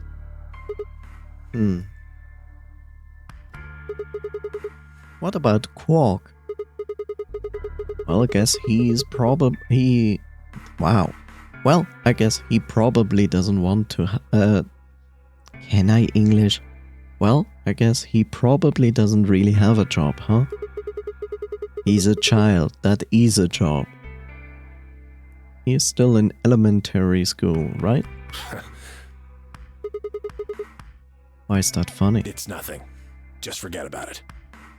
Yeah, you're right. Boy his age would be in elementary school. You really don't know much, do you? About Quark, I mean. And if it makes you feel better, sure. He plays a lot of characters, but notably Jessup, Pacer, Major Knight, Rolf, James Garrett, Oris, Santiago, Ranger Jackson. Not of NCR people, seems like. What's their name? Like, what is the voice actor's name? Well, I know a little about Luna. Inconvenience. There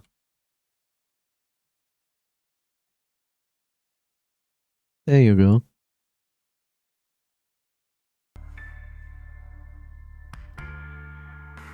Liam O'Brien. That's almost like Liam O'Brien, but that one is an actor in Star Trek. And that is certainly not this guy. Okay, Fallout. He's also the voice of Gaara from Naruto. Okay. Akihiko Sanada in Persona 3. He's Walter C. Dornes, the young adult voice in Hellsing Ultimate? Okay. Dragon Age Origins, StarCraft 2, Darksiders. He's the voice of War? Okay. Mafia 2, Transformers, War of Cybertron. Yep, Dio. He's the voice of Yasuo in League of Legends. Saints Row, Get Out of Hell, For Honor, Injustice 2, Sonic Forces, Nier Replicant, Grimoire Wise. Okay, yeah, okay, I see.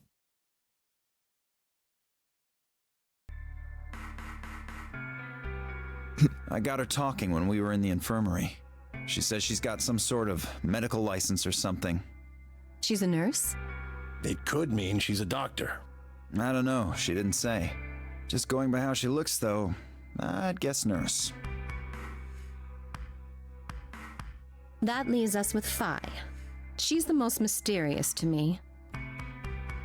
What does a girl like that do? You've been around her the most, Sigma. She told you anything? Look, I just don't know, alright? It's just kind of there. Like, I looked at you, and some part of my brain just said, that's Sigma.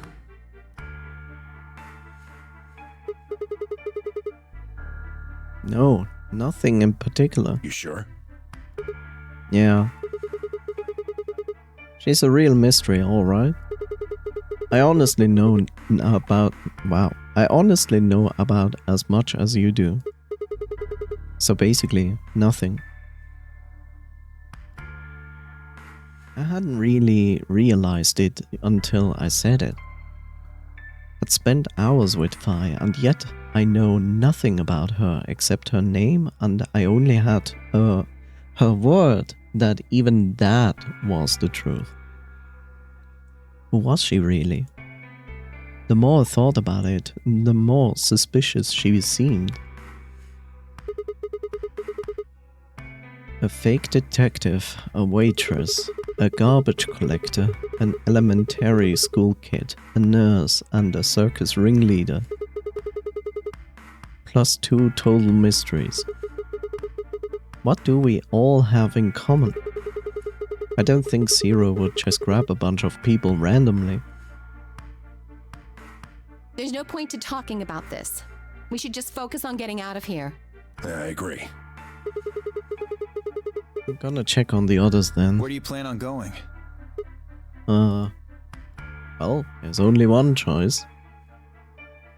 They all have 2 eyes. They all apparently look like humans. I think I'll head to the crew quarters. I see. Right. Later, bro. Okay. Hey, bro. I headed out of the infirmary.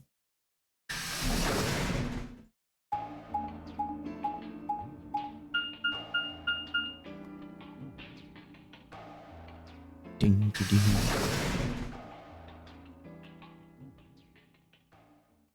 The crew quarters. Arrgh. Oh, Sigma. Perfect timing. You were in the crew quarters before, weren't you?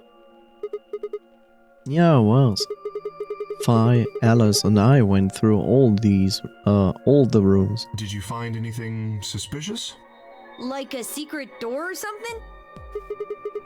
If I had, you really think I wouldn't have told you? Anything else out of the ordinary, perhaps?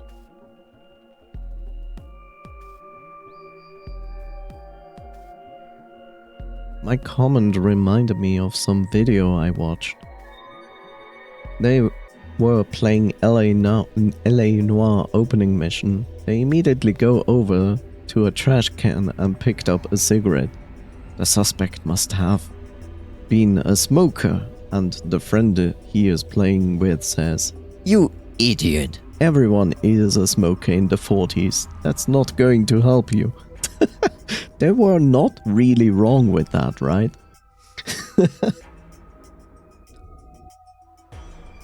LA Noire X. Press X to doubt. Do you think that you might have lied about when you saw the victim going into the home?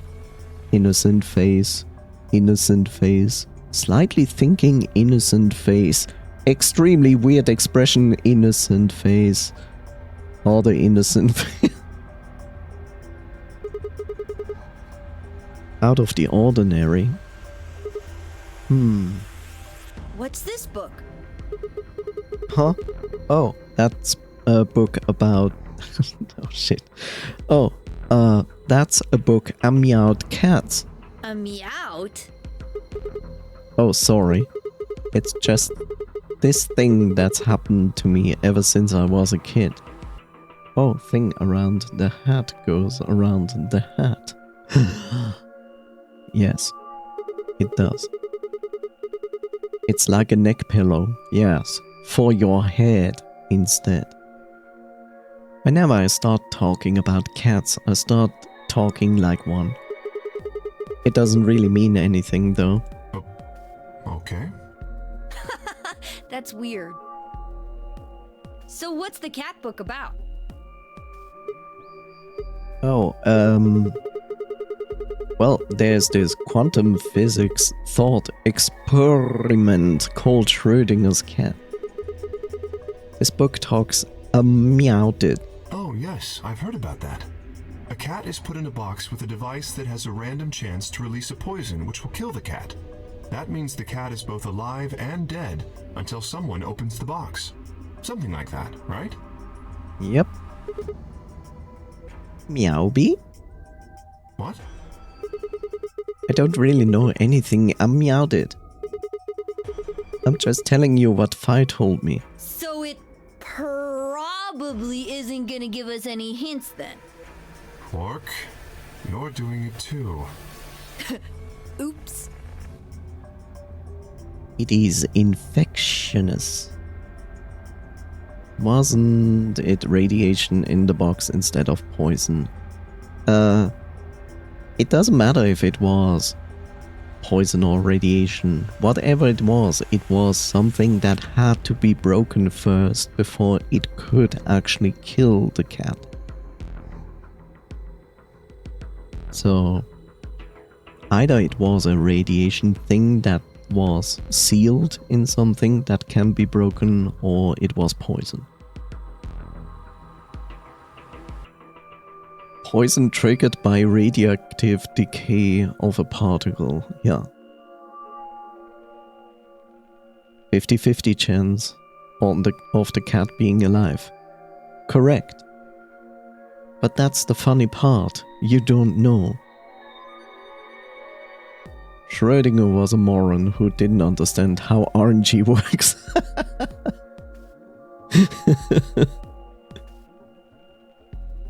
You know, I play this video game, and if I don't look at the video game, but I jump into this abyss that would potentially kill me, I might not die because I don't know, I didn't see it. You should have gambled more.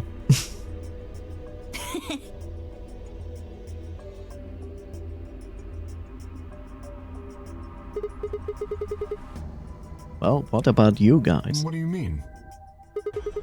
You checked out the launch with Clover and Temurgi, and Quark was in the infirmary with Dio and Luna. Anything suspicious there? Well, this whole facility is pretty suspicious, but I suppose that's not what you meant. Well, the puzzles in the lounge were lunar eclipse themed. Lunar eclipse? Yes. Apparently, there's supposed to be a lunar eclipse on December 31st, 2028. All the puzzles were related to that somehow. Isn't that this New Year's Eve? I suppose it is. Well, I can't say I know what year or even what day it is, but Clover was saying something to that effect. The 31st, huh? Had been knocked out at dawn on the 25th, so the 31st would be 6 days after that. Lunar eclipse. Lunar eclipse. What did it have to do with it? What did it have to do with any of this? And why do I feel like that I need to explain these two about Ice 9?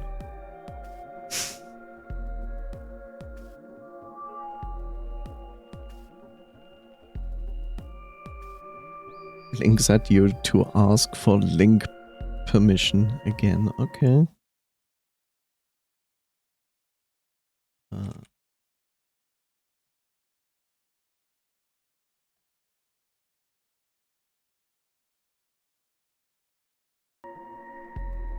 2 AM isn't dawn, Sigma. Try as I might, I couldn't think of any way an eclipse could be connected to our abductions. What about the infirmary, Quark? There is an actual wiki entry about this date? The heck?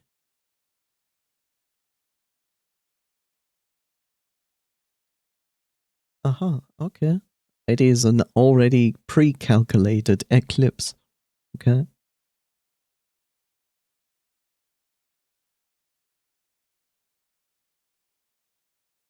I see. I like that the next eclipse will be in December of 2047. I see.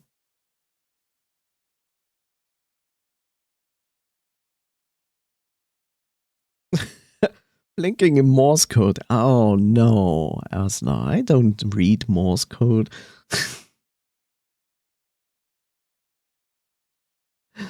This is not the first game.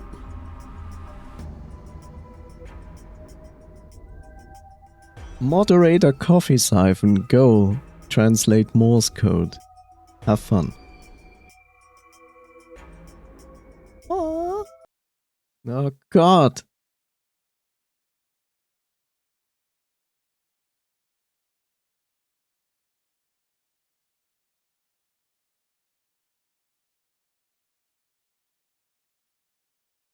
Outside you.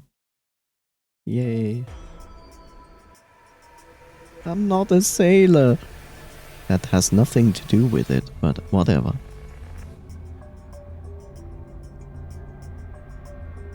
I didn't start the fire. That is true. I am the fire. I don't start. I was always there. Did you find anything there? Yeah. We did find something. Just one thing, though. What was it? Dio and Luna didn't tell you?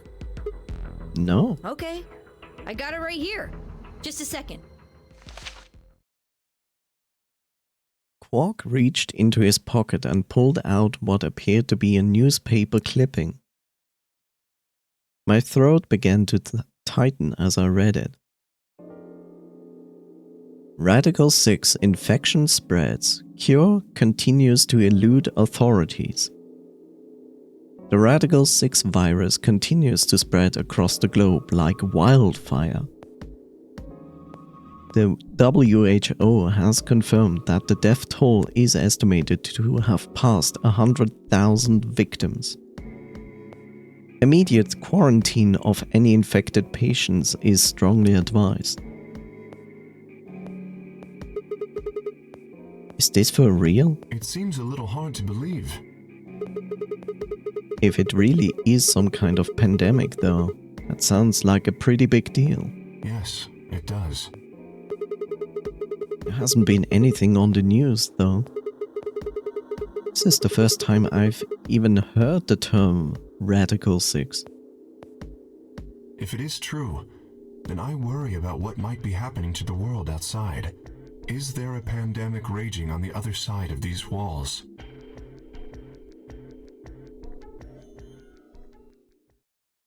Clover's voice shattered the silence. You guys! Hurry! You need to come with me! Has something happened? Yes! I mean, sort of. I mean, we found something! We found something! What did you find? It's horrible! It's really scary! Say it! Come on, Coffee, you want to! Say it! Now is your chance. Coffee like, I'm busy, I'm playing a game. You're missing the best opportunity ever today. Oh man.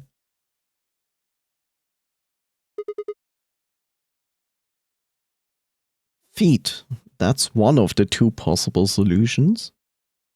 Horrible. Oh, never mind! Just shut up and follow me! You'll understand when you see it. Where is it? It's right over here in the next room. Just follow me. Sounds like a ligma.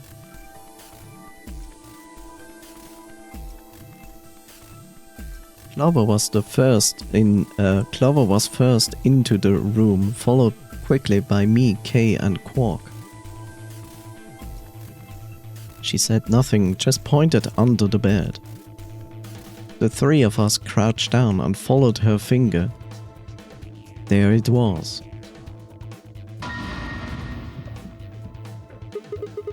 What the hell is this? I think it's a bomb. A bomb? No way.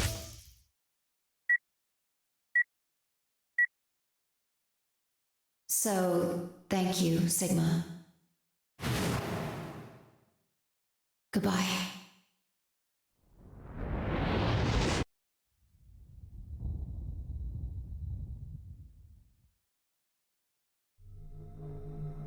Of course. It was the same bomb I'd seen in my vision. Then it hadn't been a hallucination. Had it actually been a premonition? We need to tell everybody! No, it's all right. Luna's out rounding them up. They should be here in just a few seconds.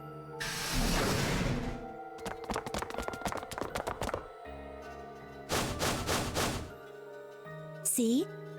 Where is it? Where's this bomb? No sooner had she spoken the words than the rest of our fellow How can I English? No sooner had she spoken the words than the rest of our fellow captives appeared. Luna pushed through them and pointed at the bomb. There. You see?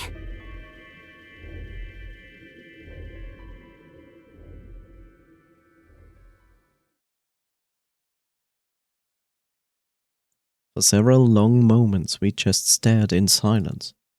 Slowly we began to eye one another. Old suspicions suddenly reawakened. It was Phi who finally broke the silence. Doesn't look like it has a timed detonator. There must be a remote somewhere. You're right. It'll probably use an active button or switch of some sort, not a dead man switch. If we can get it, we should be safe as long as we don't press the button. Who was the first person to find this? Me. And Luna. We found it while we were searching this room. Thought you and Luna were in the launch. Well, yeah. We looked all over, but we couldn't find anything there. So we gave up on the lounge and came here. I can confirm that. I wanted to look around the lounge some more, so I stayed back. You guys must have found it when you got here then? Yes. How did you know it was a bomb? Well, I mean, I could tell just by looking at it. Why? Well, during my train... Clover! Clover's eyes widened and she clapped her hands over her mouth. Anyway, this is definitely a bomb. I guarantee it. How do you know? I just do, okay? You sounded pretty sure about the switch, too. How do you know all this? Let's just say it's an occupational hazard. What kind of occupation do you have?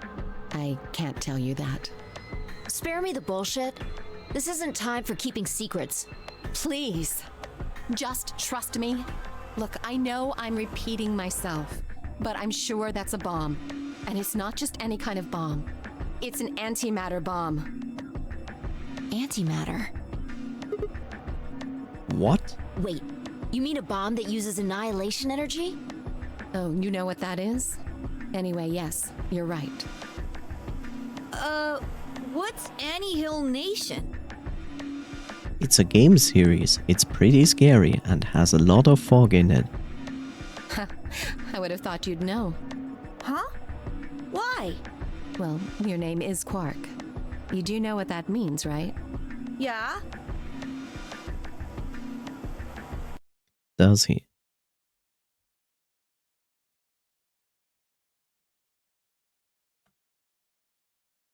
Okay. Grandpa told me about it. He said it's an elementary particle, one of the smallest bits of matter, but I don't really know anything else. And here I can educate you. Hopping off from stream. Thank you, Noise. I will not go too long anymore anyway. So, thank you, Noise. Have a wonderful rest of your night. And take care. Always a pleasure. So here's a small educational part for you. His name is Quark. Granted, what he just said is true. But here's also something funny. Quark is also a German word, which is pronounced Quark. And it means curd. Yes, the dessert you know and might maybe like. Curd. Which I always found funny because like his name is basically curd. Curd cheese. It's like, okay, he's a dessert, I guess. I see. Can you explain it to him, Tenmyoji? Me? Well, you know him best. I thought you could explain it best. Let me think. I don't know. It's hard to think of a way to explain it in simple terms. You want me to do it? Yes, please. Phi nodded and turned to Quark. Okay. To begin with, we usually refer to bits of matter as particles, but there are also these things called antiparticles. For example, an electron is a particle with a negative charge. It has a sort of opposite, which is the antiparticle called the positron. It has a positive charge instead of a negative one, like the electron. So, protons have antiprotons and neutrons have antineutrons. Antimatter is a general term that covers all the antiparticles. It's an umbrella term, so to speak.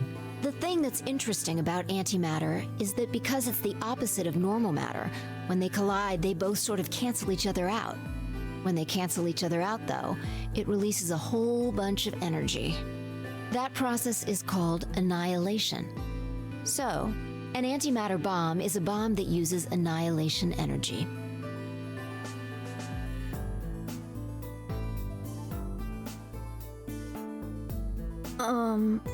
Sorry. I don't really get it. Oh. Alright, how about this? You've got men and women, right? They're kind of like complete opposites. What happens when you put them together? They will hug. Potentially. Well, if there were, quantum men and women, then when you put them together, they disappear. Because their opposite elements cancel each other out. You know, Fi, you could just compare this with fire and water instead. I mean, sure, it still creates steam, but it's like the more easier, understandable example. Like when a plus cancels out a minus, you get 0. That's annihilation. But when you get annihilation, you also get... I know! A baby! Haha! Wrong thought process, Quark. Exactly. In this case, the baby you get is the energy from the annihilation. It's not a real baby, of course, but like a baby, it's got all sorts of potential to do amazing things. That's kind of a strange explanation. You followed it though, right? Yeah! Yeah, but that thing under the bed isn't going to be making a baby. Well, you can say that the explosive energy is kind of a baby of the cosmos. Just how big of an explosion are we gonna get here? It's pretty simple, actually. Just use Einstein's E = mc squared. Yay, math in my visual novel. The mass lost during annihilation will be converted to energy, so you would take the total mass of matter and antimatter and multiply it by the speed of light squared. That should get you the amount of energy. Yes, basic math knowledge. Every elementary school kid knows that, right? for example, let's say that it has 350 milligrams of antimatter. That would mean there would also be 350 milligrams of matter, right? So you'd have 700 milligrams total. So don't take too much matter into your veins. Yes. That means annihilation would produce roughly 63 trillion joules. What does Joule have to do with here? Where's Bob? 63 trillion joules? That's about as much energy as the Hiroshima bomb. What the? You've got to be kidding me. But there's only 350 milligrams of stuff in there. Well, technically it's 700 milligrams since you have the matter and the antimatter. That's not the point. We're talking about something that weighs less than a gram being equal to a bomb that weighed like 10,000 pounds. Don't get so excited. I think I know what kind of bomb this is. It's probably using antihydrogen. There should only be about 25 micrograms of material in there. That's less than 1,000th of a gram. So you'd only get about 45 billion joules of energy, right? Only. What does that mean? About as much explosive power as 1 ton of TNT. A ton? Yes. Well, approximately. And how exactly should I not worry about that? That's enough to blow up a 10-story building! True. But it's a lot less powerful than an atomic bomb. We don't know how big this place is. If we can get far enough away from the bomb, we might have a chance of survival. Perhaps, but how do we know this is the only bomb? What do you mean? Look at it carefully. It's got a number 3. Do you see it? Yeah, you're right. If the bombs are numbered, then there could be a number 2 bomb or a number 1 bomb out there, huh? yes. There's no way to know if this is the final bomb either. There could be a fourth, or a fifth, or...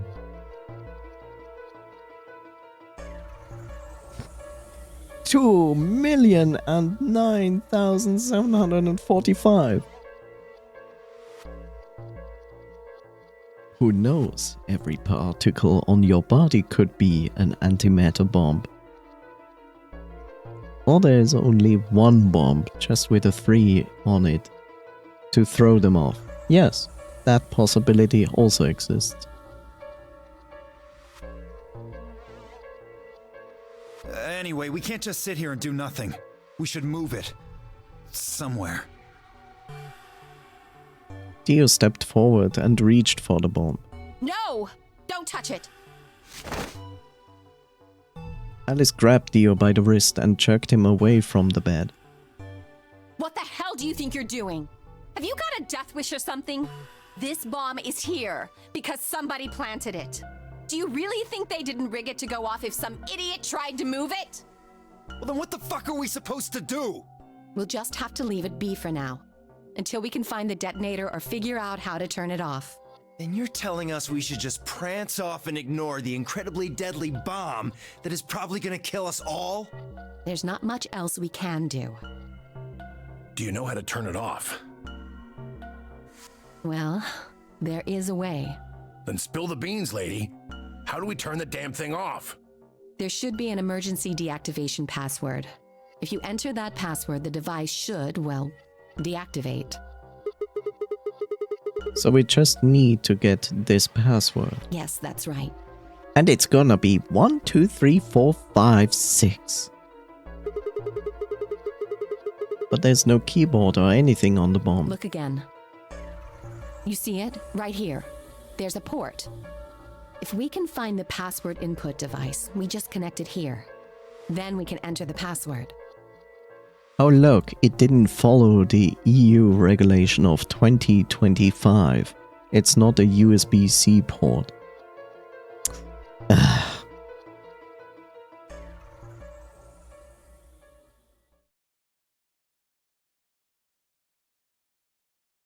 Who would do something like this?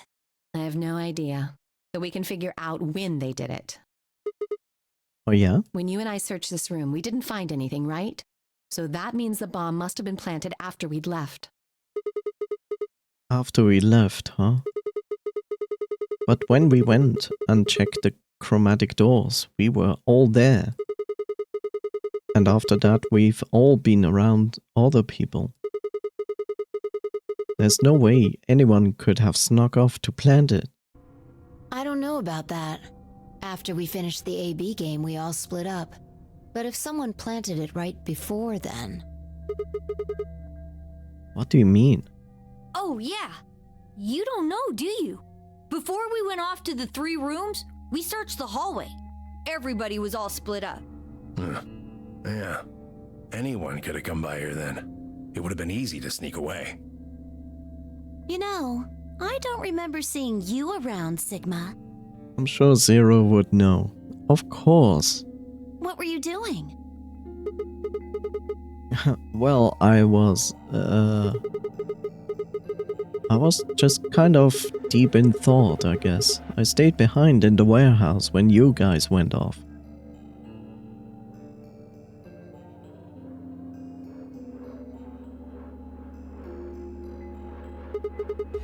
Hey, why are you guys giving me that look? You don't think I planted it, do you? I never said that. Not out loud, you didn't. You've got to be kidding me. I don't know anything about this bomb. Really? Are you sure? Back when we were in the AB room, you said you saw the moment when the bomb exploded. That was, just a... I could hardly say premonition. If they didn't think it was the worst lie on the planet, they would think I was insane. Insane?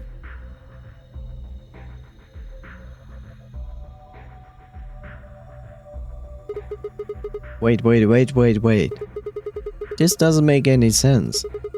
According to Tenmyoji, any one of us could have been in here. Why am I the only one who's under suspicion? Also, there's no way to know the culprit here is actually one of us. Maybe there's someone else in here and they set up the... Impossible. Why? There's no way that would get past Zero.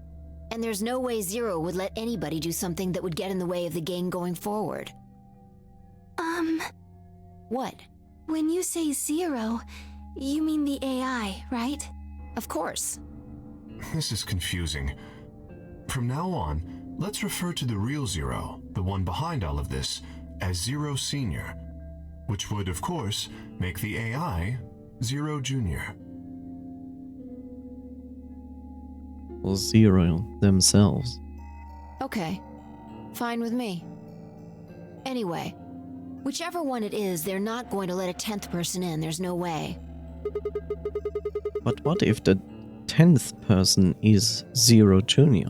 I don't think it could be. Why not? Well, Zero Jr. said so. He said that the real Zero was one of us. I think I misread that. Fire and Clover were right. There couldn't be a 10th guest. And Zero Senior was, without doubt, one of us. But if that was the case, then could Zero Senior have planted the bomb? If not, then who had? Alice? Dio? Luna? Kay? Clover? Tenmyoji? Fi? Or... It seemed insane, but could it have been Quark? No. Why would Zero Senior have gone to all the trouble of setting a bomb? To make this game more exciting? To make it seem more dangerous? No. It didn't fit at all. But if that was the case, then the person who planted the bomb was someone other than Zero Senior. Oh no! This is bad! What is it? Press the buttons on your bracelet! Shit. Is this for real? We've only got 4 minutes until the chromatic doors open! Let's go then. You're right. This bomb thing is gonna have to wait until later. Alright, come on everybody.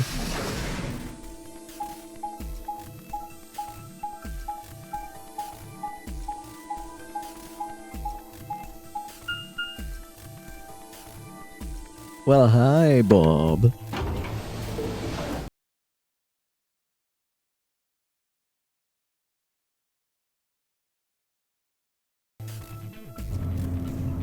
How are you doing?